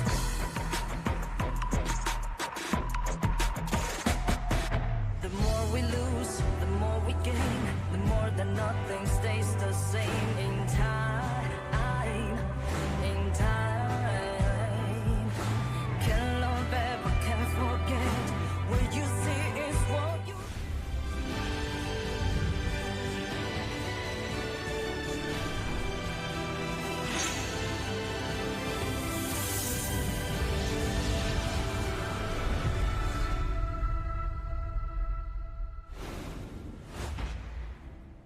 Hello and welcome back to the Honor of Kings International Championship 2025. This is day 6 of the knockout stage. We are here in Ayala Mall, Manila base, here in the center of Philippines here. And just now, we saw how HomeBois Blacklist Esports systematically deleted the side of Nova Esports and sent it right going into that lower bracket, which also awarded HBSC to qualify for that direct slot into the grand finals here. But it's not just me, it's also our fellow casters here. We have Kindofu and also Holla back onto the broadcast here.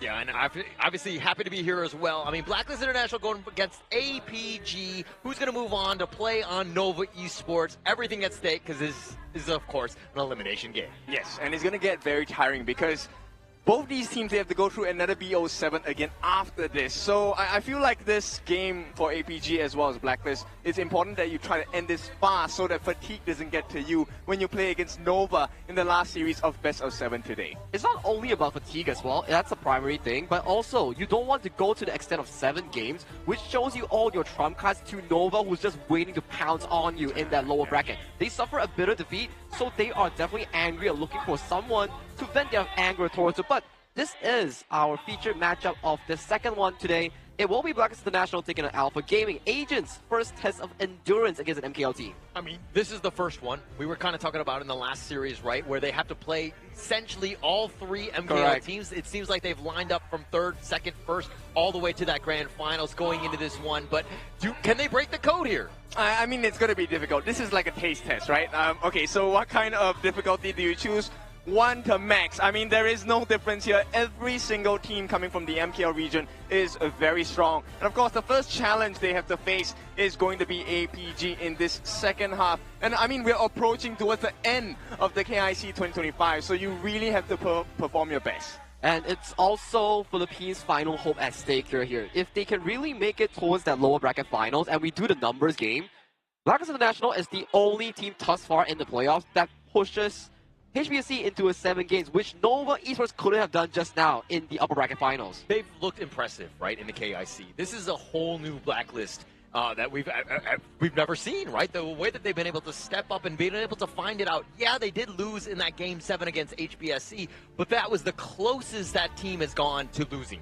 Exactly, and I think this might prove the point for PKL because, look, they have been growing thus far. Every region has been growing, but the growth of Blacklist International specifically, this one works wonders, and perhaps they can dare to dream. I do believe that in this scenario itself, Blacklist International is no longer the underdog, but a fierce tournament contenders here. They are ready with whatever it takes to get this entire tournament in towards their back here. But to really allow them to do so will be to traverse the lower brackets here. In front of them is the MKL third seed Alpha Gaming, and if they do make it past APG, they still have to face the 2025 Grand Achievers here, Nova Esports, in another BO7. Yeah, I mean, but I don't want to get ahead of ourselves because Nova, while is a formidable foe, but they still got to go through Alpha Gaming. This is a team that's right third place. You're seeing why they're one of the toughest teams in the entire KIC.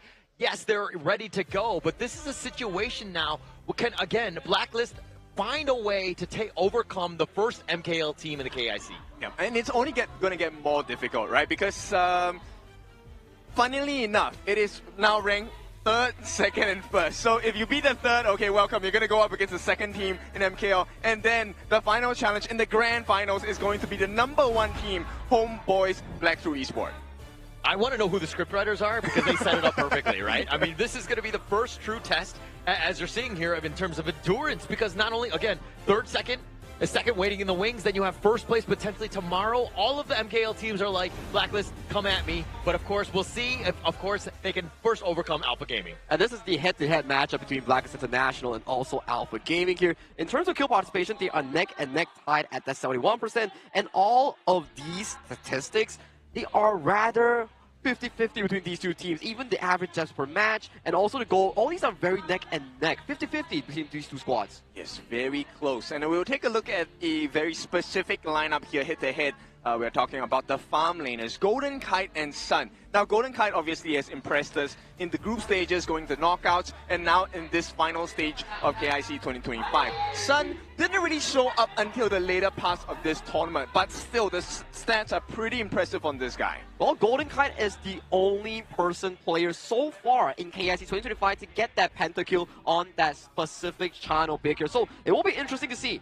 Son has been one of these high achievers in the 2024 year of HOK Esports. I want to see them battle out. And also, the rivalry between these two players was not day one, because back in 2024 KC, that was Blacklist International defeating Team Secret, and Son was on that roster. Yeah, I'm sure there's a little bit of bad blood. Son will want to show up. I mean, you talked about the fact that he showed up a little bit late here, but now he's here, and you're seeing Alpha Gaming kind of hit that point, right? They've been much better. I think they've been way more stable with Sun in the farm lane. This is something that they need to be worried about, Blacklist, that is, going into this series. I think it's always better late than never. This is not to excuse, me being late every time, but with that being said, every time. Every time. Now is the time to show up, right? Not just for this particular game, but for the rest of this tournament. Because look, the prize is 300,000 USD. That's a lot of money, and it's a big bump up, right? We start with, 60,000 from the top 6, and now we are at top 4, so there's a lot of money involved. It's 80K minimum. I think it's like every time you win, it's like a 30,000 jump, then 40,000 jump, and once you hit that 100,000 at second place, you get that ×2 jump to 300,000 here. So it's not only about prize pool itself, but it's also for regional glory here. Being the sole PKL team from the Philippines surviving and thriving in the tournament, they definitely want to make it as far as possible, or maybe be the first team ever in the global landscape to get that FMVP skin. Yeah, and getting that one, of course, but getting top 3, that's pretty much where they want. I mean, the fans right now are lining up. They want to see Blacklist International win, but they have to take and overcome Alpha Gaming in some fashion to really get themselves into that lower bracket finals. I mean, they have the home ground buff, right? If you guys didn't notice, this place is packed, like all over the place. There are people, there are no seats left for me. I was trying to squeeze in the audience just now, but couldn't really find a space. So let's see what happens in this particular series. But hey, we need to introduce the home crowd favorites here. Blacklist International, one of PKL's best performing teams. They will be taken on the stage with a teaser video that we have prepared for you. Let's take it away.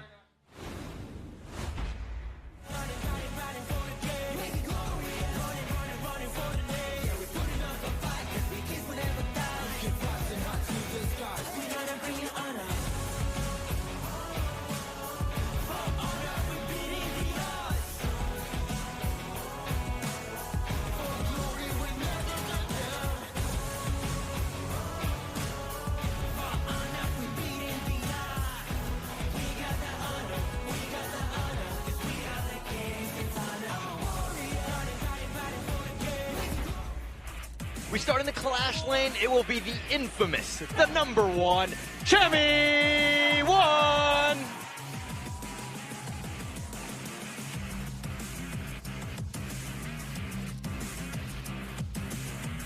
Now we head into the jungle, and of course it will be Joshi.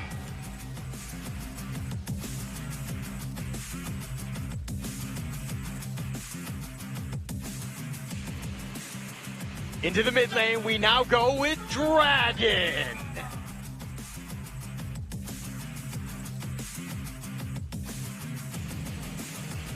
And no, you're not experiencing deja vu. And now with the farmland, it will be Golden Kites.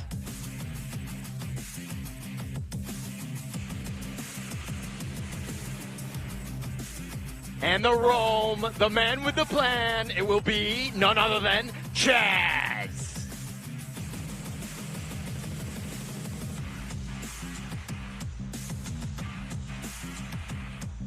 The PKL #1 team, if they're going into this one, there's going to be a lot of pressure, and they're going to be going up against Alpha Gaming, which will be showing up next.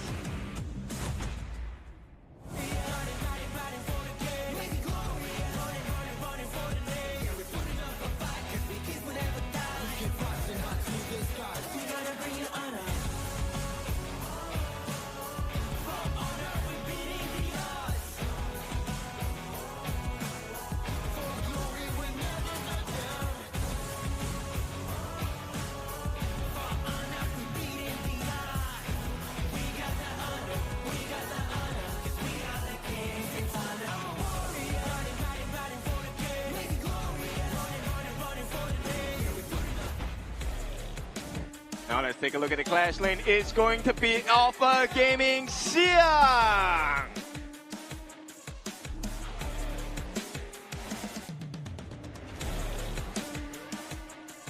Don't look away. In the jungle, it's going to be Yi Long.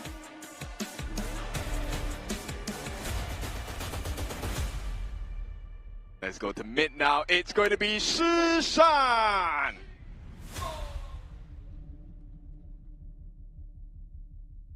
Of course, in the farm lane, we have the one and only Sun.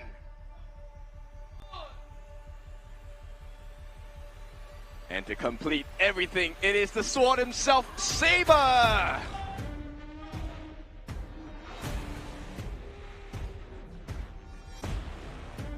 APG stands in their way. Does this become an MKL final? Let's take a look.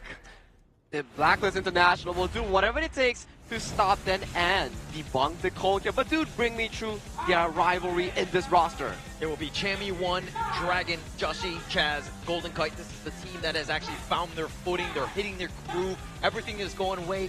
Yes, they stumble against HPSC, but this is a team that is still proving that they are one of the top teams here. The growth has been phenomenal so far coming in for the side of Blacklist International. Their KWC run was about first round exit, but right now, in front of you, in Manila Bay itself, they stand tall and they are right now in top 4 and hungry for more. Yeah, very hungry for a lot more, and they are not the only team that has the hunger in their hearts and stomachs. It's also about Alpha Gaming. Now there's 5 members, San, Shishan, Yulong, Saber, as well as Xiang. These 5 members have shown us that they can be extremely clean. Now they have taken down the brothers of Blacklist International yesterday, Boom Esports. Is this going to be the gatekeeper for the Philippines squad? I don't know, because this is definitely the new and addition PKL gatekeepers in the form of Nongshin Reports that they did back in honor of King Season 3 Invitationals here. And can Blacklist International break their top 4 curse? Because they were stuck at semi-finals, similar to where they are right now. If they can break it through, maybe, just maybe, they can push it towards the grand slam of the entire event. Yeah, I think the biggest thing about Blacklist is they need to do what they've been doing throughout. Always having a good game one, setting the tone. I think a lot of the teams were like, wow, Blacklist have leveled up, and they're very surprised, and they're caught on the back foot, and that's a losing situation. Okay, so they do get the blue side, they get the prio pick. But then let's take a look at APG. You have the man himself, the monster in the jungle. 3 games, 3 MVPs. Yulong here has been just tearing it apart for APG. But Just G has also been the concern so far, the voice of the team, to really elevate them into a different realm. He has phenomenal performance, especially when controlling the map with the picks like the Agudo or the All-Ground here. But aside from the jungle, we need to highlight the matchup on towards the Clash lane here. Chami1 versus Xiang. Xiang has been one of the best performing Clash lanes in 2024. And in this tournament alone, Chami1 has shown very brightly. Yeah, he's definitely one of the more consistent. Right? I think that we're seeing time and time again, like a lot of the plays are just literally won off a single team fight, and it usually sets up by one of the Clash laners. And I think we have some 2 amazing ones in this series. All right, so to shine a little bit of light about what the potential situation is. Now, Xiang has come from a championship team before. They have won the big international events, but Chami won. He has also gapped some of the biggest and strongest Clash laners in KIC 2025. So the challenge today is going to be about who outshines another, because when you get that perfect setup, you know the remaining 4 members on both sides, they can clean house really quick. But that's the difference between the 2 players' playstyle, right? For Chami1, it's about those big plays and big setups here. And for Xiang, he's like the strong shield, the sponge that absorbs pressure coming in from the enemy team. When the team is in a dire situation, needing of someone to forego that farm, it is always the side of Xiang providing the farm to Yulong, Shisan, or even the side of Son to get their groove back into the game. Yeah, but Chami1's kind of the same way. Things are looking dire. Things are not looking great. We need some, like, amazing truth, like wombo combo stun. Chami1 has always been the guy to shine and to really step up when the team needs him. So what kind of truth will he be spitting today? Is it going to be welcome to the grand finals for the side of APG, or is it going to be welcome to the grand final, or go home right now?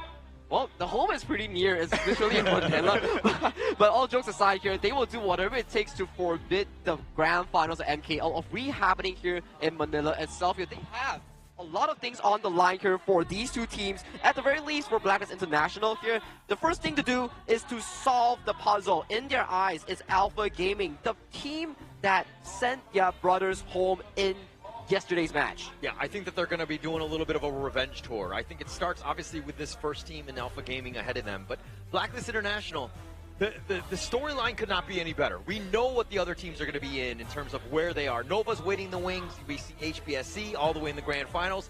Yes, this is going to be one of the toughest roads ahead of them, but the chance to make history here at the KIC, oh my gosh, it could be chef's kiss. Exactly. So this is kind of like, you know what, the expectation is I'm going to open a book, I'm going to read like 5 pages. But right now, Blacklist, they are going to be in such an engaging position that you might just finish the whole novel in one shot. That's the dream scenario, right? Blacklist runs through all the MKL teams, gets the biggest win of KIC 2025, and they bring PKL as the #1 region. That is such a beautiful storyline that could potentially happen with how they are currently in the standings in the lower bracket here. Taking down APG, then towards the Nova, then potentially the HBSC rematch here. That is definitely something all the Filipino fans want to see on the grand stage right now. But you have to do it with actions here. And what better way of starting the action than to jump into game number 1's VP, starting off with Blacklist International, taking the blue side, and Alpha Gaming on the red side with a 100% win rate today. It's been very good. It's been very, I mean, it comes back to the draft. It's super helpful, and it really gets your team over the top. Yes, and one main difference you notice about this KIC 2025 in comparison to all the other events was that previously if you ban something, it's more of like, okay, this person cannot play any more heroes, it's going to be an easier game. Right now, in KIC 2025, it's more of pick your problem. You are going to have a difficult time regardless what the team chooses. And Blacklist International putting APG into a situation that forces the side of themselves to potentially pick up the Luna here. Liang and also Arlie, some of the best Luna counters here, but it will be the Athena roam, hover, and potentially lock in for the side of Blacklist here. A very quick start to the series itself, but just now in the series here, Nova, in the one game that they won, they show us how to crack down this Athena roam strat. Actually, this is interesting because, you know, in the last game that they played on the international stage was against HBSC in that game 7 where they lost. But they're just setting the tone because, again, Chaz is able to play this. But also, it's one of those situations where the ban, you don't have to ban it because you picked it yourself, at least in this first game. Okay, so the question now is, can they last against APG? Because APG, yes, very fast rotations, the pay and the Mai, very early game centric as well. But if it gets shut down, the snowball factor on the side of Blacklist is going to be pretty crazy. And add that on with a Kongming. This Kongming should be going to the jungle for Joshi. It will be going to the jungle here, and especially when we talk about the Kongming, Shi, and also the Tina here, this is directly a funnel strategy here. The Athena will take Smite, the Shi will buy the Knowledge Gem, and then Kongming on the hands of Joshi will be beneficial with all the farm in towards his pockets here. Yeah, one thing to take note of though is that when you saw Nova Esports counter HBSC's Athena, is that they had a lot of heroes that were really tanky. Where Je was not able to get that solo kill off of them. Wendy was a little bit low, but I mean that was like the main target. But they did a good job by fortifying and making sure that their heroes were tanky enough to deal with this one-on-one. Yeah, so I like this particular pick, right? The Zhang Fei, the Beast, has been very effective. And, you know, talking about tanking through the damage, that's definitely going to be a problem for Chaz. Let's see what else this APG offers. The final 2 bans going to be focused on the Clash lane. As we talked about it, Chami won. A big problem coming from the side of Blacklist International for APG. What are they going to pick to try and stop this growth of Blacklist? And that's 5 Clash lane bans between both Xiang and Chami 1 here. With APG having the final pick in the last pick here on the red side, they do give more advantage towards the side of Xiang to get that counteract pick after Blacklist gets limited in this Clash lane pool. Yeah, and if we're looking at this, it looks like the Flowborn Marksman Sansa to kind of round out this draft. Again, I'm not a huge fan of Sansa, you know that, but I think that it has played because you needed some sort of counter initiation. If anything, we're going to rely on Chami 1 to really make some of these plays. You know, for the rare occasion, I agree with you for this one. I feel like Blacklist International don't have enough tankiness, right? And if this strategy fails in the early game, it is almost over. And APG, they're going to add on to that difficulty. Yes, you have the Zhang Fei, the Beast, but now we have the Night Plume as well. Ambrosa with the double lives. How much damage can you deal on the side of Blacklist International to try and break that crystal? Because Blacklist International in this stage itself, yes, how much damage can you do? It comes from how fast this mastermind on towards the hands of Joshi is able to look for those resources, make sure that he gets the power spike as soon as possible here. Then the snowball starts when you start taking these advantageous fights in towards the mid lane. Make sure that you win out these skirmishes, steal away the jungle camps, strive aside of pay the Tigers on the hands of Yulong away from these resources. So right now I feel like APG is kind of like the forbidden fruit, right? You have this shred coming in from Blacklist International. So if they shred down the skin, peel their defenses off, and then you get the taste, the juicy victory coming in from the side of Blacklist International. Yeah, but Blacklist International, I mean, this is a squad that, I mean, with the Kongmin, you have that burst. It seems largely like they're able to mitigate a lot of that, especially when you have the Ambrosa there. But this is looking to be a squishy lineup. All eyes right now on Chaz. How much impact is he going to have on with this Athena? For the Athena, at the very least, the early game, you will want to steal away multiple camps from the enemy jungle here. Make sure Yulong doesn't get that level 4 as early as possible here. So it gives you a simultaneous edge towards the side of Joshi to get that level 4 power spike and start himself getting going the farming tempo here. But there is also a concern. Sure, you enter my jungle. Have it, Chaz. I'll just enter the calming that's weak at level 1. That's true. Right now, I think the scariest thing is the punishment coming from APG is actually very valid because they have 3 very big chase downs. They have the Mai, they have the Pei, and they also have the Ambrosa. These 3 heroes can actually catch Chaz out really quickly, and even if you steal the buff, taking the life away of Chaz is going to be very valuable for APG, at least at the early parts. Well, execution is always what we talk about here in Honor of Kings Esports here, and right now, we are at top 4, closing to the finale of the HOKKIC. I'm very excited to see which of these teams can best each other in this tournament. I think it's going to be super interesting. I mean, the draft from the APG side, kind of stock standard, right? Especially when you're talking about a Pei, somebody who wants to be a little bit of fast pace and just really take up with a tempo, but then now you're seeing the Athena. How does this put a wrench in the wheel, so to speak, of this APG lineup?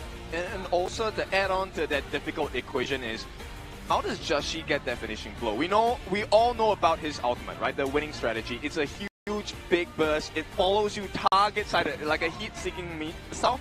But if the side of APG gets a little too tanky, then Joshi is effectively silent for the entire game. Now, this brings back to the question here. Where is the setup coming in from Blacklist International? It will come in 2 forms. 1, Dragon on towards the Silk Weaver Shi. Number 2, the Seafarer and Sun Tse on the hands of Chami 1. These 2 are the primary sources of crowd control to allow the 2 carries on the teams of Blacklist International, the Mastermind, the Golden Kites, Flowborn Marksman. These 2 picks are the late game carries here. So it's really down to perspective here. If Dragon and Chami doesn't perform, this team crumbles fast. Yeah, and crumbling, which is definitely going to be a problem. But Blacklist, this is kind of not that most of expensive lineups, right? You kind of threw it into, with the Athena, and you're thinking, you know, we're going to have a great time. We're going to definitely pull this out. And APG, you're like, okay, we have to counter. But if you're looking at these drafts, I mean, Kong Min Sun Tse, this is not the end in terms of like a long series. I agree. I feel like APG needs to win this first game even more importantly, right? Because if you take a look at what's happening, let's entertain the mindset that, hey, Blacklist, this is not a very expensive lineup. Is there a cost? Yes, there is. But with that being said, even if this strategy doesn't work, they still have many more picks to explore. I think it's a very good game 1 draft. You're testing the waters a bit, use up the Athena roam in game number 1. If it doesn't work out, sure, we can just pace on ourselves to the following game series here, because I think for Blacklist International, they're not afraid to lose. At the very least, if they can get some info out of that game itself, it's very beneficial for them. And we've seen them being aggressive, right? Especially in that game 1. This is one where they're kind of not as aggressive. They've definitely thrown a curveball in terms of what they're trying to do, and they're looking for this in terms of the late game, right? Like game 5 and 6. That's kind of what they're eyeing right now. Okay, we may be reading too deep, but for me, I feel like, hey, since the Pei is on Yulong, Yulong's Pei is one thing of wonder as well. Very scary pick. Maybe they don't mind throwing a couple of these wrenches in the plans, right? You kind of waste the Pei pick, but we'll come back even stronger in game number 2. That's true, and it really comes down to these early game setups, right? We keep saying like, oh, the Athena's gonna invade your jungle here, but you lose out 1 member in defending your own jungle against what? The strongest trio in the game. You have what? Pei, Zhang Fei with Smite, and also the likes of the Mai Shunui, who is consistently going in towards the side of your team. Yeah, so obviously Pei and the Mai will be doing a lot of damage. And so at the same time, Chaz needs to be a bit careful because the burst is there. But once he hits that point where he's kind of able to survive that, I don't think that they're going to have too much of an issue. So they need again, the timer right now for me is on APG, especially with the Pei. You need to be high tempo. Exactly. If it goes to the late game, I feel like Blacklist, they will definitely be able to bring the pain over to APG, because in the late game, this Athena is going to be a threat nonetheless. And now it's a double smite. And, you know, if we ever hit into the Tempest Dragon timing, 20 minutes and above, this is what makes me super excited. Yeah. 4 smites, whoever gets it, it truly is the better smiter. Yeah, it really comes back down to that last one. But for me, this Athena one is also just like, it's tanky enough. He's able to solo some of these guys, so I think that they're going to be fine in that sense. But with that being said, let's head on towards the game number 1, Blacklist International, the PKL's only hope, taking on the high and tall mountains of the MKL Third Sea. Let's get it going. Okay. It's a little bit of a false start. I think that some people were a little... We're just going to do a quick little pause to kind of see exactly what's going on with that one. But, you know, look, I think that we need to make sure everything's right going into the series. Everything needs to be crispy, smooth, and clean. Yeah, I like it. Everyone's right. Then we go into a pause. I mean, of course, we definitely want everyone to play on a fair battlefield, right? So we're going to have to work through some of these technical difficulties that, you know, some of the players may have. But in the meantime, this gives us more time to explore about the potential situations that may arise in this best of 7. Because we might be in for a long one, we might be in for a short one. I think there is no in between. This is either going to be an absolute domination, or we're going to have to fight tooth and nail between these two teams to really get a result here. I feel like we need to do predictions in terms of the series. Like, you know, is it going to go game 6? Like, you know, 4-2, 4-3? Like, who are you going to give the edge to here? Okay, who wants Ken, to you go first. All right, so here is that very big take. I think one of the teams is going to hit lower into the lower brackets as well. What? Deeper into the lower bracket, sorry. So you essentially didn't answer the question. Wait, what? So no, which of the two teams is going to win? I think that's what we care about. And then we're going to talk about in how many games are they going to move on with. So the team on the left. Your left, my left, I don't know. Okay. He's playing words. Sitting on the fence, I guess. Yeah, I mean, I saw this fence just now, but here we go. Straight away, APG, they're going to be able to take a big steal in terms of the Azure Golem. So APG start this game well. Yeah, they'll start off that one. I mean, APG, this is a big piece. And Sun, look at that damage on the Golden Kite.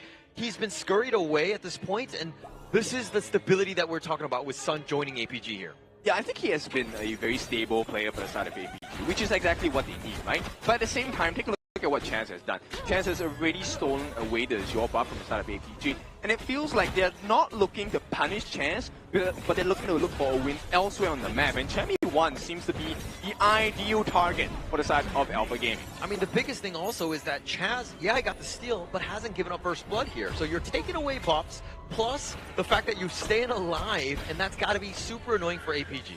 Yeah, it definitely has to be. But you know what? This first blood, I think, would then be so much more valuable because APG, I don't think they want the first blood on Chance. They want it on someone else. And imagine if it's going to be Joshi. Yeah, obviously that would be best case scenario. But you'll take what you can because Chaz will be out of position. He'll be in the enemy jungle. He's still there now, man.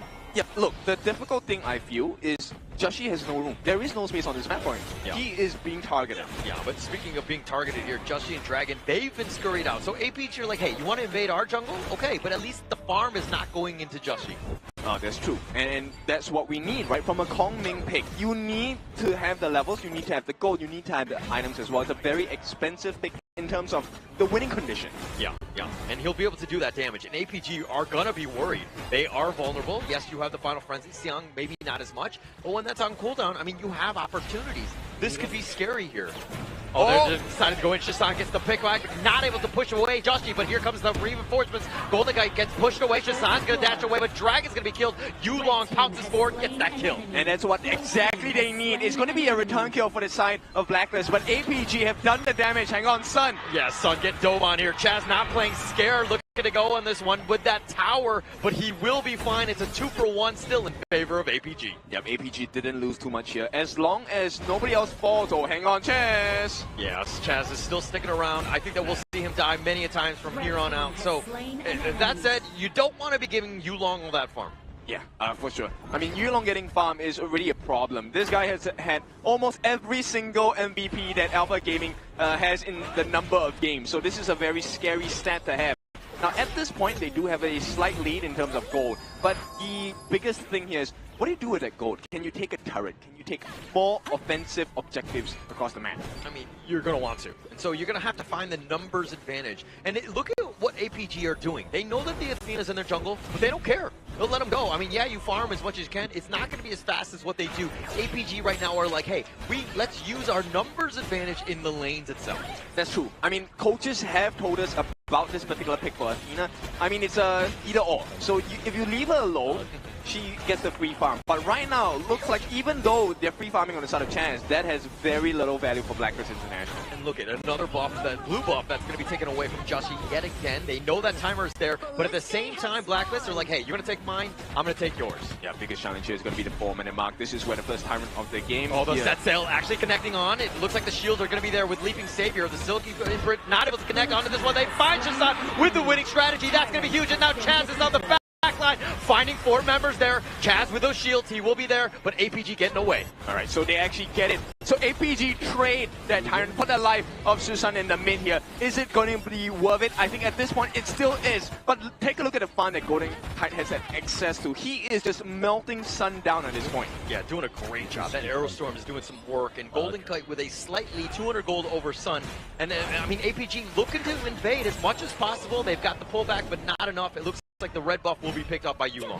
The craziest part is actually Joshi is keeping pace with Yulong, even with all the buff steals happening. Right now, APG looking to punish Chance. I don't think this is going to be too much value here. I mean, Chance should be able to get it. We'll start running out and take a look at that. Yeah, in the bottom lane, they find him. The Dragon is just way too low, but the winning strategy snipes out Yulong. So making him pay, and Sun gets picked off as well, but they lose the bottom T1. I don't think that's a big matter. Yulong now has no buffs, and there's no more buffs coming back for the next few seconds. Yeah, and actually that's going to be a big one, right? I mean, you take the tower for that. You're looking to trade Chammy 1, looking like he's going to AFK. Yeah, I thought he was looking to bait him out more than anything else. Yeah. I was looking, okay, where are the rest of the Blacklist members? They were nowhere near, and now, of course, this is where we have to go for a pause because I think we might have to explore that situation. But let's talk about it here. The pacing on APG is so fast, but Blacklist is catching up. And we talked about the funnel.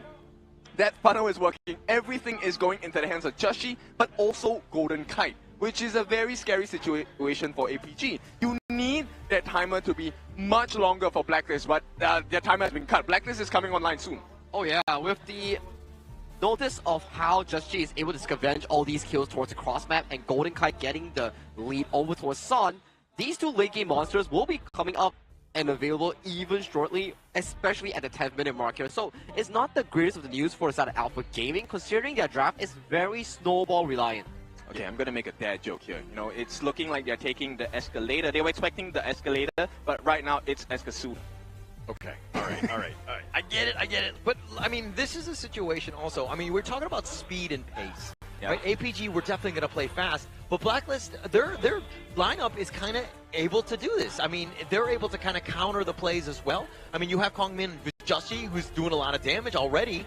This is a squad that's able to kind of counter that fast pace. But how long can you do it for? Because if you take a look at what has happened so far, it's kind of weird, but on the side of APG, they haven't really made full use of the unbridled outburst yet, right? True. We haven't really seen the saves come in from the side of the roam for APG. In the meantime, Blacklist, because of the composition they have, they're able to be so mobile, they're able to change angles as and when they need, and that's a very scary situation for them. Oh, we have some friends for the side of Blacklist International actually coming over to the venue to support them, really, and oh, Malaysian flag as well, supporting Alpha Gaming here. So, of course, in the venue itself, here at Manila Bay of the Ayala Mall, you have a lot of fans and a lot of people supporting each other. So, when you see the Malaysian flag like that, I feel like the fans, I mean, we're in the Philippines, they should be booing right now. Their team, their last surviving team is here. I mean, yes, they're super friendly and hospitable and all that stuff, but man, this is the time to be booing that, right? I think you want to add one more letter and boom it up, right? Take the spirit of boom, put it into your last remaining member on the side of PKL, because this is not just a tough journey, this is going to be a very tiring journey, because this is one of 3 MKL teams you have to beat to claim what is the biggest prize in HOK Global Esports in the entire year. KIC 2025. This is where the best out of the best will show up. It's like you're playing a mini game, and every time you win, you have to amp up the difficulty to get a better prize in this case itself. And for Blacklist International case, you beat APG, you beat Nova, and then you have to beat HBSC, which is a long but slow curve towards the top here. Yeah, I mean, look, like the players here just really want to be geared up and just good to go. Alpha Gaming right now, they feel like they are, you know, the team, right? They deserve to be here going on into that lower brackets against Nova Esports, and they will play like that and be very aggressive. But Blacklist International thus far have, again, equalized in terms of everything that APG has thrown at them thus far. Yeah, it's one thing to be able to see the future you want, but it's another to be able to create that situation for yourself. True. And right now, APG, they do see it. The vision is very clear. They want to play this early game and smash the heads in for the side of Blacklist International. But Blacklist, they do not see the same vision. And right now, that reality is taking place. Blacklist International is not only keeping pace with APG, but more than likely, in the next 2 to 3 minutes, if they play their cards right, they could be the ones holding APG on the floor. And to really add on to your point as well, Shisan's Mai Shirnui is not a full magical damage Mai Shirnui. It's playing as a pseudo roamer to allow his team to get resources from him. And the primary benefactor of these resources is Yulong. And what did Yulong do? He suffered a casual death in the bottom side, which when you die as a carry jungle, it puts you behind every step you go. And to add on towards that, it's a tiger's pay of all choices here. It's completely exacerbated, right? By him dying. I mean, he should, like, he needs to play safe and understand that obviously he was going for those kills or whatever, but you need to kind of balance that risk versus reward. And I mean, getting caught out like that, not the greatest situation, because Pei is the guy that needs to always be there to set the pace of this game. But this is HOK, and this is the beauty of it, right? You get to force errors out of your opponents. We say so many times, this is not a game of just physical ability, it's also about mental flexibility. Can you get into the heads of your opponents? And once you figure out what their train of thought is, you can start to really work wonders onto their strategy and make that win turn into a reality. Game 1 is especially important because you win that game, you put yourself into such a comfortable position going into the BO7 series, as we saw from just now in the upper brackets. When HBSC won, they had demanding back-to-back first 3 games against Nova. Yeah, and which will be very good in terms of that momentum, that motivation, all that psyche. They were so happy after that game 3 going into the break. I think I saw Joker smile. I don't think I've ever seen that. I mean, he's a very serious guy who's always up for business, but to see him smile, you know for the fact that the boys actually performed super duper well just now. Yeah, they did really well, and I think more props to HBSC for moving on. Well-deserved, obviously into the grand finals for a reason. That's the kind of play that they want to go into this. But now, like throwing it back into what APG, this has got to be about business. Handling the fact that you see a crowd that's kind of against you. I mean, yeah, you see a couple members that are throwing up the Malaysian flag and everything, but in the end, you're in hostile territory. You definitely are, and this is where you really want to keep your composure, your calm and composure self, because it is the ultimate requirement. To be successful in HOK, you need to not only be calm, you need to be cold, you need to be calculated, you need to know what is next. That is true here. Calm, collected, composed, the 3 C's that we need in a tournament setting here. And also, for these players here, I do think that they have what it takes here. You made it this far. We started all the way 2 weeks before. 16 teams going into 4 different groups, and then they battle it out in the knockout stage and make it as far as towards the top 4 here. Today, we decide who amongst these 4 teams make it to the grand finals. I think the coolest thing about this particular situation, right, is also that we get to really see how fast you learn, how fast you adapt. And that is the mark of a champion, right? It's not about, hey, I'm the strongest, I can get big games. It's about how do you adjust your strategy, how do you adjust your mindset when you're met with different problems. And these are not problems that you will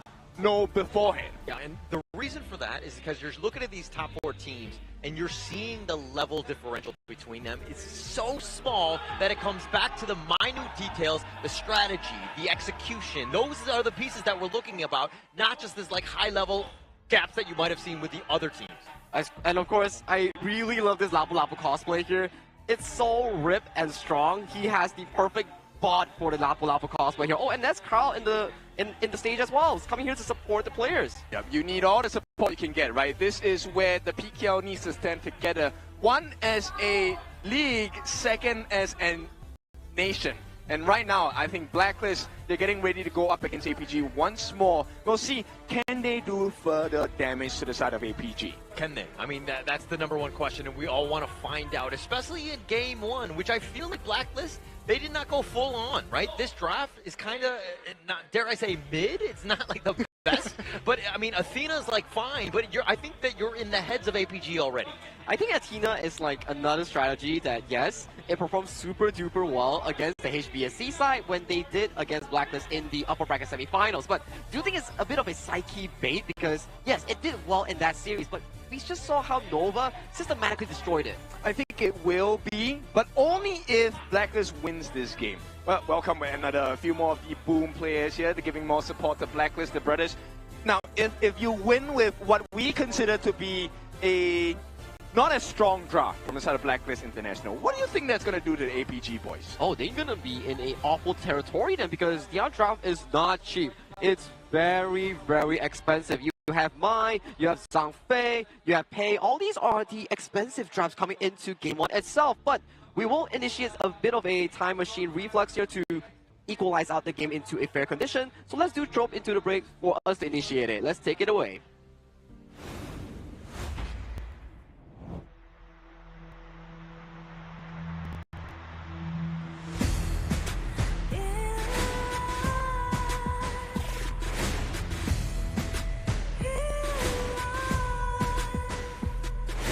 What's a life without its worth? Compromising with what hurts inside. When you let fear decide your fate, you don't choose which path to take in life. In life, I'm finally letting go of everything that still holds me. I'm against the loss, but I won't give up, 'cause it's my time to shine. Steady in the spotlight, and no one let me down. Destiny is calling higher. I'm not afraid to fight for everything I love. Victory's on my side.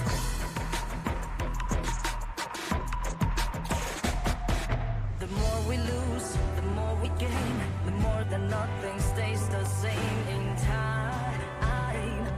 In time. Can't love ever, can't forget. What you see is what you get sometimes. Sometimes. Gonna show the world tonight. The light that shines inside us. We're against the odds, but we won't give up, 'cause it's our time to shine. Standing in the spotlight, can no one break us down. Destiny is calling higher. We're not afraid to fight for everything we love. Victory's on our side. Takiki-takiki-takitao. Takiki-takiki-takitao. Takiki-takiki-takitao.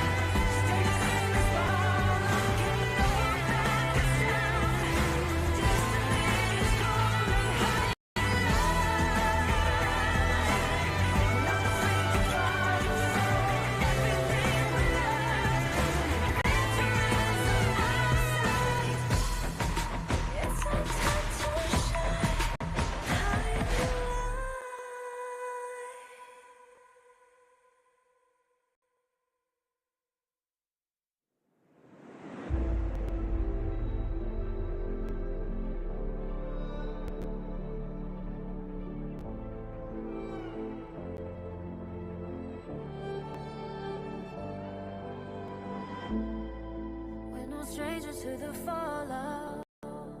It's what got us here. Never changing, some chameleon. Blood, sweat, and tears. We'll never make it if we fall to everything that brings us down.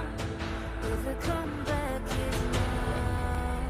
Blood, sweat, and tears. Fight for what we want, 'cause it matters the most. Every day, put in work. Sweat and tears. Nothing comes overnight. Strength in numbers, start to line. We don't gotta fear. Blood, sweat, and tears.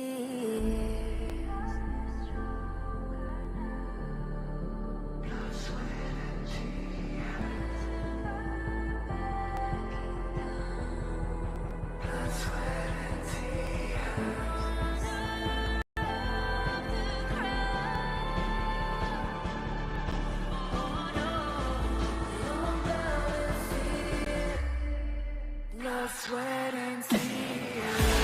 Fight for what we want. Doesn't matter the cost. Every day, putting nothing comes overnight. Strength in numbers, starts in life. You don't gotta fear.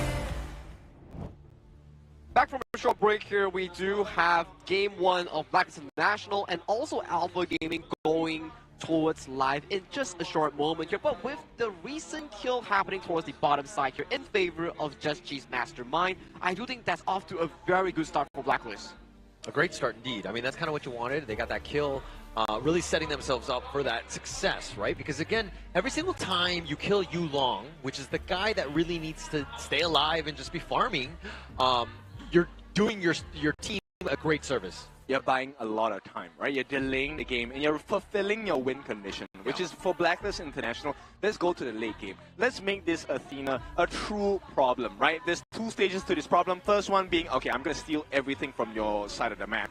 Now, once that happens, in the late game, he's going to be in a situation where he can abuse that anti-CC ability. He's going to die on your backlines as well. Yeah, at what minute mark, though, do you think that if Blacklist just survive or go even, they're going to be fine in this game?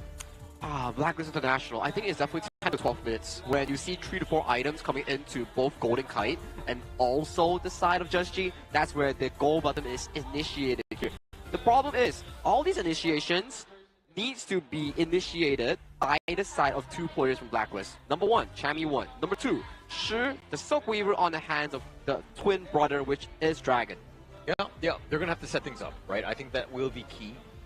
Even for myself, I feel like Chaz, even on this Athena, once he gets those couple of items, he's already kind of tanky. He's able to slice and dice through these squishy heroes on the side of APG. Okay, but even though that stands true as well, if you take a look at the side of Alpha Gaming as well, they do have that reverse condition, and that's going to come out to the Zhang Fei, the Beast, right? Yeah. If they can land a perfect Unbridled Outburst, they should be able to heavily dive the backlines because they're really squishy on the side of Blacklist International. But if they miss the dive, I think it's the graveyard. Straight to the graveyard, you're going to have a tombstone erected straight away. I feel like that's a very good point if the Mai Shiranui is going for a magical build. Because this Mai Shiranui, as we know so far, went for the roamer item start to compensate back most of the farm towards Yu Long here. And Yu Long's pay has suffered 1 death in towards the bottom side, which halted his farming tempo heavily. And we know, a Fed pay and a pay that has died, the difference is very big. Yeah, it's definitely very big. I mean, I think going into this one, even with like Shisan, I mean, you're talking about the fact that like Mai has to be making those plays. But I think that early, this is it's on, you know, Shisan as well as Yu Long to be making those plays, getting some sort of pickoffs and getting them a further lead. Because right now, it's looking a little equal.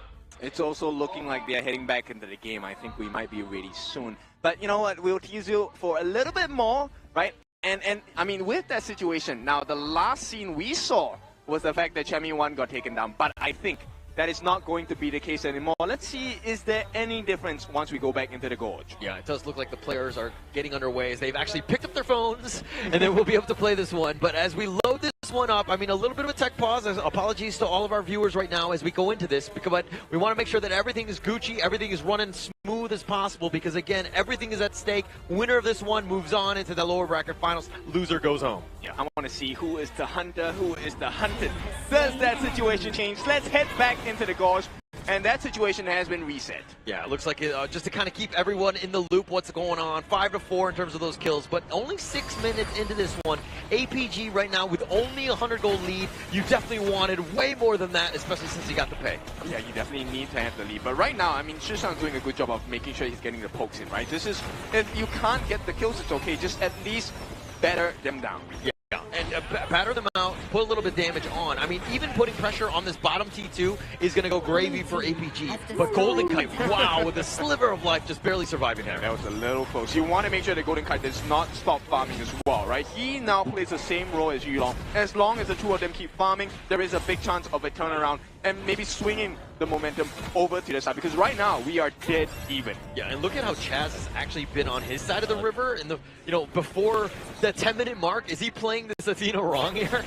I think it's about getting more information, right? And knowing that now APG knows how to make that punish happen, I think it's better to play safe. They do take the T1 at the top side, so this is going to be very important for Blacklist to find a trade elsewhere in the map. Yeah, they lost the top T1, so APG again just ensuring that they continue to just grow with that lead ever so slightly at this point. But APG again, now that Sabers, you know, the potential for that Umbrella Outburst, for that team fight winning combo.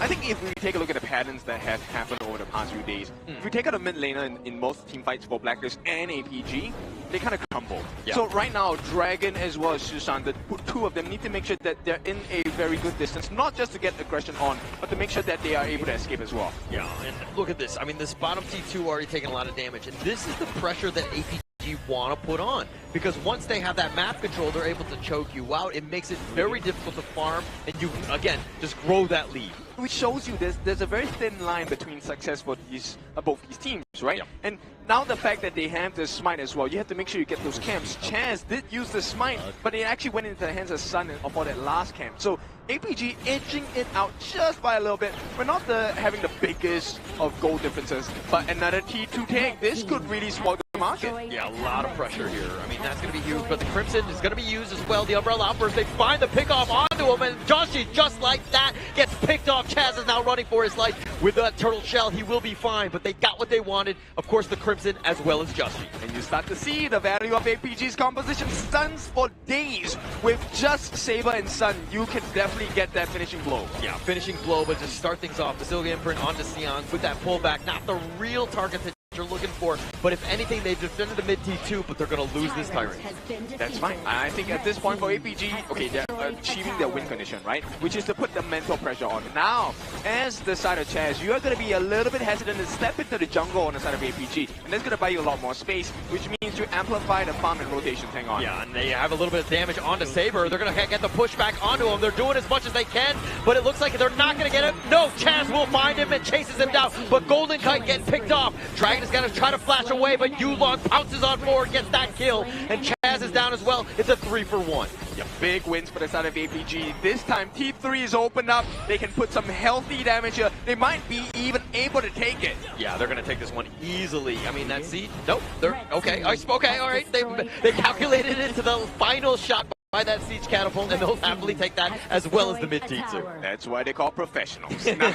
So with that being said, APG now have a 5,000 goal lead. This is what 2 minutes of the game can do for you. Yeah, and APG right now, full control right now. This is not what you want to see if you're Blacklist. But again, we kind of talked about this. How are they going to able to weather the early game onslaught by APG? I mean, yeah, you have those T3 still alive, and Blacklist do have a chip and a chair into this game. But again, it's a situation now where you know, the 10 to 12 minute mark hasn't happened, as Sagi was talking about in the pregame, of getting to that point where they're going to be able to equalize. I feel like they may need even more time. Golden Kite, yes, is at level 12, 3 levels away, but he needs more gold to buy those items, right? He needs to be 6 slotted, and that really could change the situation, because right now Saber is able to soak in all the damage, but what happens when Golden Kite gets that 6 slotted state? Saber is going to melt. Yeah, it's just all about the time, and now the Tyrant, he will be tethered back in. He's going to be leashed on this one. I mean, Chaz has been spotting this out, and APG, again, just playing with it. They're like, okay, does someone want to go? Are they not? But Chaz is still in prime position. He might actually decide to dive over the wall for this,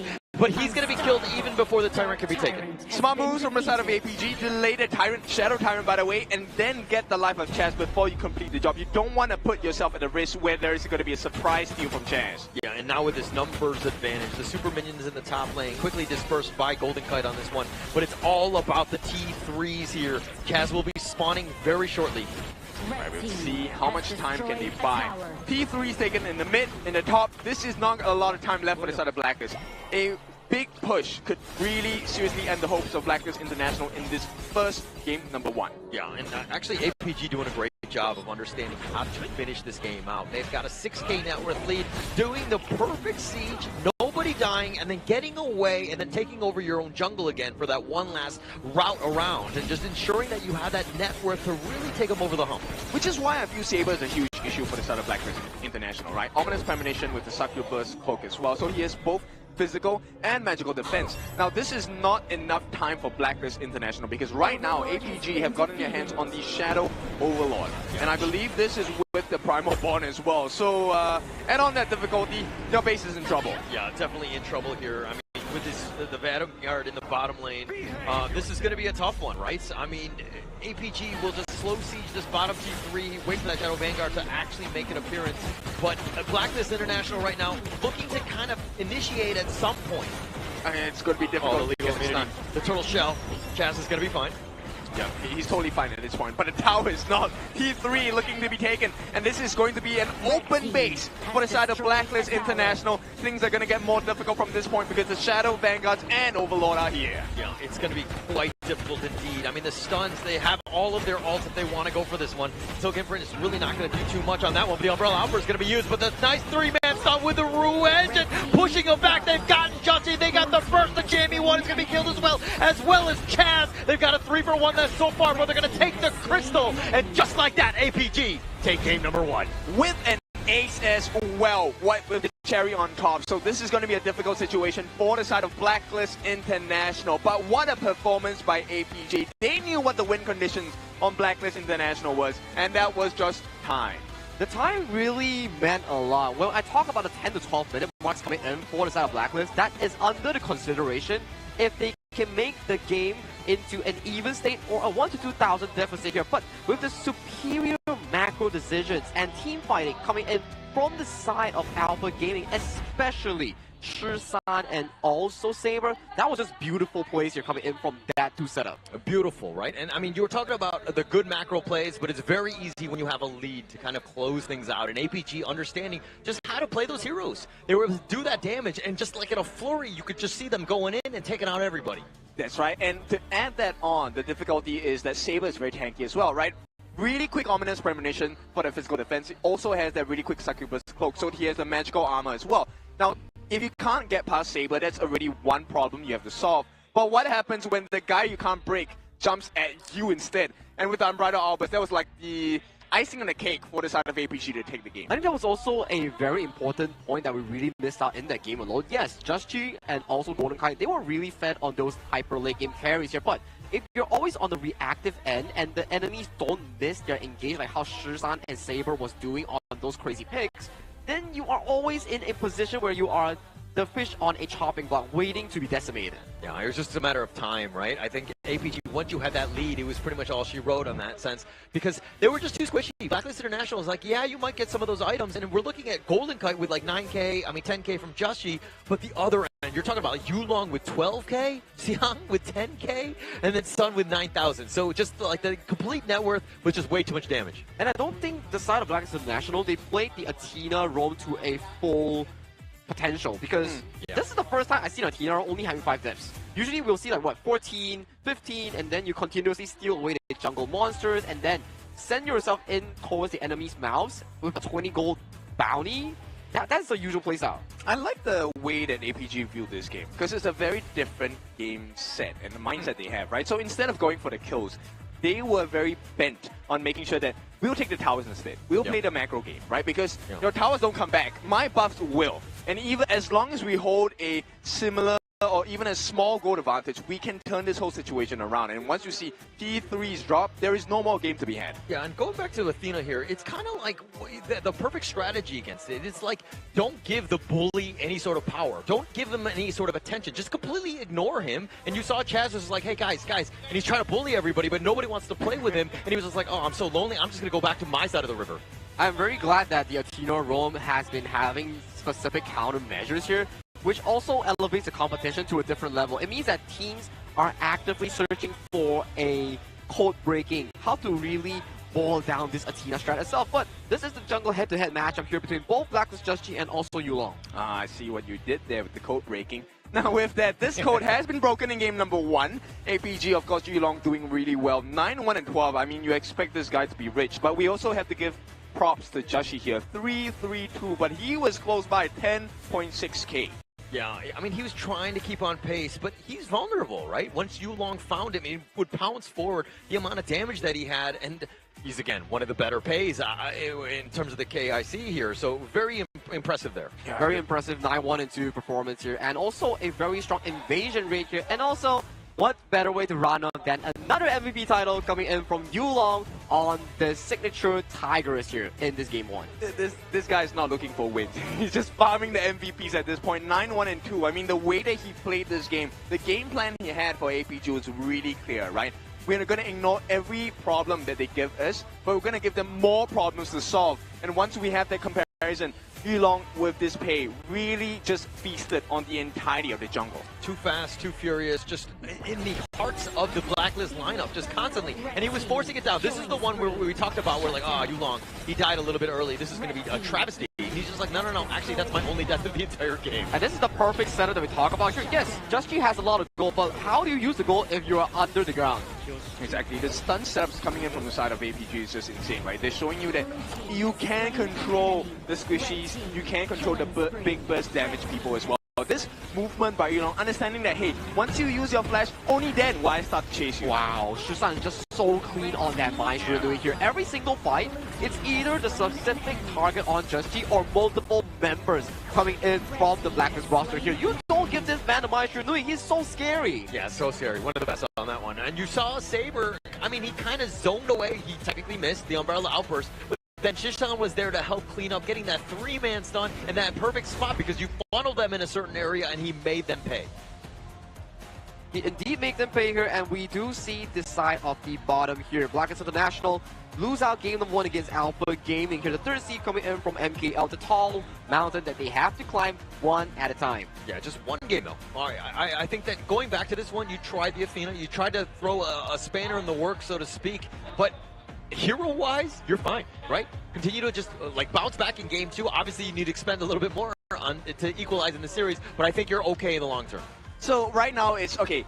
Blacklist, they understand that APG are looking like a mechanic in game number 1. Right now, they have to start figuring out, okay, what other problems can we throw to the side of Alpha Gaming, and are there certain win conditions that we can try to force upon Alpha Gaming and make their life a little bit more difficult? That's going to start with the bans and pick on game number 2, right? This is where I think the difference will be made. I think to put Chammy 1 on a much more secondary engaged role, that will be much more required coming in for the Blacklist International, and then put Chaz on the primary playmaking role. I think that has been the success story for the side of Blacklist in most of their games, especially against HomeBois Blackshoe Esports. This is a Dharma game, right? I always say that he's always got 100% on his Dharma. Champion 1 that is, because he's just so good. This is the time where you need to kind of reveal that and just turn the tides, equalize in this series. And if you want to learn a lot more, you have to follow us on social media. Make sure you learn from the best of the best. And of course, be experimental with that as well. All you have to do is to give us a follow. We have multiple platforms. You will also be rewarded if you follow all of our various social media accounts. Now, with that being said, I think there is a lot to follow through for today. I mean, game number 1 has just ended. APG now lead the series 1-0, but as we all know, this is a best of 7. It's a long journey.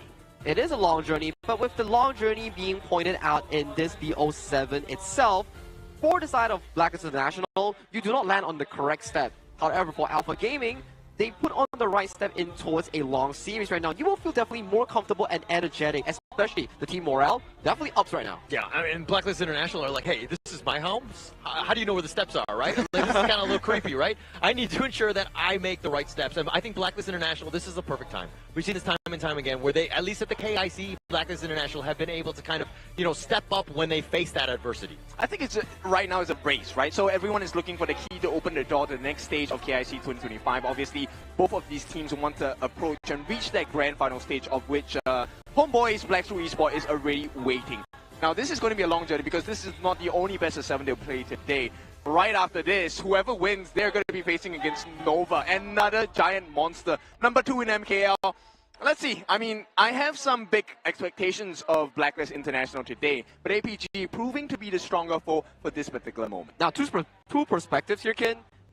In the Blacklist International versus HomeBois Blackshoe Esports upper bracket semi-final series, the same thing happened. They dropped game 1. It's more of an experimental, try the waters. That's the stuff that we're talking about. Now, point number 2. If you're Alpha Gaming and you are in this situation, you think about, okay, I have to fight Nova next. So let's smash it and go for 4-0. I think that would be like, that's something that they're thinking about, right? Because the easier, they don't have to go through like a game 7 and be mentally taxed and kind of go through these emotions. Obviously, that's what they want, right? Just to end the series and just kind of move on with their lives. But you know, at the same time, Blacklist are like, no. We are far from there. Don't even think about the door. You need to deal with me. Yeah, I think you really need to take one step at a time. As a team, as a player as well, everything needs to have a process, right? You need to go through the process to be able to understand why certain things work, why certain things don't. At the same time, this is also a risk because both Nova and HBSC, they're watching. You know for a fact they're watching, and they're kind of learning as the game goes on. Nova, now they get to have a rest.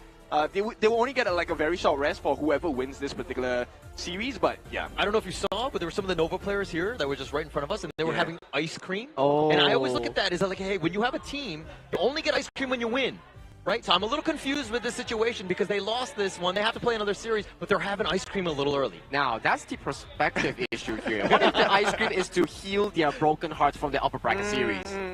You can only have so much ice cream. Okay. Yeah, that's true. But hey, I do think that if we bring it back to the game itself, in Game 1, you already expended Athena that has been largely banned out throughout the entire course of the tournament here. Didn't find a win itself. So right now, do you take the Athena ban moving down the line as Blacklist International? I don't think you need to, right? Not to say that APG doesn't don't know how to play it, but you know, as APG, they have shown you their quality. They don't need to play it. Yeah, I think that the same way, as long as you're playing fast and furious, kind of like the way APG did to counter the Blacklist Athena, I think that they should be okay, because it's one of those things where if you play it, you know the counter as well. Exactly. So I do want to see whether Blacklist International can do the same exact thing that APG has put up against them. With Blacklist International picking on towards the blue side, the priority picks are still very vastly available. You have the Luna, you have the Arlie, you have the Lung, you have all these different picks that are strong enough to bring you the game win. Yeah, and you know what? Going back into the same sites again proves that they have a game plan on the side of Blacklist International, right? They know exactly what they're supposed to be doing. They have a game plan. And I expect this to be a very strong draft coming out from the side of Blacklist International. But APG, you never count them out. Never count them out. I mean, you never really, like, everyone has been able to kind of just continue to fight. And we're seeing just why the MKL teams are so good. Is because when they face any sort of, like, you know, adversity, they've been able to step up and they have the counter for it. There's nothing that really catches them off. I think that's the thing that we talk about, right? The adaptation that they do in the tournament itself. Can Blacklist International evolve as fast as these MKL teams? If they can really go as far as towards the grand finals or winning the entire thing. But first things first, Alpha Gaming is before you and they are one-up you in this BO7. Okay, I want to see how that's going to happen, right? Because one-upping another person sounds easy, but they have to go through at least, I mean, this is like a 15-minute core workout. It's not as easy as it seems or it looks. Okay, that was very specific. I feel like you're really struggling with these 15-minute workouts. I truly am. But I think you need to build a little bit of the core for her, so like 5 minutes at a time, and then, you know, you slowly build up to it, so 15 minutes is not going to be a problem. We'll talk about that one later. But going into this one, I think that, you know, APG right now, you put the pedal to the metal, right? You want to go home, you want to move on. Today could potentially be a long day. You want to shorten it as much as possible. That's true here. And with that, we will go into game number 2's draft, featuring Blacklist International selecting the blue side and Alpha Gaming. Once again, going on towards the reactive red here. And so far, it has been the same story here. Red side, 100% win rate in the first and second series. So are we looking at the... Okay, we have been in this situation so many times. Are we looking at a Luna coming in for the Jashi jungler again? I believe if you do want to go towards a Luna, you have to really consider about the Athena ban here. Yes, Nova Esports did allow the Athena to go over to that HBSC, and then they played super duper well. But that's under the correct mindset that you have trained for that countermeasure. Yeah. Yeah. Okay. They have. Yeah. I think that they're gonna have to ban that one. They don't want to just deal with this. But I mean, to kind of go back to game 1, the fact that they picked the Kongmin second part of the first phase, to me, was a bit of a a mistake there, because I feel like you're giving away way too much information by revealing the jungler then. But I think at this point of the competition, I'm pretty sure both teams have already done their homework. You know what the potential picks are, right? Right now it's really, like I said, choose your problem. And Blacklist, they have not used this yesterday, but there's a potential of a Dolia Yangjian or a Dolia Nersa combination. So C-Singer with a Trilight, C-Singer with a Tunecaster, C-Singer with a Wild Spark, all these are available options here, but coming into the side of Alpha Gaming here, they do what exactly HomeBois Blackstreet Esports has shown us in that game one itself. Take away the Yangjin, serve it as a flex. Take away the U1, serve it as a flex. And then you see Blacklist International, what do you answer with? You can't answer it, Nazar. There's no way, right? Because right now, if you use that Wild Spark, he comes in, dives. All they have to do on Yuhuan is to make sure that she uses her ultimate to get the heal. But Blacklist say, you know what, Kinofu, we don't care what you say. We are going to give it a try. And for Alpha Gaming here, they have a correct angle here. You don't have to really flex the Yangjin or Yuhuan towards the jungle. Just lock in a strong jungler here in the early game and bully this weak Nutsa that has not the best of the early rotations here in the jungle. It almost seems like a bit of a bait when there we go.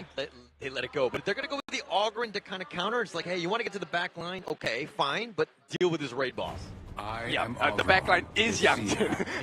And then, that's going to be a very tough situation because we've seen this in the previous series. The Yangjin Tri-Line can really hurt your backline as well. And now you have to deal with a double whammy because you have the Ogren as a front-facing shield. He has lifesteal as well.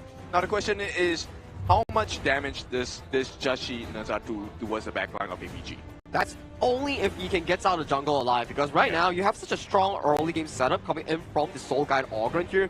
Your main thing about the Nutsa is to get out of the early game with a smooth level 4, get that 2-3 item power spike, and then you start jumping on towards the enemy backline without taking too much of a risk for yourself here. But if your early game falters here, that's going to be a big issue for Just G on this Wild Spark. Yeah, it's going to have a hard time. I mean, APG, if they have an early, if they come out even or slightly behind, I even think they're going to be fine, right? This is a lineup that will scale. Even the Yangjian in the top lane can do a lot of damage. This is a scary lineup thus far. Okay, but I feel like they need to reinforce this entire lineup because they don't, number one, they don't really have stuns. Number two, they don't really have much tank. Yes, Nerds are tanky, but it's one potential 1v5 here. They potentially can still look for the likes of the lane if they really want to round up with a secondary Dolia hero here. And to the side of Alpha Gaming here, they once again take away another Dolia combination here. The Nua, the Celestial, will be removed from the pool from the side of Blacklist. I mean, it's smart, right? It's another thing that, again, taking away that Annihilation and, as you rightly pointed out, the Celestial Melody, it's going to be huge for them. And this Dolia, it doesn't seem like we've gotten a whole lot of value. I mean, the Skyfall, yeah. The Autumn Storm, maybe. But, no, I mean, it doesn't seem like the typical classic Dolia lineups. And I'm not the biggest fan of this Scorche Angela here that's being drafted by Blacklist International here. Usually, when we say this, it's paired up with like a Liang or potential Diadea to have that primary lockdown for you to dish out all your full damage spell here. This will really test Dragon in that mid lane on how accurate he is on those skill shots. That's true. I mean, at this point, you need the tank shredder. And this is the same situation that Blacklist face. Meaning, if Dragon takes a fall as the Angela, you have no more tank shred. That's a very difficult situation to fight your way out of. And Blacklist International right now, they have, this is the cards they've chosen. This is the difficult they've chosen. APG on the other hand, this is not a perfect draft, but it's looking pretty solid. For me, the execution coming in for the side of Alpha Gaming is definitely much more simple compared to the side of Blacklist International, which requires so much mechanical prowess, especially on these three members. The Charlotte on towards Chami, Angela on towards Dragon, and finally Arlie on towards Golden Kite. This is an insanely difficult draft to execute. Yeah, very good point there, Misaki.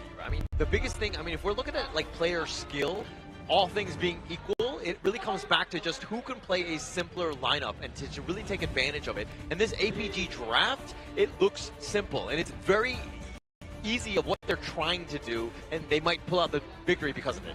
Okay, look, whether you like it or not, it's still going to be difficult, right? So why not pick something you enjoy and do your best with it, right? So I feel like Blacklist, this is a very comfortable lineup for them. They're familiar with this setup. Let's see if they can make it work, because if APG gets their way, they are going to be halfway through this series already. Well, in esports itself, if your comfort is able to win you games, then you define the meta in your own terms here. That is the pinnacle of how strong a team could actually be, but they need to prove it in this game to itself.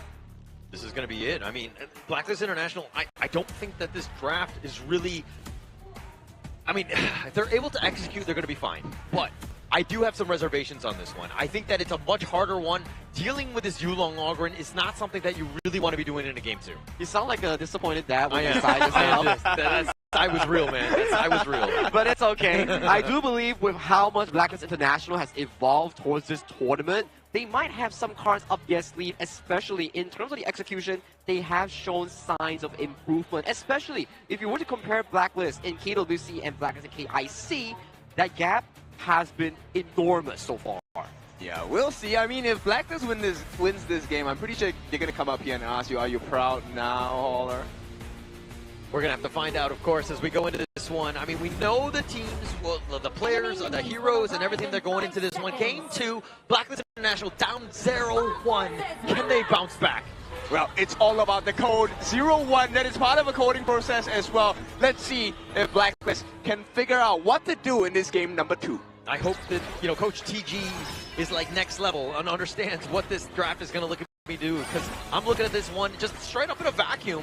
This is going to be a tough one. The Ogren, the Nua, all of these things, they make a lot of sense. Synergy is real as they do some damage on the Golden Kite. Yeah, this is not ideal, all right? You want to be able to funnel the farm into the hands of this Arlie, the Parasola, of course. Golden Kite facing an unsurmountable difficulty at this point, and Yulong straight away goes in for the jungle steal. Yeah, might as well. You have that aggression. You were able to do it. You have the body, you know, the bodyguard, so to speak, just walking around, ensuring that you secure as much as possible, taking things away, and now Siang is on, running for his life. Okay, but this is exactly what they need to do. Come up with the response, right? They do have the smite onto Joshi, so this should be a straightforward one. As long as he doesn't get stopped, it will go in hands of Joshi. So this is going to be a trade 1-for-1.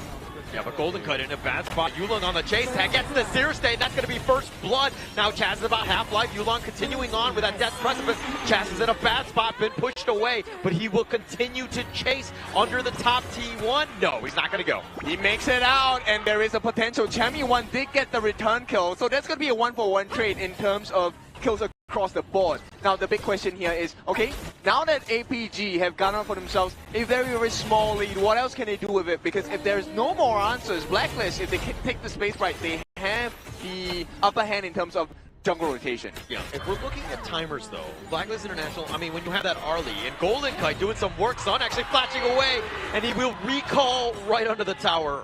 Yeah, this is exactly what you need to see. Playing to the absolute limits. We are at the final trenches of KIC 2025. You have to be at your best. You have to push every single limit. It's all about the centimeters, the inches, whatever metric system you're using at this point, because again, it's the small things, right? If he was able to do just a little bit more, finding Sun, that would have been huge, but still, Blacklist International in this game, I mean, really taking the fight to IPG. Which is what we want to see, right? Blacklist is not the easiest lane for the side of Chammy1 as well, right? The healing factor of the ultimate on the side of Xiang is definitely going to be a little bit hard to handle for this Charlotte on Chammy1. In the meantime, you can see there is a lot of long-range support coming in from Shishan. That may be the game changer here. Yeah, if he's able to catch you out. Now Xiang here, he's potentially looking to go. They have the numbers. He goes to the Hound, and he finds Jussie with that Annihilation. They have a lot of the damage, and Dragon is just going to be flashing back, but Blacklist coming out worse for wear. And you can start to see the game plan here. It's really just shredding you down, right? We want to make sure that we peel your health bars down. And Yulong, he doesn't have to be put in a risky situation. He just comes in, gets the cleanup with his Seer State, and then it's all about the gold advantage for the side of APG. And you're seeing the power of the synergy of this draft by APG. Well, most times, it's kind of like the Ogren is the be-all, end-all. But this one, Yangjian, the Nua, Concert, you have a lot of guys that can do damage. This is a good lineup. Now you've added an Ogren, which takes it to another level. Yep, they can close the gap. I think that's the scariest thing. They can close the gap really quickly. Once the Hound lands on you, Xiang jumps straight in your face. And if you're out of range, it doesn't matter. Shishan can touch you from almost anywhere on the map. Yeah, nobody wants to be touched from that far, right? So I think that going into this one, it will be key, right? Like, we need to look at Golden Kite, because this is the guy that come late game, Jussie, yeah, he can be diving in, but they're too tanky. You don't really want to be diving the back line unless you know that the fight is going to happen, and Golden Kite is in there with that damage. That's true, and the other person is going to be his twin brother. Dragon needs to be the trader. He needs to find ways to get past the defenses of ABG. Yeah, the Hart brothers need to really step up this game. I dare I say they need to kind of ensure that they blow in, but now the Tyrant has been stolen away by Jussie. They look to turn this around. Jussie is so low, he's going to be picked, but Yulong has been traded away, and now Blacklist International will be very very happy with that one. Yep. Jungle with jungle, this is what they want, this is what they need. Blacklist International, they did fall in game 1, but game 2 looking like there is a little bit more strength coming in from the PKL number 1. Yeah, this is the fight back. This is the everything that Blacklist are looking to bring, right? They wanted to take the fight to APG and say, hey, you're on our turf, let's go. Yeah, and you know what the curious thing is? Golden Kite and Sun, they are neck and neck in terms of EXP. They're just like, what, a quarter of a level difference right now. Very close indeed. But I mean, like again, we're going to have to be eyeing in on Golden Kite because this is the Arlie. If he's able to make those plays, because if you're able to take down Xiang and Yulong, I mean, it's pretty much a 1T fight at that stage. Yeah, and they need to be really careful because at the end of the day, you can kind of use the Maple Dance to negate the Annihilation coming out from Shisan as well. So if you time your skills wrongly, Blacklist are going to punish you.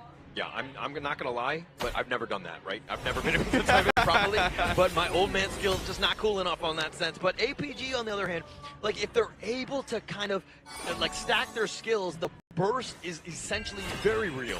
Yeah, and this is very reliant on Joshi having the level advantage and the gold advantage as well, right? If nobody can deal with Joshi, then this fight, instantly becomes so much easier beside Blacklist. They're gonna start but now. Skyfall, he actually goes for the backline. Joshi taking a lot of damage though, needs to be careful. Yulong looking to just turn this around, and with Saber there, I think Blacklist are gonna just disengage. So smart. Look at what the result is. Chami 1 now has all the space in the world, takes the T1 on the top. Xiang does come in for the response, but Chami 1 can escape. He does not care about this. Right now, it's about pulling attention away from the side of APG. Blacklist, this is the macro gameplay that we need. Yeah, once again, they're diving. It was looking to go in. Skyfall used yet again. Finding Sun, the unending sorrow has been used on this one. Joshi taking some tower shots, and Chami 1 is now joined with that teleport. Yulong is now here with that Death Press. Finding Chaz, gets the pick off onto that one. And now APG have actually got what they wanted, which is that single kill and defended the tower. No, but that's fine. On the side of Blacklist International, giving away the life of Chaz for what? Look at the damage. It's more than half the health of the T1 turret at the bottom side, which means you're opening up the map so much more for the side of Blacklist International. Yeah, but roam lives do matter, okay? I mean, you're trading it away for just tower damage, not the end-all, be-all. I mean, if they took it down, it would have been huge, but now look at Xiang taking away the Azor Golem. Okay, but at least they know about it, right? Yeah. So Blacklist, they have some information now. They also have the timer. What can they do with this, right? But on the other side, APG, this is exactly what they need to be doing. Making sure that they're pulling Blacklist all across the map as well. Taking away important buffs, because Joshi does need the cooldown reduction. He does need the mana regeneration as well. He needs that, especially to fight. I mean, both of the blues right now in favor of APG. Them understanding that, hey, if we take it away, Joshi's going to have a much harder time. He's not able to kind of just cycle his spells, get that jungle efficiency going. And the biggest part, Xiang has it as well, right? So, like you mentioned before, which means the number of hounds he can drop is going to be a little bit more important. Xiang now being jumped on. Yeah, jumped on, but he's going to hound back to safety, and here come the reinforcements from APG. The reaction time from APG and being able to defend the towers has been key. Yeah, and it's all about Blacklist trying to burn out the resources on the side of APG. Hasn't really found too much success after they burn important skills like Saber's ultimates just yet. So for now, I would give the advantage to APG, but only for this moment. Yeah, just, I mean, the net worth says otherwise, but I get your point that you're kind of feeling APG really getting themselves in this game. As long as they're just slightly losing at the 10-12 minute mark, I think that they're going to be fine. And this is just, simmering, right? Yeah.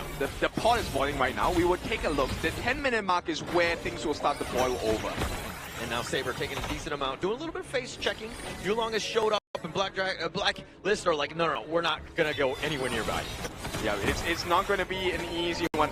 The Black Dragon might come in and bite them from the back, if you know what I mean. But on this side, Blacklist holding off and staving off the aggression of APG for now, and they're keeping close to 1,000 gold lead for now. Yeah, they're doing well. I mean, they're going to lead, which is finding the micro plays. And Chami 1 finding Yulong with that Skyfall, decides to go right on top of him with that power grenade, the push back onto him with the Conductor of Souls is not going to be enough, and Yulong has been slain. There's going to be a big kill right now at the 8-minute and 40-second mark. May not have been the best timer for the side of Blacklist, but still, a kill's a kill. You got down the biggest tank. And look like they want to go for this one, but Xiang with the Heaven and Earth, he's going to just be backing off on this one, but he's going to be chased by Joshi, forcing it down, and Joshi's done a great job of targeting people. Yep. If he gets this one, it's going to be even more painful because he needs that blue buff. Unfortunately, will not get it. Not going to get this one on this one. But Chami. So I'm taking this one, but Chami 1, this is his split push is real, using all of that space, taking that out. Now they've been thrown to the top lane, they're going to take the that tyrant for free. They're so smart. You can see their eyes, but you don't see their vision. And this is exactly why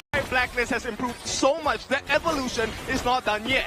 Yeah, and they're feinting like the jabs, but they're actually going for the right hooks because an APG right now on the defensive, they're being very reactive, being pulled all over the map. Oh, how long has it been since we've seen Yulong being put in such a difficult position? APG though, they can definitely come back. It is just a 1.5 thousand goalie going to the side of Blacklist International.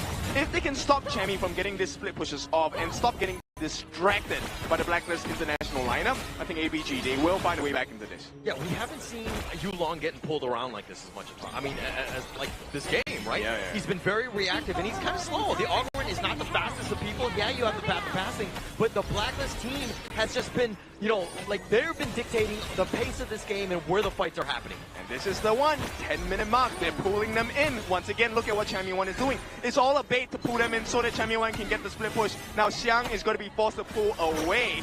But hey, there is a different game plan. They want to dive in.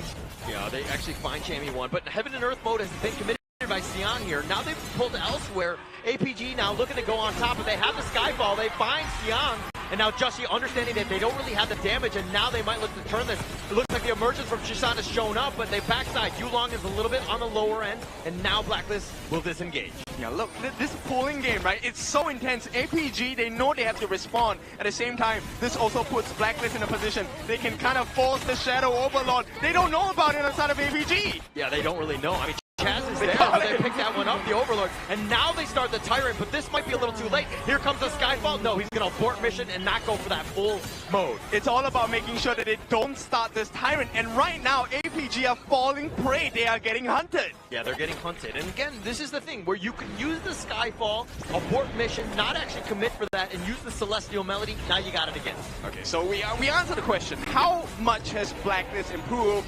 They have improved a lot. APG, they were looking so dominant in game number 1, but now you can see game number 2, there is some response coming in from Blacklist International. Yeah, this is a brand new Blacklist International team, right? Showing up at the right time, the right moment, the KIC in the Philippines, on their home turf, and going in, and they're getting pulled all over the place in the sense of APG with that Skyfall potentially going in, taking the bottom T2. It's the fake out. I've never seen a Skyfall being used in this particular way, right? They normally just commit, and take a look at the damage. Golden Kite already melting Saber down by quite a bit. Another one. They find Xiang. They want to just push him back with that smite, completely pushing him away. And now Blacklist International doing a great job again with this, the Joshi Neza. You don't look at the dive. You look at what else. Where are the other members on the side of Black? Joshi, we might have dove in too deep. He gets slain on that one. He stuck around and found out. And now APG have a little bit of a man advantage. But they did take the T1 in the mid. And if we take across the map of Blacklist, every single turret is still up. It's 9 towers to work through. Yeah, look at the Vanguard in the bottom lane. Xiang is actually going to have to rotate. This is APG. They're trying to fight this with only 4 members. Potential steal could potentially happen on this one. Golden Kite, he's getting gone on, taking a decent amount. He gets picked off. Sun actually gets that one. But now Yulong taking a decent amount. The Conductor Soul's not going to do any much. And Heaven and Earth mode, he actually goes out forward, finding 3 members. The Annihilation only on the Chammy, but Xiang taking a decent amount. He's being bounced around, and Chammy 1 gets that pick. And now he flashes away, and 4 members of APG not able to chase him down. How are they doing it? This is so crazy. They're still maintaining the goalie. They gave away the Tyrant buff to the side of APG, but still they're making the map work against against APG. They make a pseudo dive once again. Blacklist International. Every attempt by APG to regain control of the game has been nulled. Yeah, it's been nullified in that sense, but Blacklist, the biggest thing is that Golden Kite died, right? He's the guy that will get you over the edge. Blacklist, the rest of them are all about just doing that damage, and you'll get to a state where you're able to close the game out, but Golden Kite must be there to get them over that eventual hump. We'll see how that is, because at the late game portion for this side for APG, you have to pay attention to Shishan as well. Shishan is going to be the game changer, right? With his catch potential on the Matrix, he will be able to set up situations where the jungler Yulong, as well as APG clashing, Xiang should be able to find those openings on the side of Blacklist. But that's only if Joshi doesn't catch them first. Yeah. Easier said than done, because he can go anywhere, right? I mean, he has that Skyfall. He can get to wherever you need to go. But the biggest problem with this lineup from APG is it's a death ball lineup. They want to be sticking together all five just run it down mid, and Blacklist are like, well, they're pulling them all across. They're putting pressure on all three lanes, and now they find Joshi, who's doing a little bit of work, who's just trying to get back to safety. The emergence is on forward, but they find Joshi yet again. They found the solution here. The backup from the side of Blacklist was not fast enough, and APG, I think they have found their pacing, they have found their footing here. They could potentially come back. Oh, but Golden Kite doing some work on the Yulong. With those heals, that's going to be enough. But the top T1 eventually taken down by Sun. That is the space that's been created. And the T3 as well. They're sacrificing this. They have to make this work on the side of APG. If the defense comes through, Blacklist get the T3 at the bottom for free. Yeah, I mean, the minions will just eventually take out, but the Overlord is going to be the big target here. Yulong got about half. And now Chaz looking to go over the wall on this one. The pullback, the Hound, he decides to go with the Heaven and Earth mode. Finding him, Golden Kite is in a bad spot. The Annihilation is doing a little bit of work, but not able to find the pick. Chaz is under the tower. He will survive Saber with not enough damage. Okay, just saving themselves by the skin of their teeth at this point. Blacklist has survived, but APG, they have a lot more left in the tank. They have a lot more at this point. I mean, Chaz is back in the fountain. He will be looking to join again. Joshi just trying to take his Crimson. That's going to be stolen away by Yulong with that smite. This puts a lot of pressure on Dragon. Dragon needs to make sure he gets those stuns as well as the ultimate Blazing Brilliance down. If he cannot find that move, APG are going to walk all over them. Yeah, I mean, you haven't seen too many of those Chaos Cinders, the Blazing Brilliance, the damage, the kills. I mean, he's 002 Dragon, that is, but his net worth is higher than Chisan. When those team fights happen and they group up, that's when you're going to see the impact. Yeah, and then look at the goal right now. APG have completely recovered. It is now back in their advantage. I mean, it's not the biggest goal lead, but it's closing into 1,000. Yeah, and that's kind of what you want, right? It's got to be scarier for Blacklist, right? Because that lead going into the Ogren and the Counter U, this is a bit of a problem. Now Blacklist on the defensive have to figure this one out. The tether is going to be used by Yulong onto Joshi, but they take what they wanted, which is the bottom T2. Yeah, and they've done a fantastic job. APG looking for an opening. With the help of the Shadow Vanguards, they have managed to dig down the T2s at the bottom. The Shadow Overlord now is making his way down. Yeah. Now they're going in. Skyball goes right onto Sun, tries to dive onto this, but he's been pushed back, he's been focused, and now that unending sorrow with those heals. And Yulong in the middle of everything. Chammy1 is a little bit low. Joshi's just trying to attract attention to the top side, but Chammy1 gets picked off. APG making him pay. Yep, they are 5 members strong. Shadow Overlord is making his way as well. T3 opened up for the side of APG. Blacklist, they have the defense. Yeah, not much you can do with Chammy down for about 30 seconds, but APG looking to close this game out. They will be up in front. Saber there, he's got those heals. Chaz is taking a decent amount. Xiang with that Heaven and Earth mode tries to Hound on forward. He's going to get on back, and now they do the damage on it. Joshi, who tries to stay alive, but he gets picked off, and they find Chaz, the conductor of Soul, slamming him down, and APG funneling the rest of them back into the fountain. They go for the crystal, and APG will take game number 2. Yep, they can't do it, and of course, APG wrestle their way to the front once again. Game number 2 goes safely into the hands of Alpha Gaming. Just, they were able to weather the early storm, and then to kind of get themselves back into this one. Blacklist International, again, with this Neza pick, was just really not able to kind of overcome the draft. But almost, I mean, almost done, right? But almost is not enough, especially in esports, especially in KIC 2025. It was looking pretty good for the side of Blacklist International, especially in that early game. But the ability for the side of Alpha Gaming, finding Just back-to-back, really brought the game back into their own hands.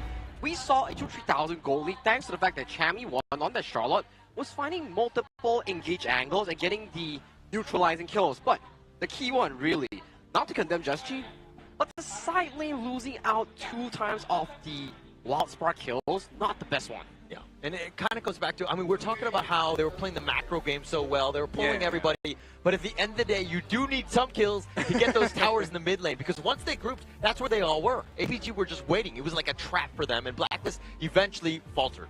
No, but that's where it's a double-edged sword as well. 2 possible situations as well, because the Nerta with his first skill is able to get the anti-heal down. And when you are in the middle of 5, that's the perfect position to get anti-heal on every single person. But you need to survive after you use that skill. But let's check out the end game screen here coming in from Blacklist International and Alpha Gaming's game 2 here. Aside from Yulong being this big beefy boy in front of the front line for the side of APG, Son and Shisan, the 2 consistent DPS dealers for the side of APG. Very well played by both of them. Yeah, actually those two really just showed up when they needed to. I mean, Sun was, he had the most net worth, but that was the guy that just had enough to really take them over. Yulong was doing a lot of damage, and he was attracting a lot. Xiang was there also doing quite a bit as well, but you needed Sun with that damage to follow up, and he was always there when you needed him. And I feel like to add on to the strength on the side of APG, I feel like Saber was that winning pick for the side of Alpha Gaming. Without the heals, without the stuns coming in from range, this composition would not have worked. They managed to buy some time for the side of Xiang and Yulong. And look at the overall stats here coming in from all Alpha Gaming players here. Damage has been done consistently by all 5 members and also the tanking department as well. This goes back to Kin's point, whereby the Yuhuan Tunecaster pick provides you so much value in those long and existing team fights. If Just gets caught out on that wall sprout, you don't have that hero reduction for the long term of the fight. Yeah, no long term at all. And you're kind of seeing that, like the 12-minute mark when that gold graph just completely starts to dive in favor of APG as they figure it out. Because again, it's all about that team fight. Once they had those items and the healings was just too much from APG. Yeah, we'll take a look at the 1v1 situation here. And this is the lane that I'm super curious about, the Clash lane. Because we saw how effective both Clash laners were, but they came at different times. Xiang was waiting for that super late game where he could recover back into the lane, but also in the teamfight department. That's true, where Xiang in all these team fights, his role and Chami1's role is very different. Chami is looking for those backline flanks, but Xiang is actively looking for the engage on towards the Arlie or on towards the likes of Singer Dolia, and he was always in the eyes of everyone in that game itself, where he provided a lot of value in damaging those backline targets. Alright, but the MVP of this one has got to be none other than Sun, as he was just had an amazing game. He was like 3-0 and 5. That's what I was going to say. But 23% of the team's damage. But the goal that he just carried was always so efficient and just pushing towers when he needed to. For me, Sun has been a miracle of a substitute coming in for the side of Alpha Gaming, and he's been providing a lot of value due to how much experience this player has coming in from the year 2024 into this 2025 year. Yes, you can argue that out of the 2025, he has yet to qualify to any form of international events with his own team, but to be able to perform in the top 4 brackets back-to-back games and especially be MVP of game number 2 definitely speaks a lot of volume for this player. I mean, this win brings a lot of feelings back for Sun, because the closest Sun ever got was 2nd place in an international competition, right? So with that being said, I want to see if this is going to be the start of APG's reign. I mean, if they take out PKL's number 1, this is a MKL finals here. Would you say you're proud of your son? Huh? I'll show myself out, guys. Get out of here! The stairs is on my right here. Please mind your step as well. But let's go back towards this game itself, onto the highlights here. This was definitely one of the key turning points here. Just G being caught here set the game pace for the side of Alpha Gaming back towards square one into the equal state. Not just once, so he got caught, twice. And that was the start of the comeback for the side of Alpha Gaming, right? This was so difficult because you can see here, the moment you have to deal and put attention on Yulong and Xiang, you can't take them out. Who gets free time? Shishan gets free time, Sun gets free time, and that time is extended by the help of Saber, get the redemption for the shields, get the Melody of Peace for the heals as well, and even with the unending sorrow. It comes back to this graph. I mean, the backliners are doing what they need to do, the damage and the control, while the frontliners are always just creating so much havoc, and they're so tanky and doing so much work that this APG lineup was very difficult to deal with. For me, Blacklist International Draft, yes, it works out if you play a perfect game, but under the condition of such a high-stake BO7, to play a perfect game, it's a very difficult task to do. Hence, right now we see in the match 12 lower bracket here between Blacklist and APG, APG currently sitting on a comfortable 2-0 lead. First to 4 wins. Yeah, Gary, right? I think even the crowd, you can see they're starting to tense up a bit, understanding that they're in a bit of a hole. 0-2. I mean, it's not the end of the world. Blacklist International have ways to come back in, but right now it seems to be fully in control of APG in this series. I mean, halfway mark is a great achievement, but we do know that you need to last the distance. It's never about, hey, it looks good at the start. It's not how you start, it's how you finish. So we'll see how this is going to be like for Blacklist. There is some time to recover. I'm curious about what is left, though, in the hero pool for both ends. So at the very least, for the side of Blacklist International, some of these tier 1 picks are still available in the form of the Pei, in the form of the Ao Yin Long, in the form of the Guan Yu Dharma. All these are fresh picks that they can look to venture into. So if they do go over to the blue side, it still has a lot of value for them. Yeah, I think that they need to kind of take some notes and do a little bit of shift and get onto that red side, because it is, I believe, 100% win rate all day today. So they need to continue on with that streak. They need to just shift right now. Okay, they also have the home ground buff in the form of Lapu Lapu. He is here live in person. We've seen him with his cosplay. I mean, this guy has been on a tear, not just on stage, but with the audience as well. You can hear them cheering all the way. Now, if you are free and you're around Manila, Philippines, come join us here in Ayala Malls, Manila Bay. Everything is happening here. Of course, if you want to catch the action, you can still do so. We're only technically halfway through, but that's only if APG wins 4-0, which I think is not going to happen. And even if APG really wins 4-0, we still have another lower bracket finals for us to watch here. But this is the updated global ban picture, and if you don't know, HOK functions under the GBP rule. For every hero that you use in the certain game that you have played, you can't use him anymore until Game 7. I mean, if we're looking at these heroes, it seems like the first game, the Blacklist, a bit of a wash. It was Athena strat, not really expensive. The second one, Dolia, but this seemed like not the typical Dolia lineups. It didn't fully utilize the power of the Celestial Melody. At the same time, I want to add on to that as well. Like, I feel like the mid lane for the side of Blacklist International has been very utility-based, and I feel like Dragon is more like aggressive. I get the kills for you guys. I want to see the Mai come out from the side of Blacklist International. Flip side, we take a look at ABG. Perfect job from the side of Susan. Beautiful. Able to pilot a knowledge gem Mai Shunui on the aggressive end, taking the least resource and going for the biggest engage, and playing on the reactive end, playing the Nua for the late game here. However, when we talk about Dragon, we can also talk about how he's able to be the funnel of the team itself. You want him to be on utility on the first two games, sure, but he's also capable of playing those carry heroes like you mentioned.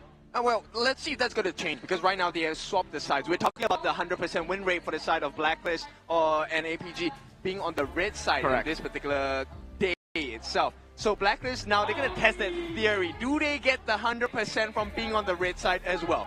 The data don't lie. No, the data don't lie. Yeah, I mean, going into this one, I think it will be a bit. The biggest also piece to this is the fact that you're able to counter pick in the draft, which is really, I mean, at this level is kind of the slight edge you need. That is true here. And so far, I think if you were to look at the red side win rate, it's so far 7 games if you consider back to the HBSC Nova series, and also this series, 7 out of 7 right now. Okay, 7 out of 7. That's a nice number to have, right? Right now, another nice number to have for the side of APG is having the 3-0. They want to close the series out ASAP, because in their story right now, if they can close this fast, they still have the stamina to last against Nova in another best of 7.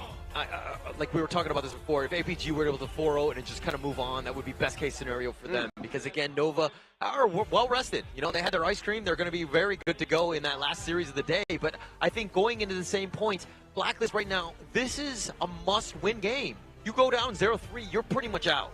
That's true here. So for the side of Blacklist International, Game 1, Game 2 draft, not the most well seen thus far. If we can really put into a consideration in Game 3, they draft the standard Agudo Dirinjie, maybe that will put them back on towards the board in this series itself before going into the Game 3 break. That's true. I mean, the Agudo has not been used by both ends, which kind of cancels out the potential of an Algrim pick for the side of Blacklist as well. Now, that's going to be a very scary notion, because it feels like if we take a look through the lenses of APG, I think they have an edge in terms of the BP here. Definitely an edge. I mean, that draft, it's just the way that they were able, I mean, they had an edge going into every single game, right? It seemed like the picks, they got a little cute, right? They tried to go with the Dolia and Neza, and they were trying to catch you off, but they had answers. And APG have gotten the one-up every single time thus far. I think throughout the entire tournament thus far, the Dolia Neza has been systematically researched on how to exactly win against this team-up. Yes, it's really strong only if the matchup itself, the duo itself, doesn't get bothered in the early game. But what did Blacklist International suffer from? It was Yulong getting that first blood on towards the Parasolar on the hands of Golden Kite, and then converting that lead into a lot of jungle pressure, which puts Just-G into a more peculiar and difficult situation. So I think at this point it's more of time. I feel like every game so far, Game 1, Game 2, it's all about time. Blacklist is running out of time. Correct. Yeah, which is unfortunate for them, right? Like, they made it to the final, the second to last day, which is great. But I think that at this point, yeah, you want more than top 4 at this point. You have an opportunity. You cannot give up. It comes back to this draft. What does TG have in terms of like the tricks in his hat? Because he needs to use it right now to really one-up them into this series. Yeah, we need to dive into the minds of the coaches, because right now I think both teams, coaches have been pouring their all into the drafts. You can see the difference. Even the slightest difference now has made the world's change. I mean, the reality has been completely different from what they expected, at least for Blacklist International. Now, if we revisit back to the success story coming in from Blacklist International in the lower bracket run against Twisted Minds, in the upper bracket run versus HBSC, the way that they win games is really through strong river control and that 3v3 brawl around the mid lane here. If they can go back to that draft that they always play around, potentially the Agudo, potentially the good setup coming in from Chaz, maybe that's their keyword into the series itself. Yeah, it's a good idea. Or, I mean, the other way is to kind of just go with tempo, maybe like a pay style, just really kind of just go with tempo and just like take the fight to them, because you need to fight back right now. I think that APG right now are super happy and they just want to close the series out as quickly as possible. I like the idea of the pay, but let's see what Blacklist does, because right now they do have the option to pick up the pay, and they know about this, right? They are not going to allow the Athena to come through for the side of APG as well. APG, do you take out the pay? Now, APG has the option, okay, you take out the pay, you take out the other picks here, fine. But my concern over here for the side of Blacklist International, do you ban Luna or the Arlie here? Both are deadly heroes that could be used for the side of Alpha Gaming. Yeah, I agree. I mean, especially after the Yulong performance in Game 1, Game 2, giving him a Luna now or even giving him a Jing is going to be a big problem. But they feel like Sun is a bigger problem. Yeah, definitely something that you want to target. I mean, because at the same time, you might ban on some of the junglers, but you're kind of hurting yourself as well. Okay, so if we were to dive deep into Blacklist International's history, when they see a Luna, they will oftentimes pick up the likes of a Daji, full damage Ogren, and potentially even a Diadea. Okay. I like the answers for that, right? But we have seen how players can use that strategy against you, right? The Luna never shows himself herself in front of the Daji. And Blacklist, you wanted to brawl, we'll give the brawler to the best brawler in this space, and that's going to be Champion 1. Alright, I don't know why we're drafting or even playing this game. You know, Champion 1 has gotten his Dharma. This game is over, right? They just won. This is done. Now, to break over your belief on the 100% Champion 1 victory, in Game 7 itself, Champion 1 did get the Dharma, but he has lost in that game against HBSC. Look at you throwing facts at me, okay? Like, look, buddy. I mean, it came down to the ultimate battle, and Athena trumps the Dharma Champion 1, okay? That is true. Well, okay, let's see if Blacklist International is able to continue that Dharma for Champion 1 in a Game 7-4 series here. And for the pickup here coming in from Alpha Gaming, that's a lot of setup. Both the Revive Datu and also the War Saint. Yes, a very effective setup as well. Like, if Xiang does not find success, Saber will. Someone on the side of APG with this draft will be able to find a chink in the armor, a gap that Blacklist International cannot cover. And right now, that window is getting a little tighter. I mean, look at this lineup. Ogren, Loom, Dharma. This is as heavy as it gets. Blacklist International, extremely expensive. If they lose this one, they kind of deserve to, because these are definitely the heroes that they're super comfortable on. They're very strong. They're meta. This is a all-in lineup by Blacklist thus far. I would say it's a very well-comprised lineup compared to Game 1 and Game 2 itself. So they're finally coming into their normal senses to really draft around these strong skirmish teamfight compositions that really benefit them against TM and also HBSC in the upper and lower here. And you can start to see the priority that we talk about here, Diadea being locked away, and for the side of Blacklist International, all the strong heroes that are good against Ogren removed from the pool. So if you're APG, why don't you just go for the split push strat, right? We know Luna is very good at doing the split push as well. They could potentially pick out Marco. There's so much setup for the side of APG to save or set. So the split push is a good idea. You kind of saw that in the last game. That was what Blacklist were trying to do. But at some point you get caught. So you need more mobility, maybe like a Da Chao, or somebody who can get you on out of there to get you safely in, out of the way. But to this specific point, the split push game, right? But how do you split push if the side of Blacklist International is looking to box and fight you for every single resources here? You can see the combination here, Yixing and also Dharma here. Laid on the board and everywhere, all 4 squares, those are walls for you to play if you're Champion 1. Did Blacklist use the Beast already? Not yet. So the Beast is the answer here, right? Blacklist, this is the final pick?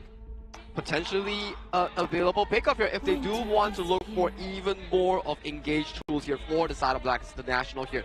it really comes down to what Chaz wants to play. Does he want to go for the beast, for the double engage, and also the board laying down for the multi-wombo combo? It will be lock-in, and this will be Blacklist International Super Combo Draft. Look, this is the best possible draft, synergizing, bringing out the strengths of each individual pick on the side of Blacklist International. If they still lose this, I mean, it just means the APG, you know, Shushan is playing really well because the Princess Frost is going to do so much damage with the Frigid Prison as well. But, I mean, you know, APG, this is also a very strong draft. How many stuns do you need? Yes. Yes, everything, right? And, I mean, to your point, this is a typical, the best case scenario Blacklist International lineup. If they were ever looking like, hey, this is what I want to do, even in maybe like the ultimate battle, this is the style that they want to go because they're so comfortable on these heroes. That is true. And also, if you were to look at the two teams' playstyle, it's very similar in its own respective cases here.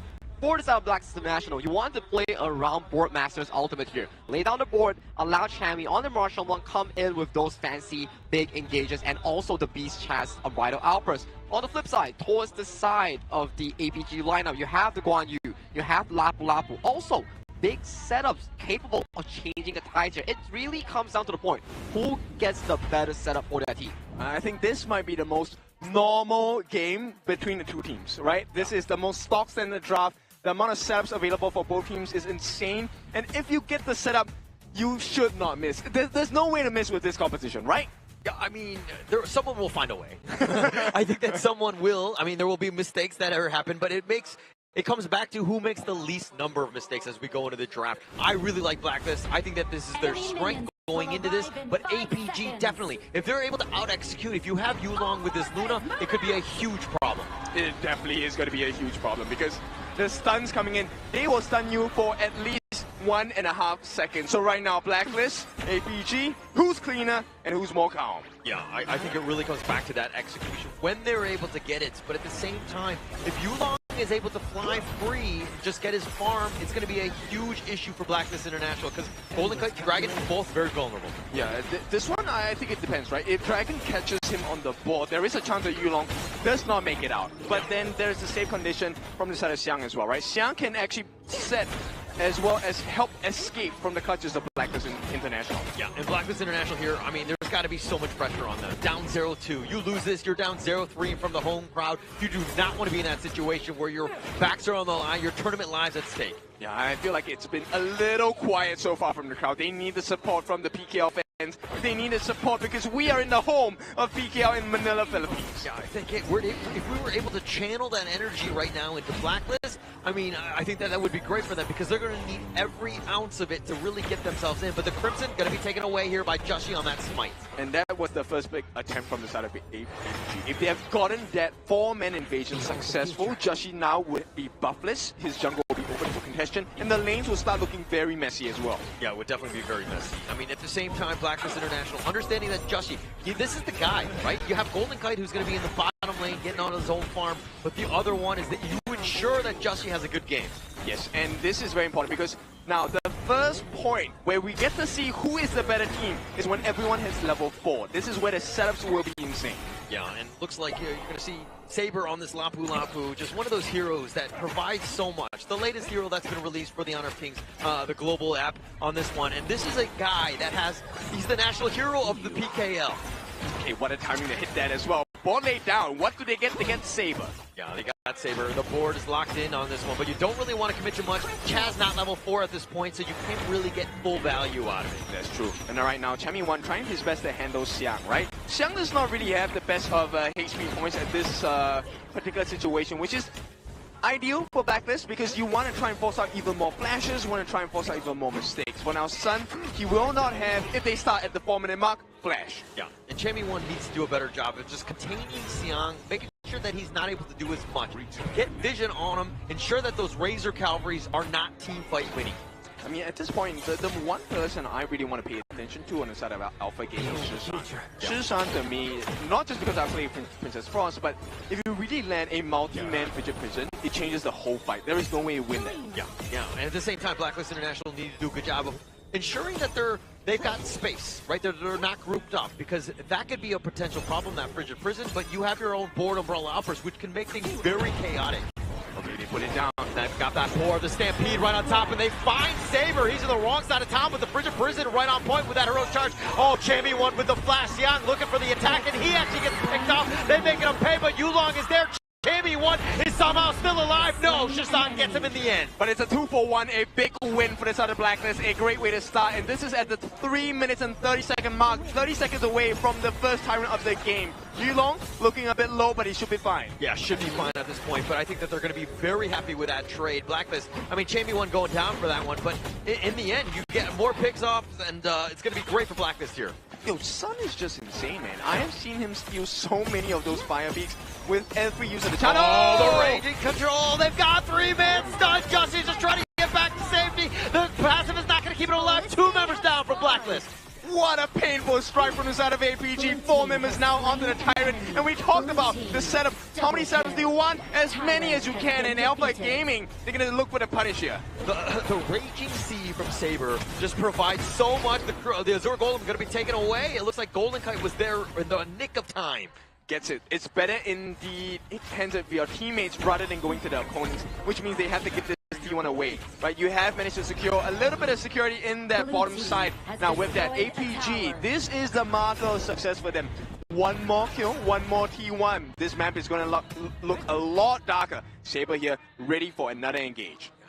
Going in, I mean, whenever that ult is off cooldown, the Raging Sea, you just saw what happened. Three-man stun, the lockup, and it's pretty much all she wrote. But now Chaz looking for the return. The Umbrella Opera is going to be completely whiffing on this one. The board has been set up. They get the Raging Sea, and now with that Razor Cavalry pushing back Justy, he's been stuck into the winner is here. He's going to be killed, and now he goes in forward. Golden Kite is trying to stay alive, but Dragon's already been picked. 2 members down for Blacklist. Dissected. This is a medical situation for the side of Blacklist. You have to call the doctor. The surgeons are at work, and right now, APG are looking so clean. Oh, man. If Chaz was able to hit that Umbrella Outburst, I mean, that could have been like team fight winning on that one, but he completely whipped. Dragon tried to salvage it with the board, but even that wasn't great.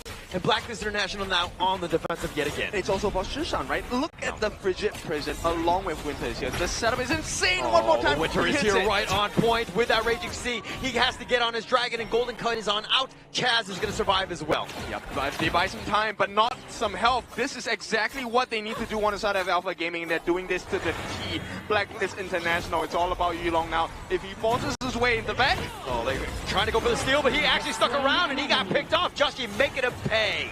Okay, but Chammy one took the Azure Golem. Not the ideal situation, but better in the hands of Black than in Alpha. Yeah, I think that they'll be okay with it. I mean, Justy's just like, hey, at the end of the day, we got the kill, so not the worst. But Sun, he's been doing this all series, right? He's been just taking the towers and just making his way on out. Yeah, good job. Are you winning, Sun? Yes, you are. He's doing a great job. I mean, he's been really stepping up in this series, which is what they really needed. They needed that consistency from the farm lane, and Sun has really stepped up. And okay, so here is the silver lining for the side of Blacklist International in terms of farm. Golden Kite is matching. He does have the Crimson buff in his hands as well. Right now, Atomization, it is looking pretty neck and neck. Now, the only question is, who's going to deal with Shisan? Yeah, I don't think they've been able to find him. I mean, look at how the lineup of Blacklist International works. They're very linear. They're kind of just stock standard coming at you. Yeah, you have the path of passing, but they know what's coming. There's no jump in. Yeah, there's no entry, right? That's the big problem. And if you choose to dive, you're potentially putting yourself in a very unsafe situation where Xiang will then make you go deeper in the depths of APG's side of the map.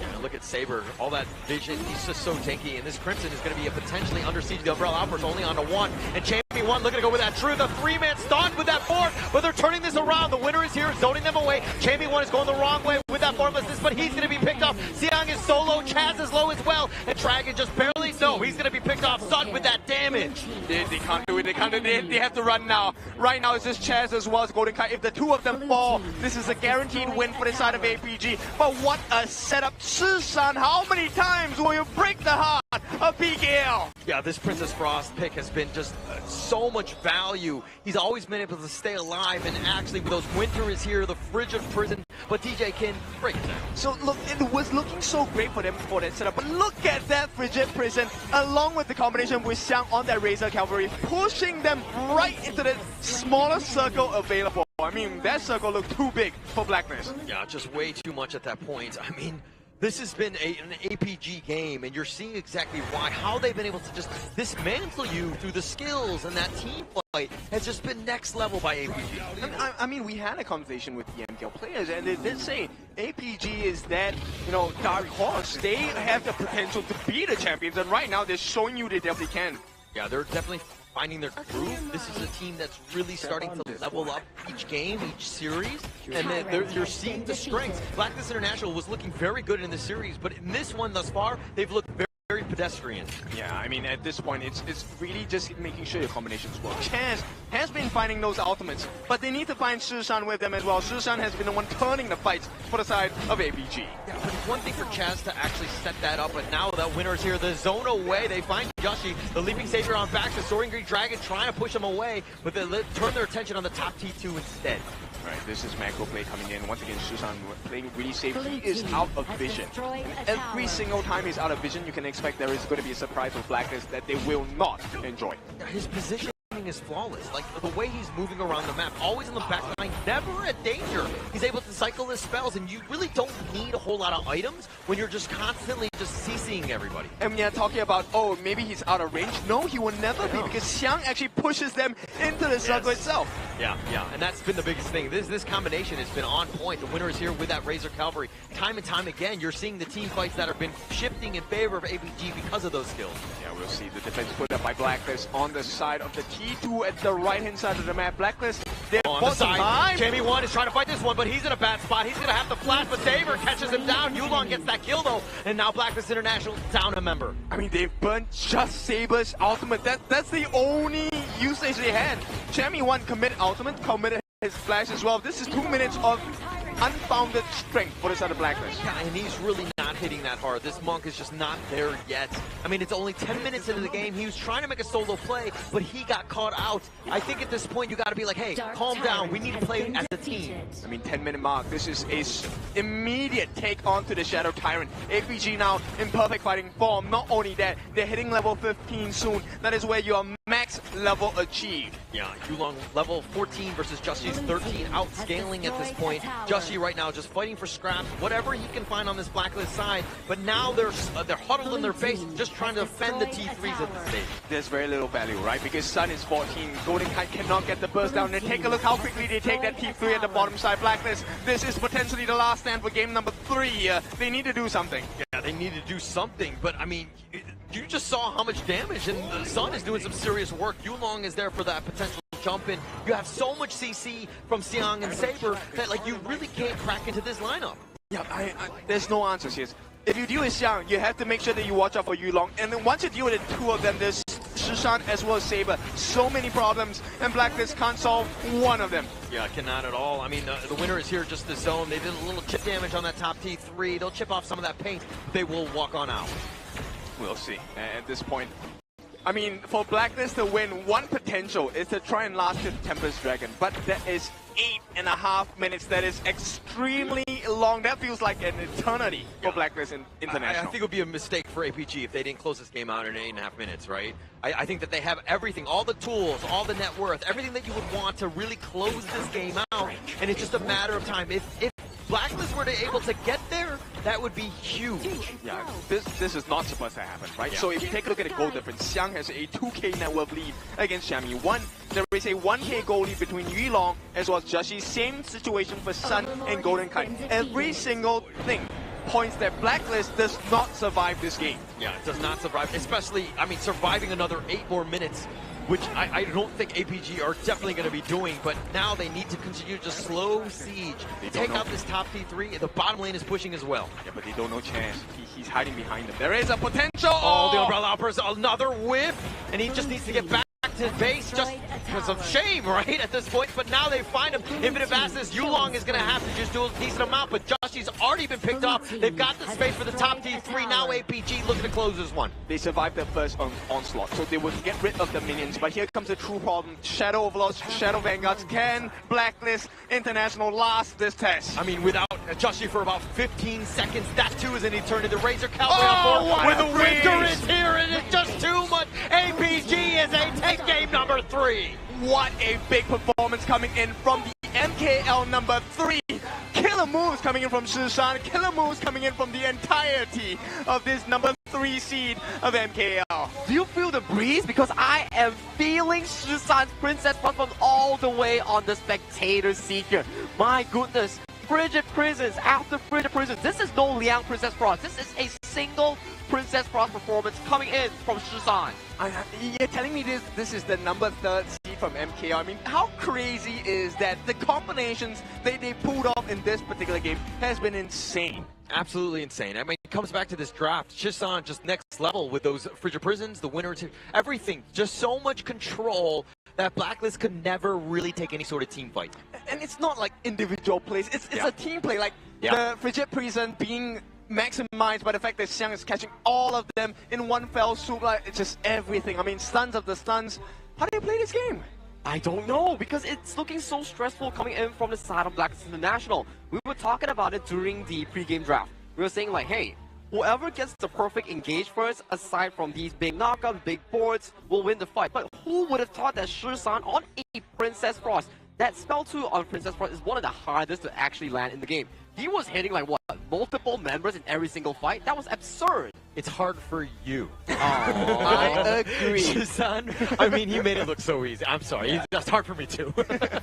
What? No, it's actually not that hard, right? But the thing is, you need good teammates. No. And that was Premium HOK. Now, Kin, you're playing with Grandmaster players. They're playing with pro players. No, the difference is kind of huge. Okay, understand, but there's a reason why I'm not on the stage, right? It's to make sure that people know that there is a big difference. So, talking about the differences, let's go into the stats page, because this one is going to be a complete different story on both ends. I feel like it's absolute domination here coming in from the side of Alpha Gaming. Yes, we have the Yulong Sander doing the usual Yulong things, but this game, Xiang, Shishan, Saber, this trio has been phenomenal. Like what? The first one we saw was Saber finding the 3-man knockup in towards the bottom river, and then Shishan Xiang combination here, finding these multiple man frigid charges into the push coming in from the War Scene Razor Cavalry. Okay. I found out the winning condition. Why APG is so strong? Because they always have S. And I want more S for that. So that's 4 S's. 4 S tiers. I mean, that's why it's so hard for Blacklist to find that opening. And it's hard to see the opening. Blacklist, this was a great drop. We talked about this during the ban pick phase, right? There is no way you cannot find an opening. But the way that APG executed the drop, it's so hard to play this game. So hard. And it was like the perfect kryptonite to this Blacklist International lineup, which is, again, their bread and butter. This is what got them there. But it was completely outclassed, and it was just too much control from Shishan and, of course, Xiang, as well as Saber. It's looking very difficult and desperate so far coming in for the side of Blacklist International. Game 1 and Game 2, we could say that yes, it was an expensive draft, but Game 3, hella expensive, but the execution wasn't even there as well. The team fights has been always in favor of APG, leading into a 9.7k goal lead with everything. Only one tower drop into the favor of Blacklist. I want you to watch the replay of this particular game between APG and Blacklist. And this is the definition of forced errors. Did Blacklist make a mistake? No, they did not. The errors were forced by the side of APG. They had no control. Alpha Gaming just took the game to them. I mean, he brought the dish and said, eat it. This is your buffet now. Okay, I feel like somebody's done that to you. We're going to have to talk about that trauma later. But I think that, to your point, I mean, APG right now, unwelcome guests, right? I think that the way that they've kind of dismantled Blacklist have made them look not great. And they've been completely outclassed. And Blacklist are trying to make things happen. And yeah, talk about outclass here, Kim. And also, Holler. Shishan definitely outclassed whatever Dragon brought to the table here, because this is his one-man show in this game. If you feel like this graph is scary, wait till they add control time. That is the scariest part for Shishan. But of course, we will take a look at the MVP, because the one that in full control of this game, it has to be Saber. He was the setup, right? So yes, we have the perfect plays coming in from the Princess Frost, from the Guan Yu as well. But Saber, he opened up the game for the side of Alpha Gaming. He was the one that started the ball rolling. That's true. We're in the bottom side of the river after the side of Blacklist International got a decent win in those exchanges. This man found a 3-man knockup onto the Lapu Lapu, which set the tone for his team into the multiple frigid charges coming in from the Princess Frost itself. As we can see towards the highlight here, we can really see this first play here. So this was being achieved by the side of Blacklist International here. But this was kind of interesting because Xiang pushed Champion 1 out of the ultimate. I mean, this is that moment where Champion 1, you think he's going to survive, and then he just gets barely picked up. But against Shisan with those plays, you're seeing those highlights. And this is that one they were talking about. Ooh, 3-man stun. Oh my god, that was just gravy. That punched me in the gut as well. That was so beautiful. And you can't help but feel bad for Blacklist International. I mean, take a look at it. False errors chance. He was expecting a different direction altogether. Look at this play here. It really chokes out Joshi in being this tanky frontline Ogren. And this was the one. Take a look at Shisan here. Engage on towards here. 3-man frigid prison. My goodness. Immediately melting the hopes of the side of Blacklist International in any single attempt. Look at the health bars here. It's actually really super duper close between every single player. Imagine he didn't hit that. That would be an easy fight for the Blacklist. Easily, for sure. But Shisan hits that frigid prison because Xian with that Razor Cavalry makes it very easy when they shuffle him into that little area where that winner is here on that one point. And that's why they're professionals. A professional's job is to make it look easy. The execution of this is insanely hard. This is really peak quality for the side of HOK. And because of their peak performance, APG now leads Blacklist International in this lower bracket here by 3-0. One more does it. They need to do every single thing later on into the 5 minutes break to bring whatever strap, bring whatever in the kitchen sink to throw against Alpha Gaming. Because right now, things are looking super dire here. It is not looking remotely close at all. It wasn't close at all. I mean, they look next level right now. I think that they're ready for Nova Esports. They might even be like overthinking it right now and just not like bypassing Blacklist because they seem very comfortable and it doesn't look like Blacklist has any answers. I would argue that it looks close, but the close is a closed door for the side of Blacklist International at this point. I mean, we all want them to perform, but right now APG is just defiant. They don't want to allow that to happen. I feel like they are really just shutting down the whatever hopes they are bringing towards for the side of PKL. Yes, we do say that Blacklist International, their growth has been phenomenal, but right now, the cold hard reality has been slapped on towards their face with a 0-3 scoreline. Everything is possible. We do need them to go into a break. We need a break as well. So after the break itself, we need to see how they come back from this.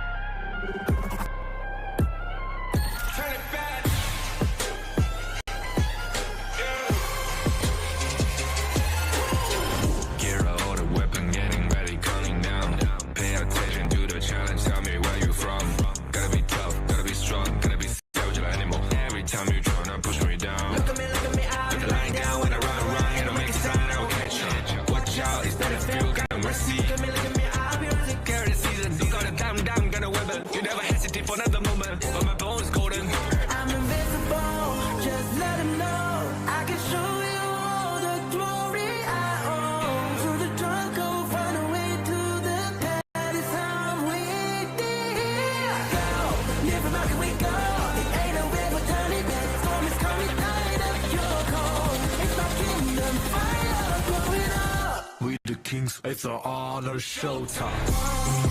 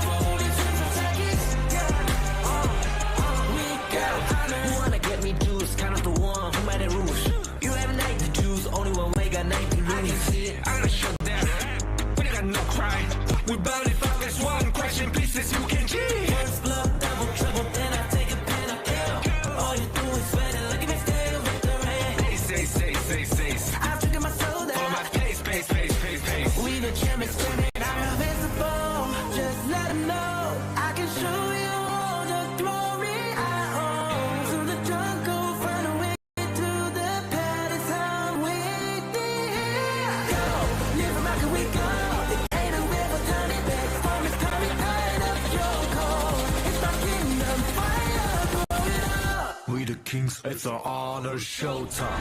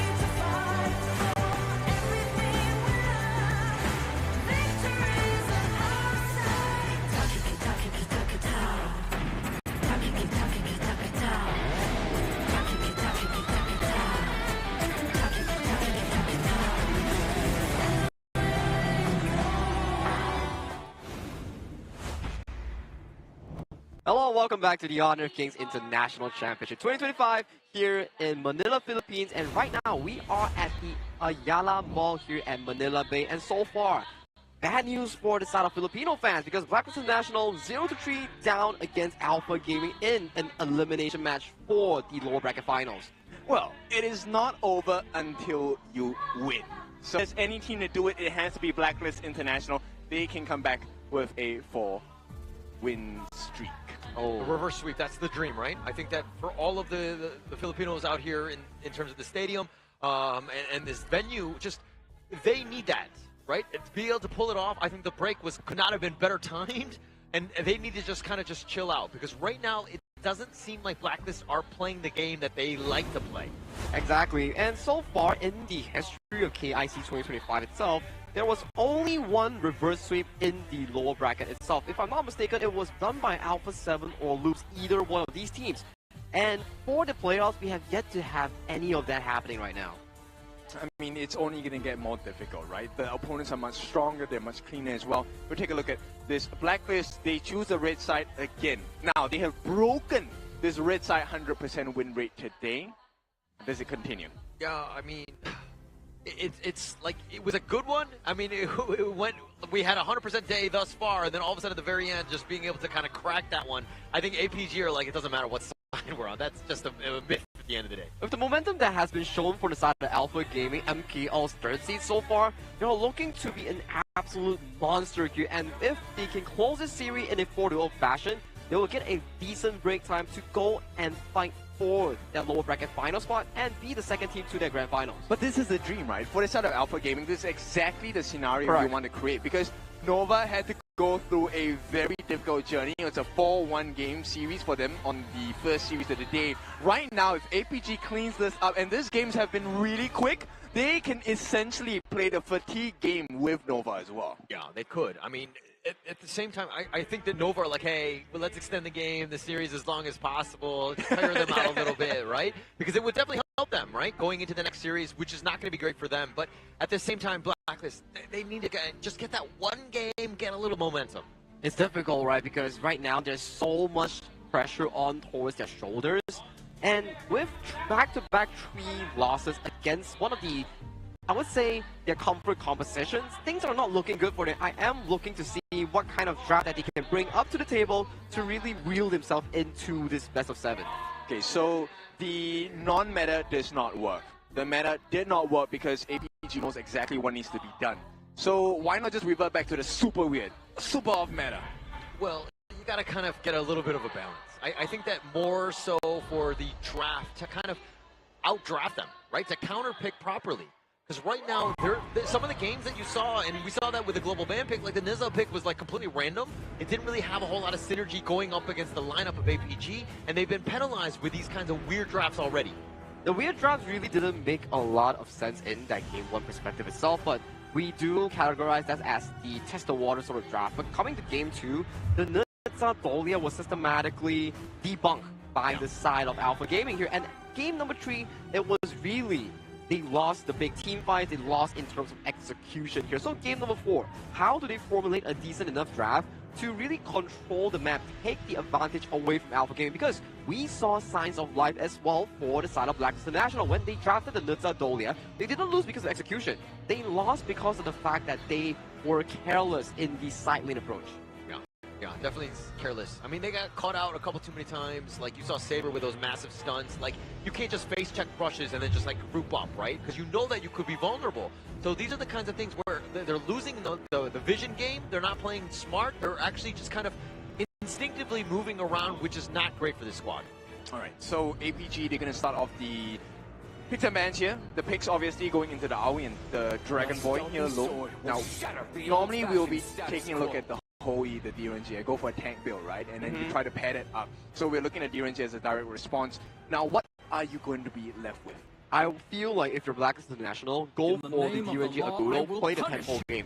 Choke out Alpha Gaming and don't let them think this is the PKL playstyle. If they can really force out and make you fight them, and then reel you into the river for a brawl, that's the ideal situation. The reference back to how Alpha Gaming lost to Boom yesterday. Yeah, they're going to be smart with this one in terms of that Mai, but APG are like, okay, you want to go fast, furious, gank potential, we're going to go tanky, right? We're going to go with this Dune and let Yulong kind of just be this tanky dude that's going to be so annoying to deal with. Yeah, like, can you punch a wall? Can you break the wall? That's the big question now, because there truly is a big hurdle for Blacklist International to try and triumph and go past, because at this point, 3-0 already. This is series point. And APG, they're going for the double D's combination. One of our favorites, Dun and Dolia. Dun and Dolia being secured for the side of Alpha Gaming here. A very consistent, I would say, jungle roam synergy. You go for the unruly blade in, and then you bail it out again. A very in and out sort of composition here. And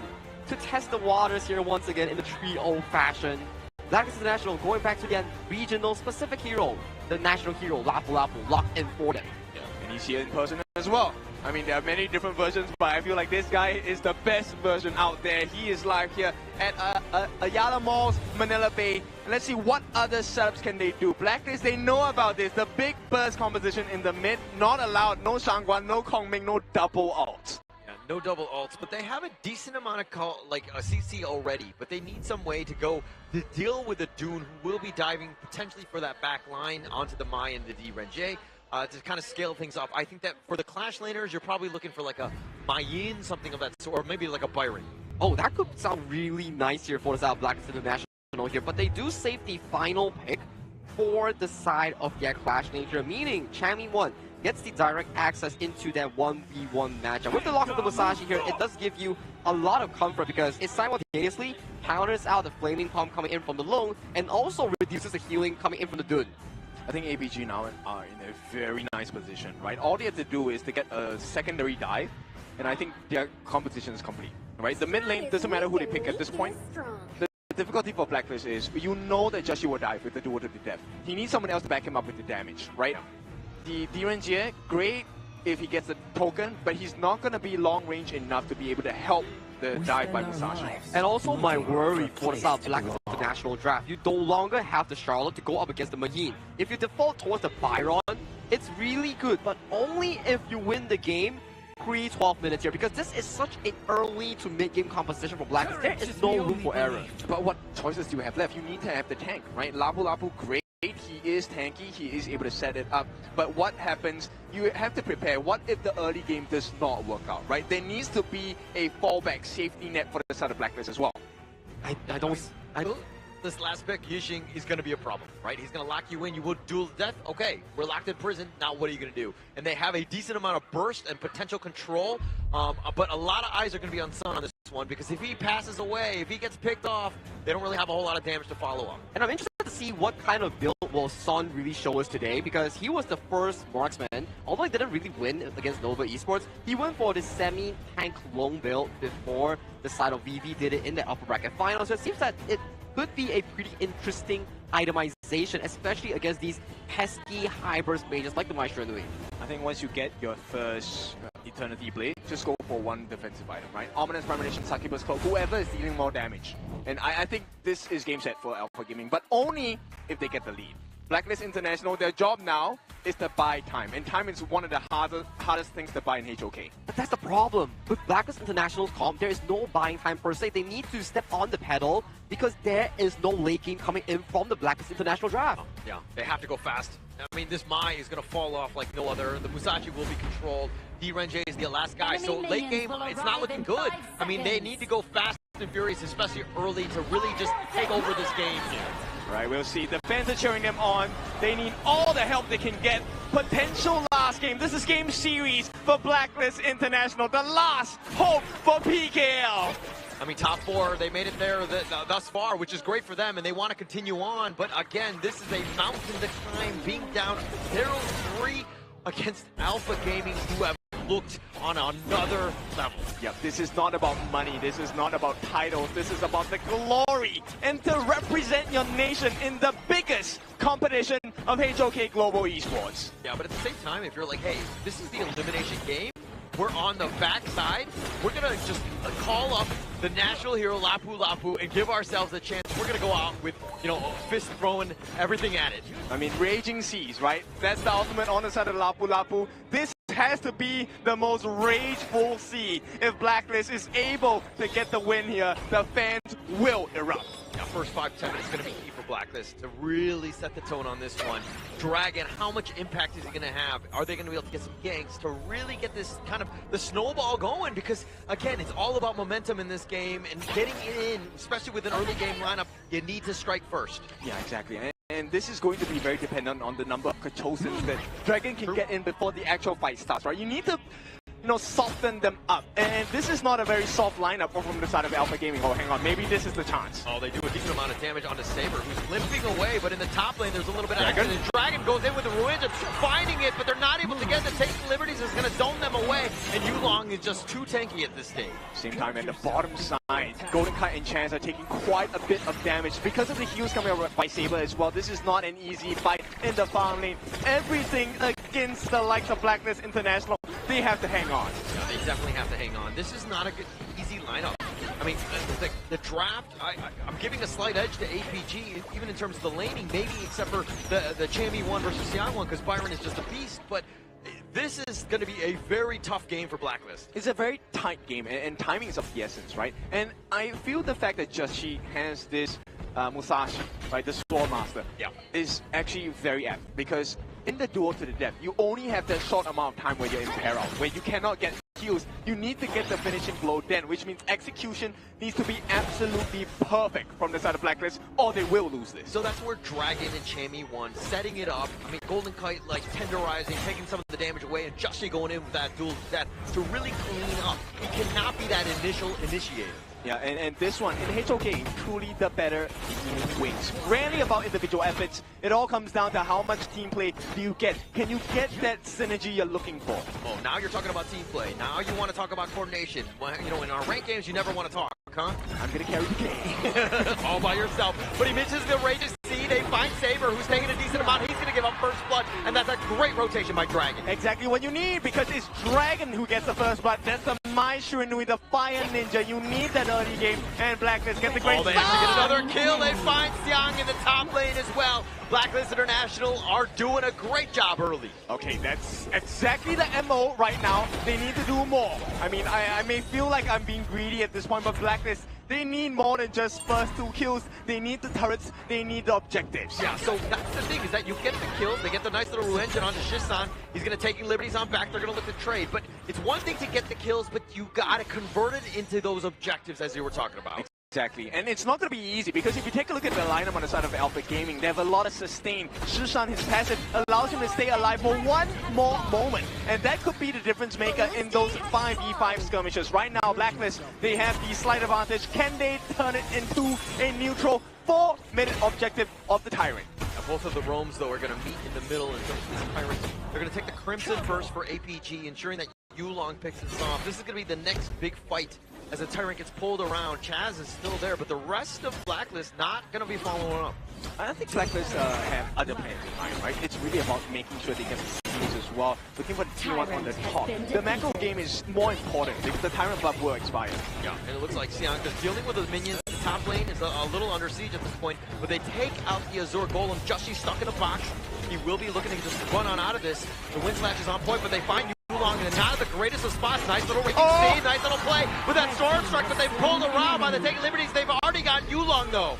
They got the biggest target, and right now, Blacklist International, they come alive. The fans are here as well. They are looking for the win. Blacklist, they just need to take it. One goes in and gets the strike, and Shisan is down. They turn this around, and the mid T1 is down as well. And this is where no response comes out of APG, not because they don't want to, but because they cannot. You can't. I mean, because Blacklist are Golden Kite. He gets pulled around. He's all by himself. Illegal immunity, the flash away by Golden Kite, and the great Houdini gets away. He actually makes it out. Blacklist International, they need a miracle, and a miracle has been delivered, at least at this 5.5-minute mark. he gets that pick off on a Golden Kite, Siang that in, and the dynamic of this game completely shifts in favor of APG because again, you need Golden Kite to close this game out. Exactly. The fact that his timing has not been spot, has not been delayed too much, that's a big win. He also has the Crimson buff in hand. He's able to deal a lot more damage. And I mean, is Lapu just the answer? Yeah, I think so. I mean, they've got a 4K net worth lead. When in doubt, call in the national hero, right? Like, we need help. This is like Superman, right? In that sense of just being able to go in. And they've done such a great job. They built this lead. We have not seen this type of lead from Blacklist in this entire series. Yep. Bear in mind, this is 4,000 gold in the space of 6 minutes. Right now, Blacklist International, they're looking for the T2s. If they can break a T2 before the 10-minute mark, this is going to aid them massively in that 10-minute shadow variance. Yeah, that will definitely help them out. But APG funneling from back to the top lane to the mid lane, just dealing. Again, they know that they're behind. They need to stem the bleeding in some fashion. They have, right? Because the goal lead in between and goal differential between Dragon. Oh, wait, hang on. Next you get it. All right, so they get the first overlord of the game as well. So with that being said, Blacklist, they make the trade in terms of neutral objectives. It's all about making sure that you have the goal lead. Right now, Shusan is training by 1,000 gold against Dragon. The dream scenario for this Fire Ninja. Yeah, this is a great way to get back in. The bottom T2 has been taken out. You're seeing the impact. Pre-10 minutes, how Dragon is literally running from lane to lane, putting that pressure on, and they've gotten the first bottom T2 already. I mean, the fans are making a big difference. I was confused for a moment. I was, what are they cheering for? And that was actually the first overlord in the game. So now, APG feeling not just the brutal strength of Blacklist members, but the Blacklist 6th member, the fans. Yeah, they're definitely feeling that one. I mean, you can feel it in the floors, right? Like the energy that they're kind of putting out here. And Blacklist International looking to take the top T2. They don't need minions for that. They'll take that one out. That's exactly what they need. Now, with just the T2 in the mid left, this gorge is extremely dark on the sidelines, which means Blacklist, they can open up potential catches. Chance is going to be responsible for this one. Growing that lead even more. 5.4 in favor of Blacklist here, and they're looking to contest. They have 4 members of APG, and all they want is their rolling, but now they're going for the duel to death. Tries to go in, just zones them away, stuck in the border or not, doesn't really matter. Right, the Raging Seas used as a defensive measure, or rather offensive one, to make sure that there is a deterrent, so they will manage to stave off the aggression from the side of APG, make life a little bit more difficult. It's a 5,000 goalie now, Blacklist in a prime position to be able to have control of this game even tighter. Yeah, the Lapu over here is just so much fun. I mean, so much control, everything that you want from a tanky roamer to add into the hero pool here, and Chaz has provided a lot of value.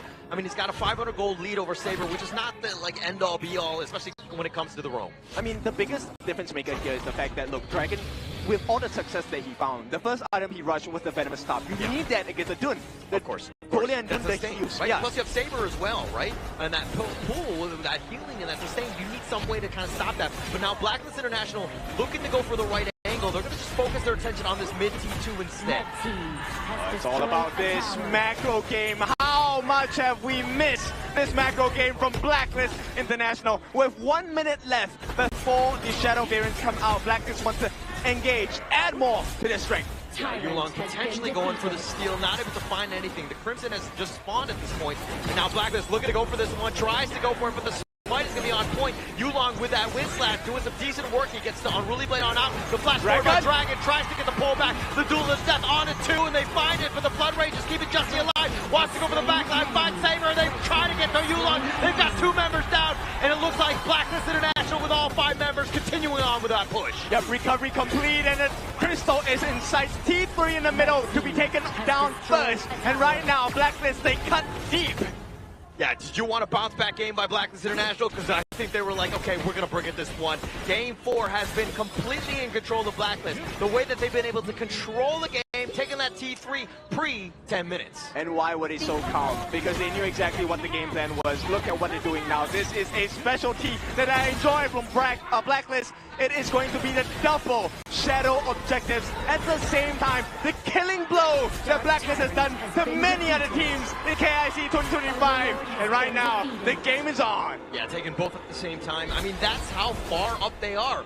8.6K, and it's only growing. You might as well take everything at this point. And now APG on the defensive, trying to find ways to get back into this one. I mean, this is going to be a long and arduous climb for the side of APG. Yeah, it's definitely going to be tough for him. I mean, at the same time, Blacklist International are not making any mistakes for APG to get back into this series. Yeah, definitely not, right? And the biggest difference here is the ability to set up from the side of Blacklist, right? Dragon has been getting those absolute nice catches, but it's Chance who has been making sure those raging seas have been super on point. Yeah, he's been really setting it up. I mean, also Dragon with those Ru engines, right? With those pushbacks, the nice little 1-2 combination has been so tough. And now with this bottom T3 about to be under siege, looking to just go down by Golden Kite, he had that serious damage on this one. But the top lane, also, they want to go greedy. They might as well take everything. They make it look easy at this point. The true challenge, the T3 at the top. Shadow Overlord approaches from the skies. And this T3 looking like it is going to be gone. It's an empty base for the side of Alpha Gaming. Yeah, the Doctor just ordered super elite minions, and I think that Blacklist will be very happy with this push. APG on the defensive, of course. They have to find a way to just salvage this, but they decide to go in. The Raging Sea is going to be bound out, and they find Yulong. The board's got him locked in, but it doesn't really matter too much. The Infinite Vast is on aggressively side. He's going to be picked up. The double kill goes the way of Golden Cut, and it looks like Blacklist International will get on the board and take game number 4. Welcome back into the series. Blacklist International, what a game. Superior competition here. Blacklist International drafting a full early to make your aggression draft, but their execution was just so darn clean. Right now, they are back on towards the board in game number 4. In style as well. Take a look at this room on the side of Blacklist International. They're not phased. This is a phase and room where they know there is a potential to come back. There is. And with that, it sparks hope not just for the side of Blacklist International, it also sparks hope for the PKL fans and for all the fans right now that are sitting here in Ayala Mall at the Manila Bay. Yeah. Slowly but surely. Slowly but surely. It was that one baby step, and that's all they really needed to get themselves at least a point onto that one. They could not go down 0-4 and not without fighting. And they showed that fighting spirit that you saw right there. But can they do this 3 more times in a row? I mean, look, Blacklist International is a team of multipliers. Give them one chance, they will always come back. I mean, how much growth have they had since the first time they stepped into HOK? It's been phenomenal so far, right? 18 months. That's how much time they've had. But right now, they're duking it out with one of the strongest teams across the MKL, the strongest region in HOK Global Esports as well.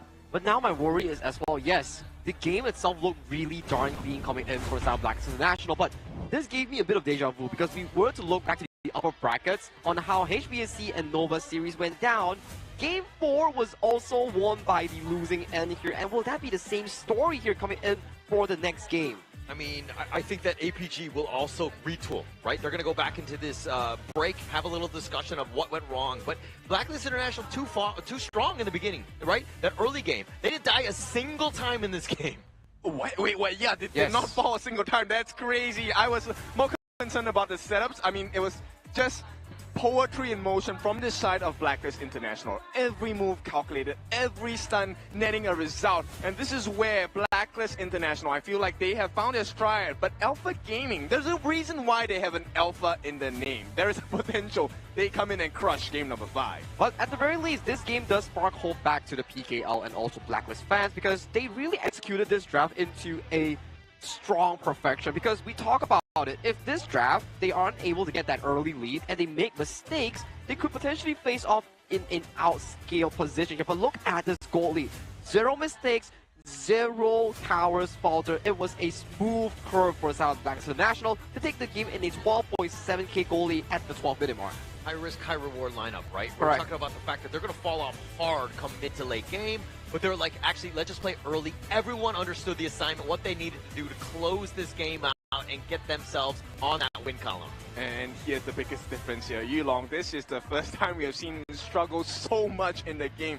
Joshi, his communication with the team was so clean. Every single time the board laid down by the side of Shushan in the mid, the question really then turned into, wait, hang on, who's the one being caught here? It felt like APG was the one being caught, even though they threw the net. And Dundolia today didn't have much of a great win rate so far. In the first series that we saw, they lost. In the second series that we see today, it lost as well. So this combination of the double Ds, not the greatest so far in this tournament. Yeah, it just hasn't. I mean, teams have been able to solve it. It's been that combination's been around for so long, and yes, it has value.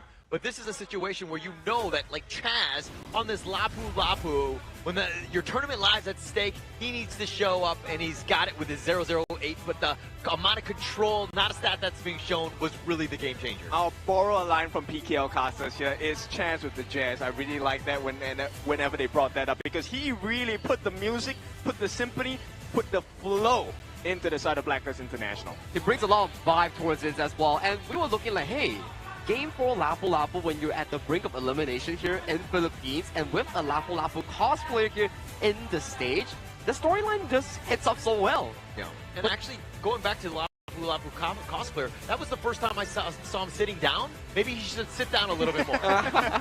But now, because of that particular situation, let us revisit this dream game for the side of Blacklist International. They just need to do it 4 more times. Are there any 3 more early game-centric drafts available for Blacklist?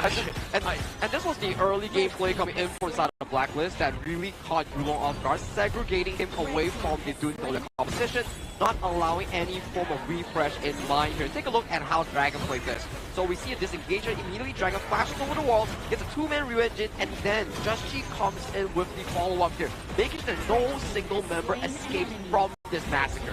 This fight was so precarious in the bottom. I thought Just Chi was going to be killed, but the blood rage was just enough, and then they turned this. And you were talking about the boards, like whose board is it? It looks like it's Blacklist at this point. Yes, it is, and this is where the value of Just Chi's ultimate was so big, right? Because once you get to the Imperial state, it's so hard to be able to sustain the fight. That was the win condition for the double D combination. You needed to be able to get more health, you needed to be able to get more shields, but with the Imperial states, you can't get more shields, you don't get more life, you don't get the heals. Yeah, you don't get much at all. I mean, that's why Blacklist were able to take that game, get themselves into the win column. Yes, it's still a bit of a mountain to climb, but that one is definitely going to help them as they're only down 2 games at this stage. It puts them back onto the board at the very least in this series, and you gotta give them props because at the stressful environment of being down 0-3, you still pull up a insanely higher tier 1 composition and brought yourself back into an equal footing with a dominant win here. That definitely feels good. Yeah, and another piece is that if you didn't win a single game, like it seems impossible, right? But now that you've done it, you can see that the gods can bleed, and now this could potentially lead up to more. Yeah, literally a glimmer of hope. Now, you can take a bow, but do not bow out just yet. Blacklist International, there is still a chance for them to come back into this game. Now, it's up to APG. Hero pools have been cut, but I think we know that APG still have it in them. They have the grit, they have the perseverance, and it's also up to Blacklist. Can they make life more difficult? For Blacklist, at the very least, if we were to see back the original draft in Game 3 and Game 4, those are the exact win conditions that they want to be executing, getting the proactiveness in their own hands. In Game 3, wasn't the best execution, but you can see the proactiveness was always in their hands. You have the board, you have Chammy 1.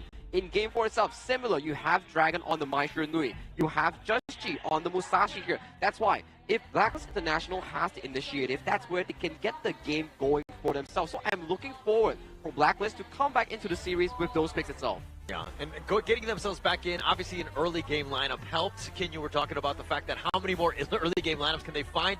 We're going to have to see in this another game, this draft here, because it's going to be key. But of course, if you happen to be at home, please do give us a follow on the Honor of Kings global esports site. You're going to get some freebies, some digital goods and all that, and it's just a great time because you see the lives of the players as well as getting some stats in terms of just getting becoming a better player. Yes, and of course we're going to answer all of your questions online as well, right? So what are they cooking? What kind of compositions will we have available for both ends to try and wrap up this series? Of course, the wrapping up is going to be a little quicker for the side of Alpha Gaming. All they need is just one more game. Blacklist, they have to do this 3 times, but 3 times in a row. So let's see if they're going to be able to do that. And let's deep dive into the global ban picks here, ladies and gentlemen. These are the 20 heroes defaultly banned away from these teams. So for Blacklist International here, I think the most expensive so far in terms of the role has to be the Marksman and also the Clash Lane. Yeah, for sure. And right now, I think based on the available picks, actually there is quite a lot of early game centric. The pay is still available for the side of Blacklist. Yeah, still have options. I mean, even I would say the jungle side for APG was kind of committed quite a bit. So it seems like there are definitely options in terms of what they want to go. You want early? Pay is like the best answer, but you know APG are looking to ban that. You know what? Actually, I would go against it. I would say APG are okay with giving that pick to Blacklist, and in fact, counter pick with the Ukyo Tachibana. Yeah. Oh. Yeah. That could be the potential as well. That is definitely something Alpha Gaming actually thrives in doing here. So potentially the case here, but after such a demanding game coming in from Just-G, I do want to remove the side of Just-G getting his hands on such a strong early game tempo jungle here. Maybe that's some of the consideration that they are going with coming into this game 5. So far, we have been seeing like what? Just-G being locked away from the Luna, Just-G being locked away from the likes of the Pei. Let's do the Jing, let's do the Fade. Have you seen Jing, Just-G play Jing before in this tournament? Who knows what better time to whip it out and out if you have the potential to perform on it, right?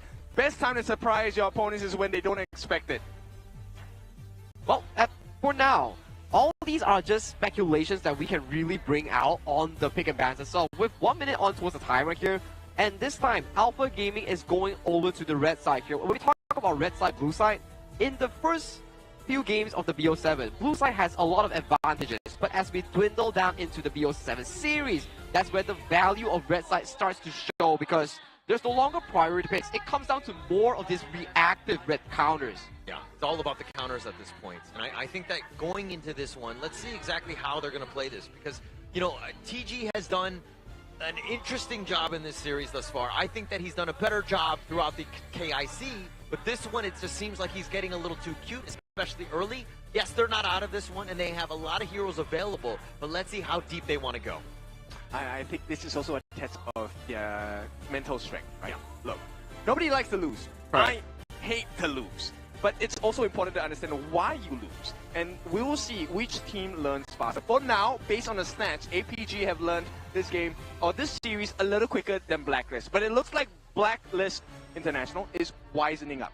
Well, they are slowly decoding the MKL teams. If they can repeat the same success that they have against the side of Alpha Gaming from the past game, potentially we might see an ultimate battle, but that is still so far away. They need, what, 2 more back-to-back victories?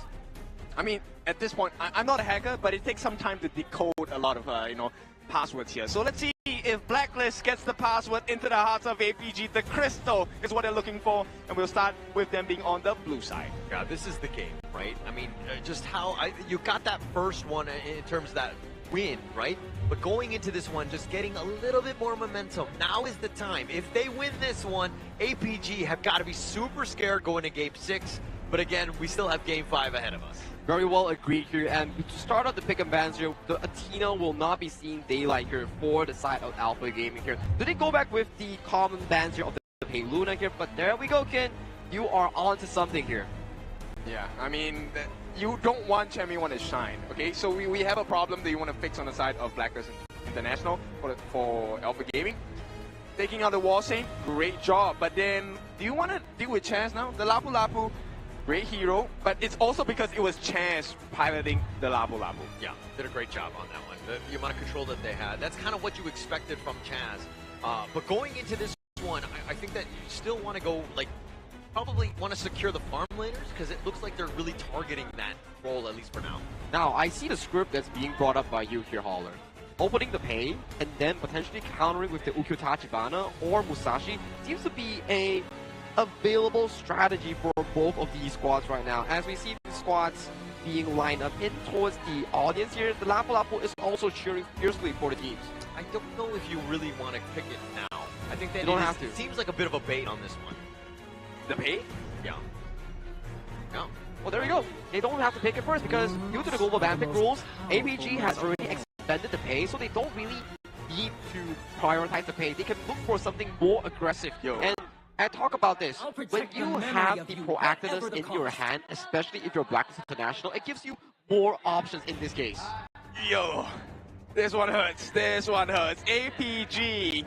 This is a very painful combination. If the bolt lands on you, you can be guaranteed Shishang gets those couple bleeds. It's gonna be a bit of a problem, like that damage. But like Sun Tzu, for me, it's like, okay, it's a little bit deeper into the hero pool.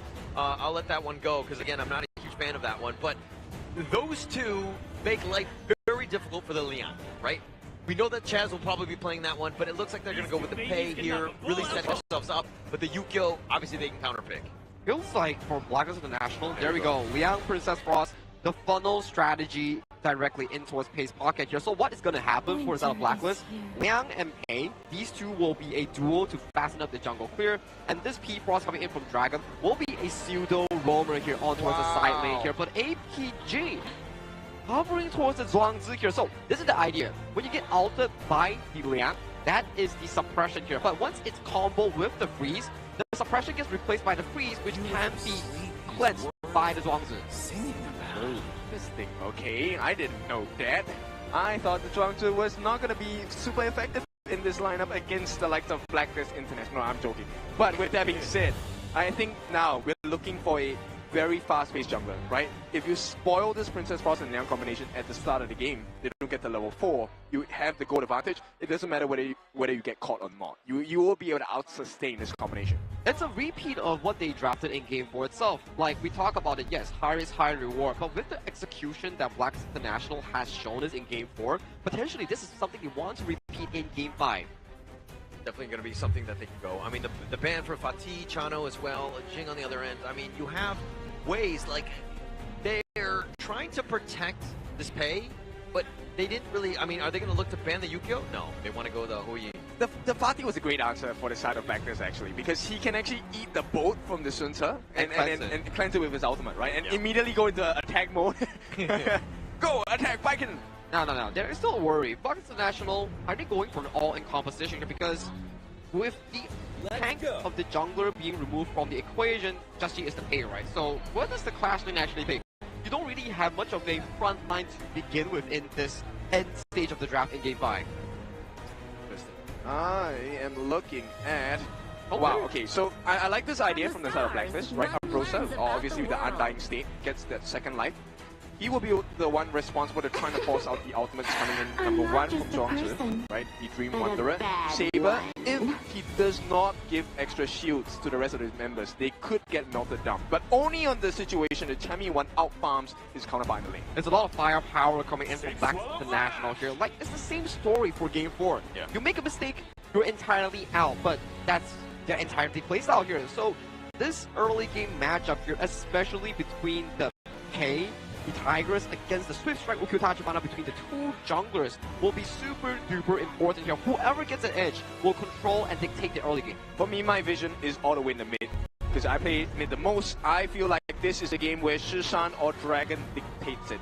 The one that gets the better control, the one that gets a better result for their team will influence the result of this game. If Shishan performs like a god, APG, move on. I think that's definitely the case here. And when we talk about the Liang pick as well, this is one of those picks that is, if you don't find the first few ultimates to be in a big of a advantage, you will come to your senses where, so it's late game now, what do you actually do? Because your formation doesn't have a solid front line. So the moment that your first ultimate fails, what's next? But it's the same could be said of the reverse as well, right? If nobody can find a stun onto him, I mean, it's going to be value galore for the side of Blacklist International. Many different lines, many different realities here. Blacklist International, this is the last lifeline. Alpha Gaming, this is the last battle to be had. They want to win. Both sides want to win. Execution is the name of the game here coming into this game number 5. I feel like execution has been the name of the game for the entire day thus far. But I want to save the talk. I want to let Blacklist International and Alpha Gaming show us what it is to mean to make champions here in the Honor of Kings International Championship 2025. This is Game 5 between Blacklist International versus Alpha Gaming. This is lifeline on the line. Thank you so much, Saki. As we go into game number 5 here again, Blacklist International elimination game yet again. 1-3. Is this draft good enough? Are they able to go fast and furious with this Pei? I'm hoping they will. I mean, at this point, Joshi, if he doesn't do it here, APG are going to just be the harbinger of destruction for their dreams here. But for now, it's looking a bit decent. Both junglers will not be super aggressive, but hang on. The class lane, this is where the action gets a bit spicy. Yeah, but watch the rotation by Saber. He's going to be there. It looks like with that kaleidoscope, zoning him away. Something to take note of. I mean, Xiang will be taking a decent amount, but look, let's talk a little bit about Shisan. There was a lot of eyes going into this draft, and the fact that when you have Chaz, he's like a sitting duck. He has that control, but he is so easy to pick off. Exactly. It's situation where positioning is so important, right? And the fact that Shusan has taken a gun and more, the Smith and Blade, as you would now know it, was title. I think Shusan really is going to be a big game changer. You can steal the neutral objectives, and here we go. Yeah, they're looking to go for this one, and now with that little stun, they find him, and Jamie 1 is so low, and they have the damage. First blood making a double kill, going the way of Yulong. Big win for the side of APG, and this is the success they wanted. Now for them, one more blow would do it. They will kill off this gold advantage that Blacklist have. What a great rotation there, making them pay. And that's a great start for APG, who didn't have a great one in the last game. And now things are looking to turn. Dragon is showing up, and Saber actually is going to cancel the recall, finds him, and he just gets on out. I mean, he's fine. He does have his passive, right? Which means he's going to cleanse himself every 7 seconds. But the real issue here is Blacklist. Because of this rotational speed from this side of APG, they need to be really wary about their positions, especially for Golden Kai. He cannot be shut down. Flash already used. Yeah, use on that one, just staying alive. That's the biggest thing, and Yulong already making some serious headway in terms of these gank attempts. You're forcing things out, and you're putting the pressure on, although you're not really farming when you're doing it. Talking about the farm, this is where, you know, Joshi, we talked about this the other day. Joshi as a paid, he needs to keep farming. If he can't do so, Yulong is going to outskill him. And for every death that either Joshi or Yulong has, this one hurts much more. Yeah, and here's the set sail, trying to find Jamie 1, but he gets over the wall. He actually gets boated, but now with that recall, he's going to be coming back, but he's going to be killed a secondary time. He's a Gemini.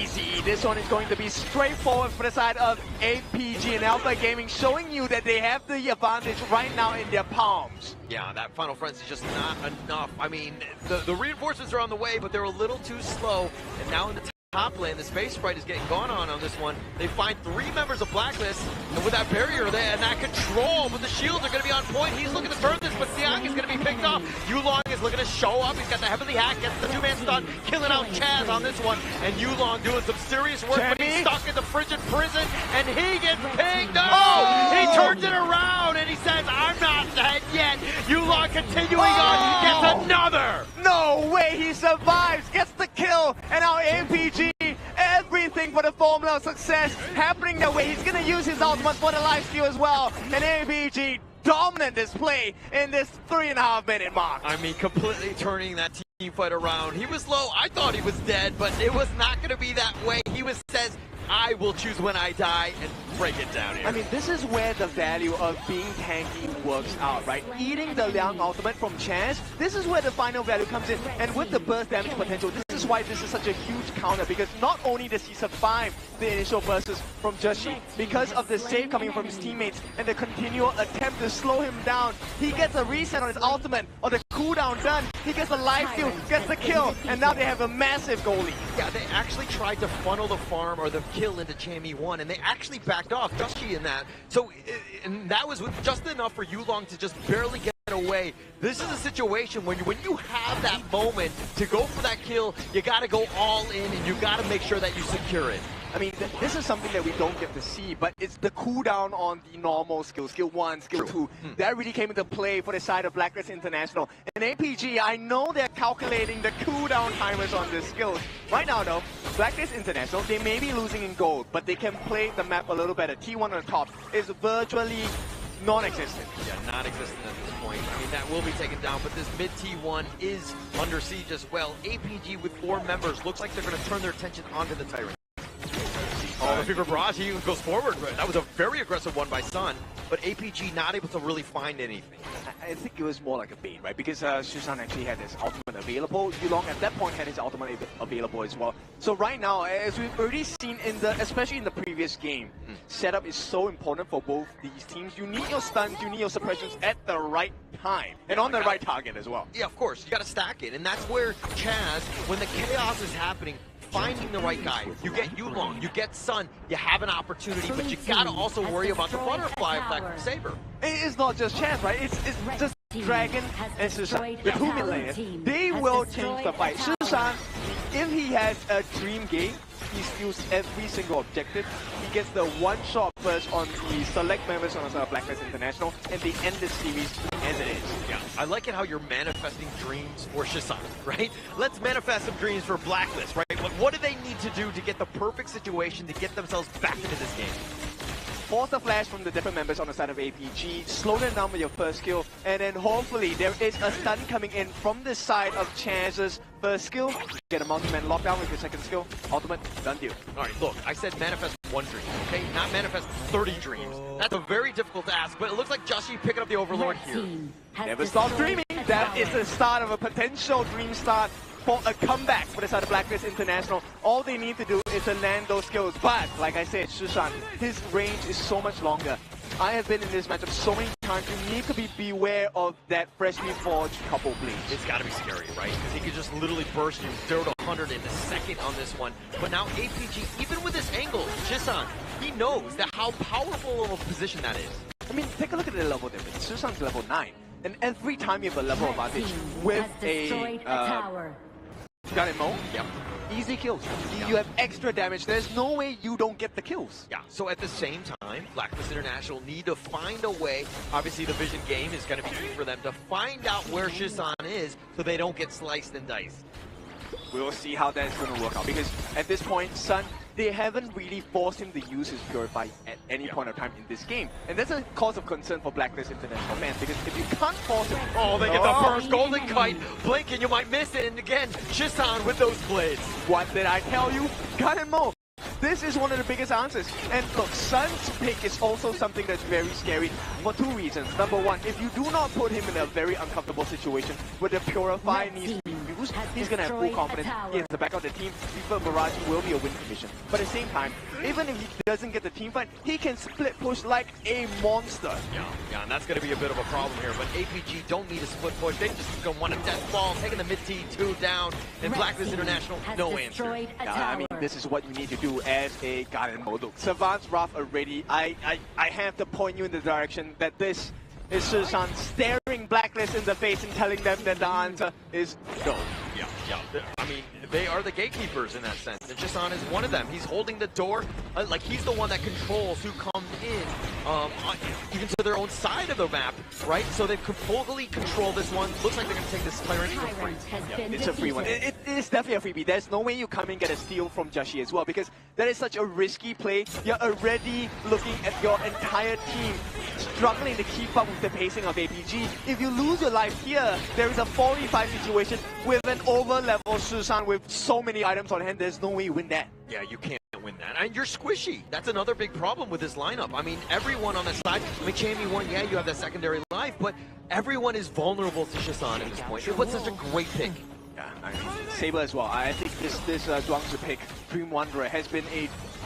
Okay, I hate to say this is a dream on the side of Alpha Gaming, because it nullifies the impact that Chaz has. You need to land that first skill, you need the barrier so that you get the stun, and then you can potentially set up a free freeze for the side of Dragon. But that is not possible because right now they have the goldie, they have the EXP lead, and they have the map control as well. So everything in favor APG.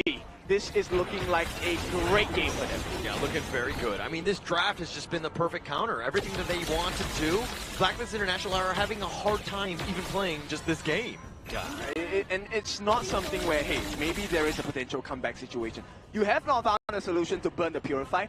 Now you have to find a way to burn out Saber's ultimate, the butterfly effect. And while in the midst of all this, you have to watch about the position of Shushan, because at any point in time, those couple of blades come in and you're dead. They're going to make a try. But this one, immediately, Howling Wind, put to waste. Yeah, pull to waste at this point. No sort of catch.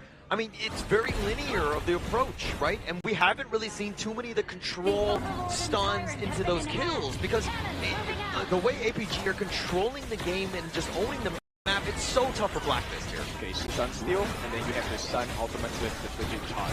Look now, Chammy 1's taking a lot. They have the control, but it's not enough. The Fever Barrage is on it too, and they find him. And the final Frenzy is going to be popped in for Chammy 1, but he's going the wrong way. They've got Golden Kite as well as Dragon. It looks like they will find Chammy 1 as well. And this is all APG at this stage. Everything Alpha, and Saber has found the next target is Joshi. It is him against the dreams of APG. One-man army. He needs to clear the waves and do it quick as well. Everyone's surrounding him. Oh, the set sail. Joshi sidesteps it. He's going to be pouncing away, but the blades are unreal. And the wrap around, they find the Tiger and they take him down as well. And APG off of the ace. Looks like they might go on. No, they're going to wait up just a little bit longer. Yep, Joshi boss so much time. They're juking, they're weaving in and out now, right now. He has given Blacklist International another chance, but this may be the final chance because this is the Shadow Tyrant.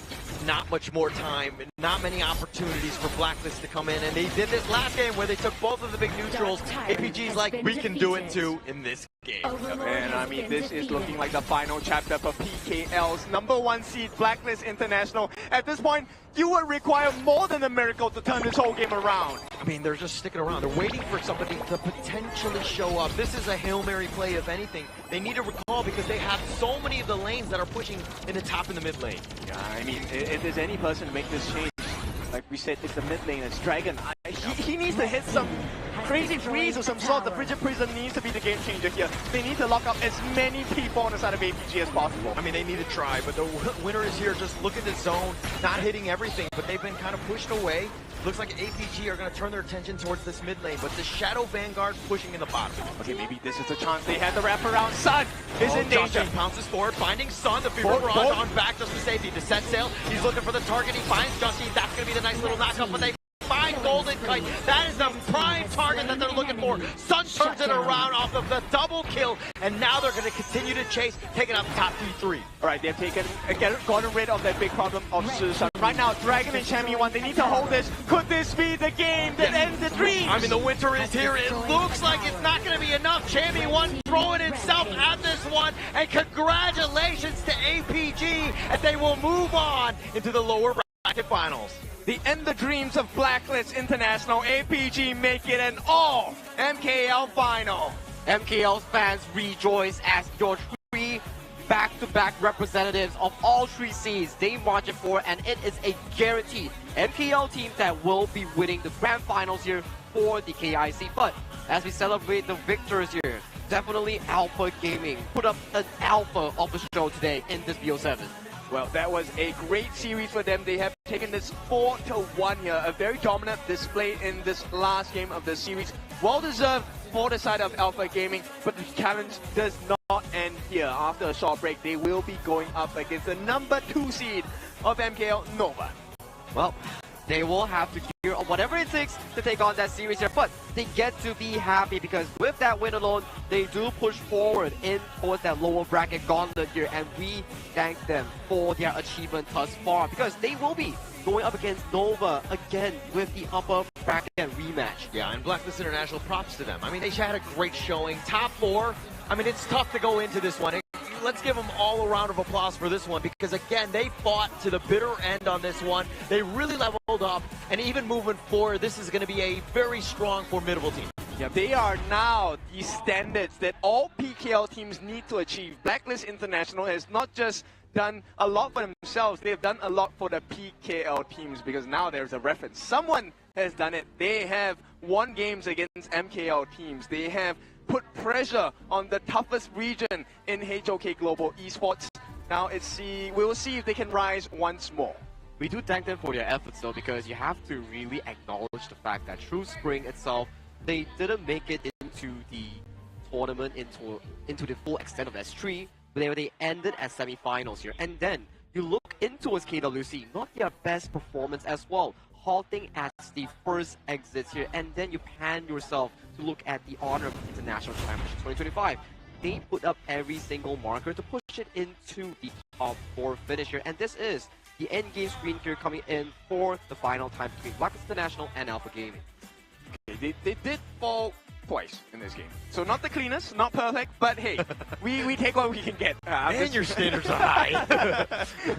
But I really want to once again point you in the direction of Susan. I think Susan really was the knife at the back of Blacklist. Also Yulong. I mean, his play, every time he would make some sort of gank or rotation, and that highlight reel in the top lane where he just barely survived, took down 2 members, and he survives. I mean, that was an amazing play. I think when we saw that play on towards the Clash lane, especially the teleportation portal, I gotta say, I heard some hearts being shattered in the audience there.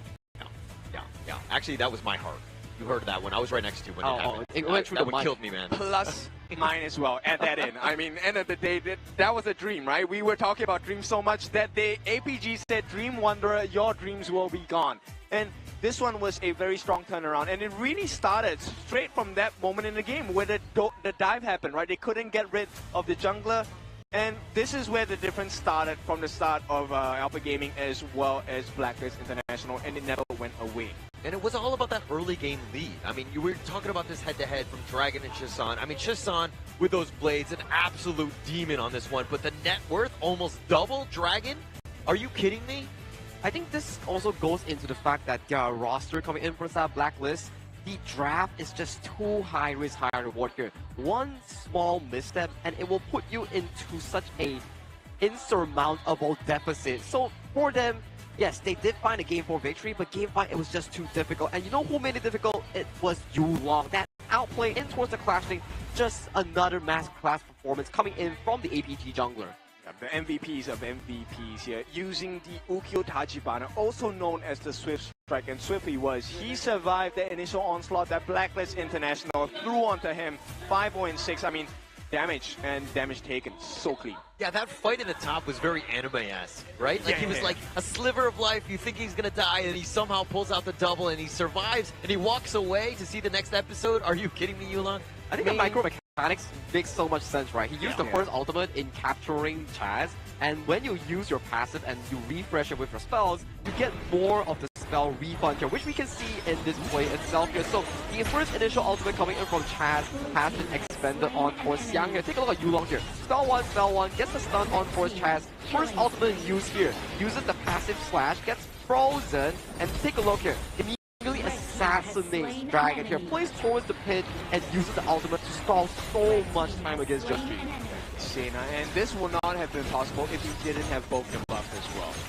And they backed away, but this Fever Barrage on point. I mean, with the way Sun played in this entire series, like, wow. Like, the APG looks on another level with him in that farm lane. For sure, and to make it even easier, Saber had his butterfly effect to make sure that there was no one available to stop him as well. The catch here by the entirety of Alpha Gaming. This is why we say, right, the better team always wins in HOK.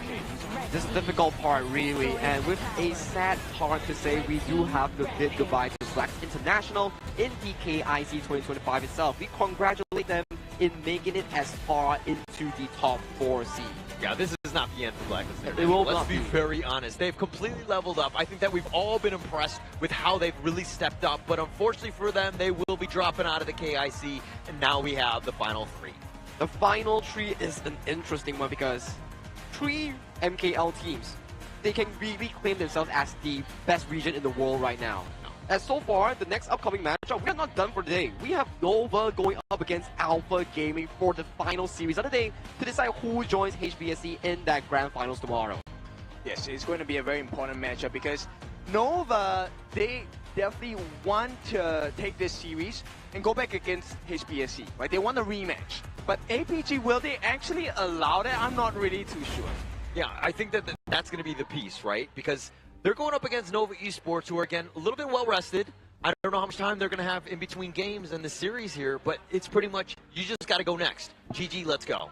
I mean, if we were to compare 2 teams' form, the way that Alpha Gaming won against Blacklist International, it puts them into a very comfortable zone. Hands are warm, mental is strong going into the series for the side of Nova. But for Nova, they suffered a very tough loss, a tough cookie coming up against HBSC here. So the mentality will be very different here, but that will be the story for later on of the final series here. We need to know who comes out on top, but without that, we need to go into the winners and losers interview. Take it away.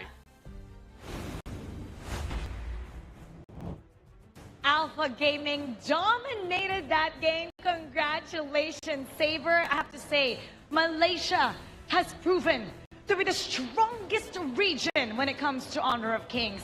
And how was that like, performing in front of the home crowd where everybody is cheering for your opponent, Blacklist International? I just focus on my game performance, and that's what I allow. Just focused on the game performance, and that really helped them out, Butters. Yeah, and now you have to face up against your hometown sister teams. You have Nova Gaming, Nova Esports rather, waiting in the next round. So, what do you have to say to them? We just try our best and enter to the grand final. All right. It's definitely going to be the tough fight. It's going to be the battle of the strongest nation. You know, Saber, you are so impressive, and you have a lot of supporters watching you. What would you like to say to everybody supporting APG and Malaysia? Thank for all support APG and keep support us. Thank you. Congratulations once again, Saber, and we'll see you in the next best of 7. Thank you so much. Thank you. And Butters, it's difficult for us to do. Definitely. And it's happened here, but things like this happen. In every journey, there must be a champion and there must be somebody who will fall. Let us give respect and welcome Chami 1 and Jushi of Blacklist International.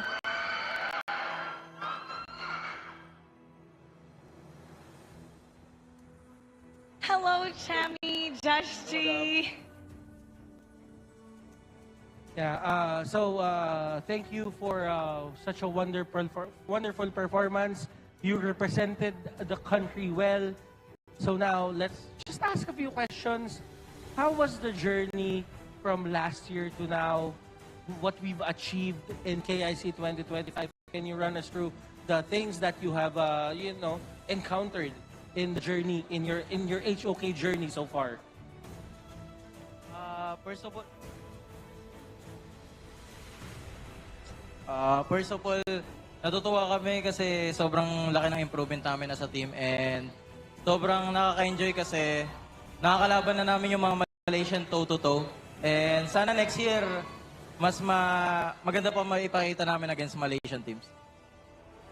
They're really happy because they recognize that they have improved and they saw that they can go up against Malaysia toe-to-toe against the strongest region, and they hope that they can come back stronger for the next year. Now, Jushi, in this entire journey that you guys have had, what was the biggest learning? And what is it that you want to learn?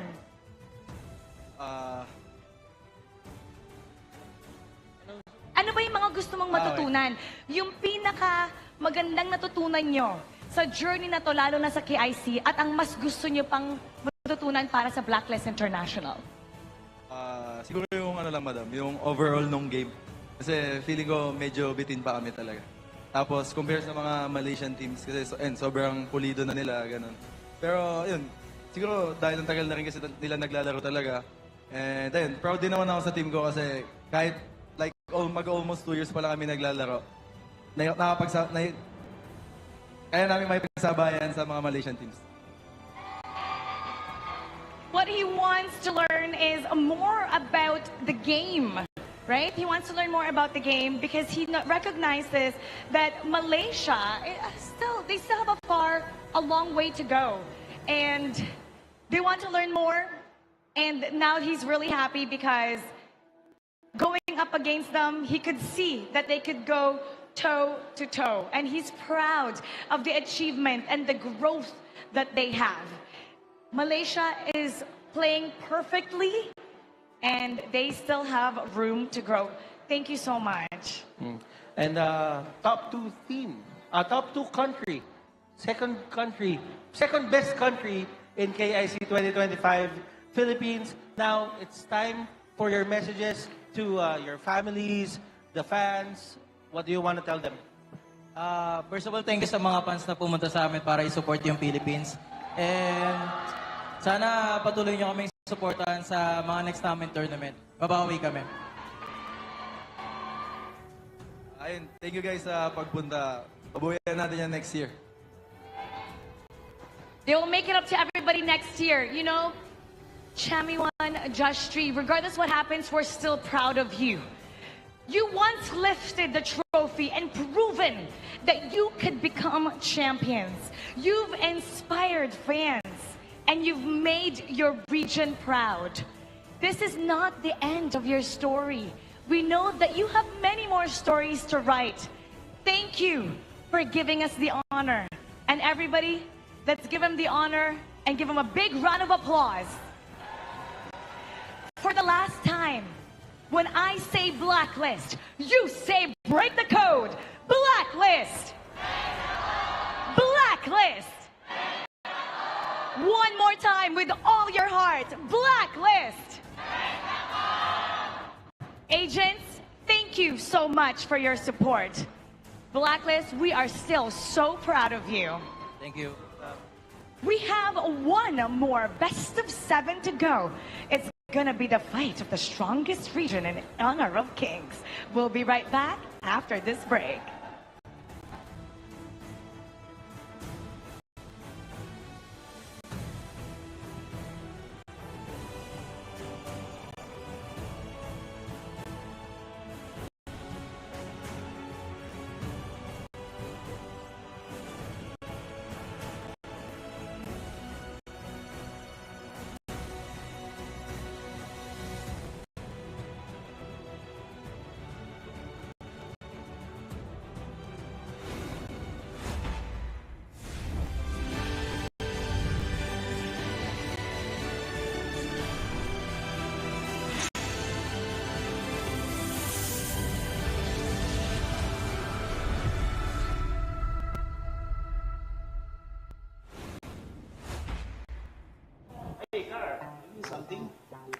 Oh yeah.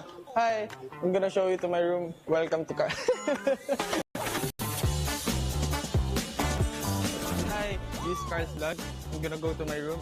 I'm gonna show you something. So let's go. Let's go to our room. This is Miggy, my roommate. So clean. Sorry guys, our room is messy, you know.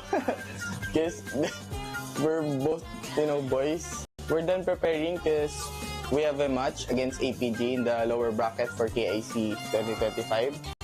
We're very excited because, we didn't expect that we're gonna make it until top 6, playing our game, showing what Filipino can do.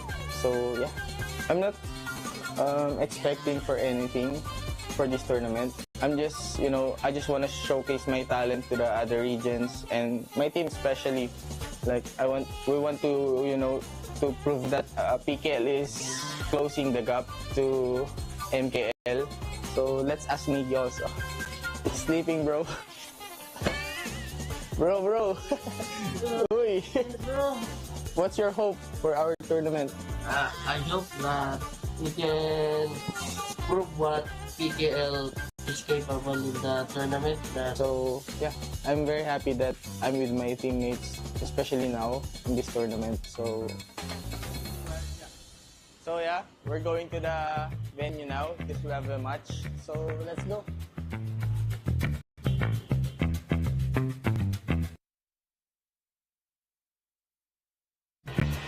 So now we're arrived at the venue. We're gonna go to the waiting area, player room, while waiting our game.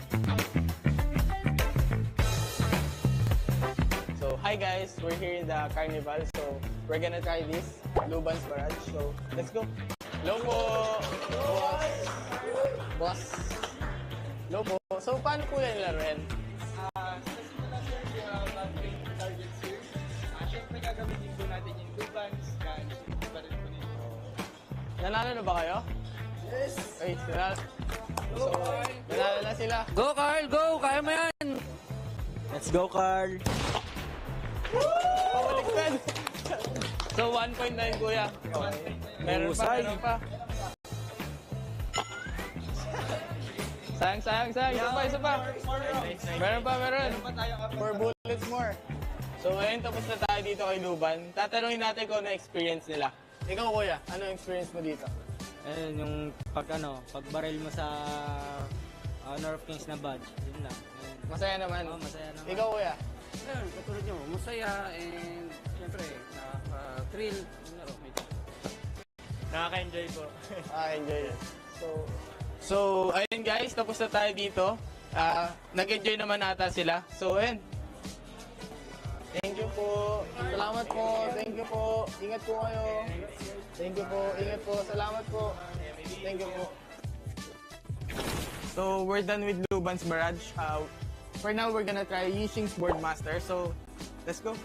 Hello po. Hello po. So, paano po siya laruin? So, dito po sa Yising's Boardmaster, para lang po siyang color game, if Okay. familiar po kayo. So, bibigay ko po ito sa inyo, then pili lang po kayo ng isa.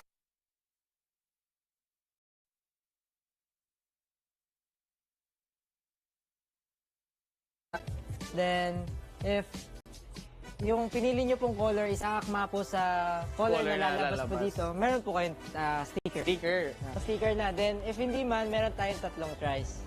Oh, 3 tries. 3 tries. So, isa lang yung ganito ko. Isa lang. Okay. So, yun. Try natin, kuya. Ika. Uy, tatayarin nata sila, kuya. Tatayarin kayo. Dito kay, Agudo. Ang cute eh. Yeah. Uy! Uy, Panalo ko! I won, guys!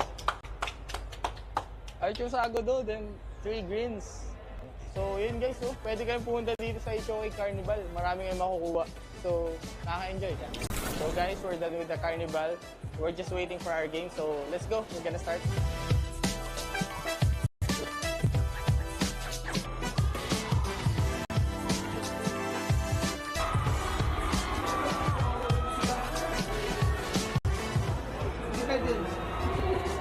Isip tayo ng basketball first week, basta huwag na yung libugan sa dapat.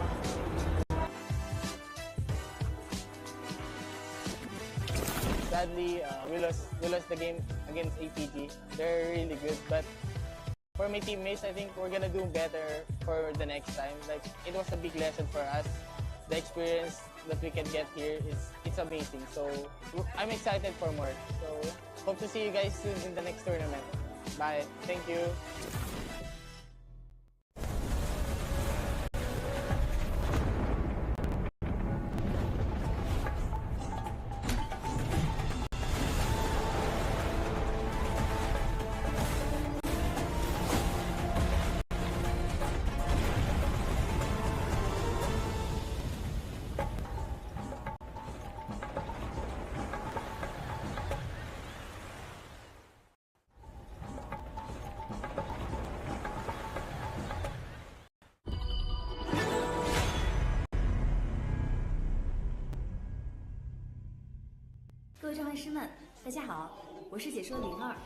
Hey everyone, this is Jipu. Hello，大家好，我是成都一超的 Cat。 Hi everyone, I'm Bai. Hi guys, my name is Shafiq Aiman. 大家好，我是诺菲尔。很开心再次能够回到 KIC 的舞台。很开心再次回到 KIC。 I'm really happy to share that I will be attending the KIC 2025. 这次我将以一个新的身份参与在菲律宾的 KIC 表演赛。 And I'm very happy to join KIC 2025 this time. And I'm really happy to share that I'll be going to the Philippines for KIC 2025. And I'll be participating in the show match as well. And I will also be participating on a show match. 期待在表演赛的舞台上见到更多的国际朋友们。这一次在马尼拉要和大家打一场特别的表演赛，能和这么多海外的朋友们一起打比赛，是一件非常有趣的事情。 And I will be making appearances for all 3 days as well as participating in the epic show match 5v5. Guys, kita-kits tayo sa 28, 29, 30 sa Ayala Mall, Manila Bay. Sa 30, kakantang SB19. So, abangan nyo yan. Tapos, syempre, supportahan natin ang Boom pati Blacklist. Make sure to watch KIC 2025 and send your support. 马尼拉见。 See you there. 我菲律宾见。不见不散。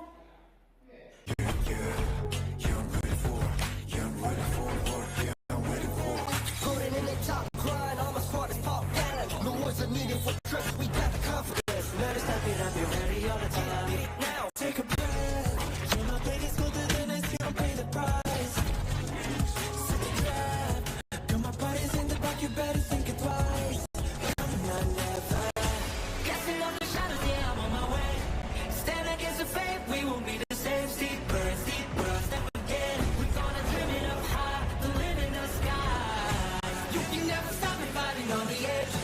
Every time we fall, we can take again. Chances we're taking won't let us fade out. Now it's prime time, we're ready for the win.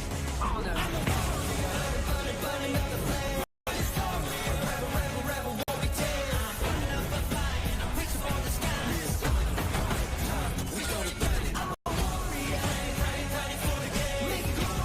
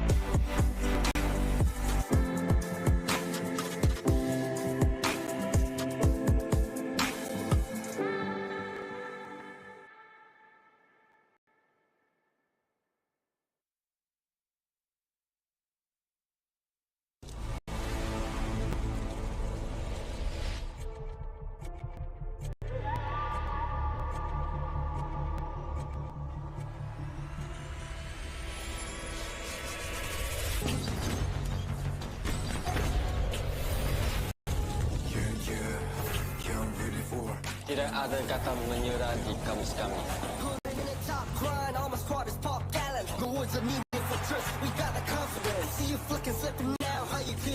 Kasama palagi.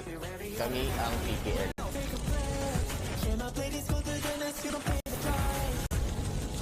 Já caminhamos uma longa jornada nos campos de batalha de Honor of Kings.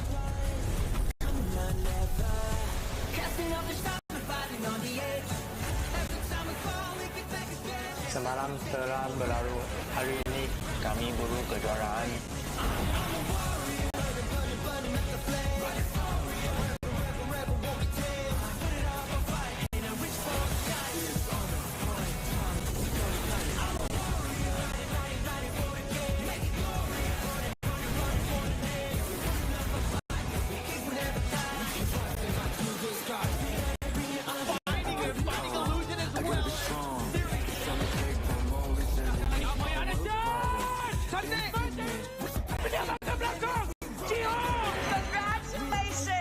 Congratulations!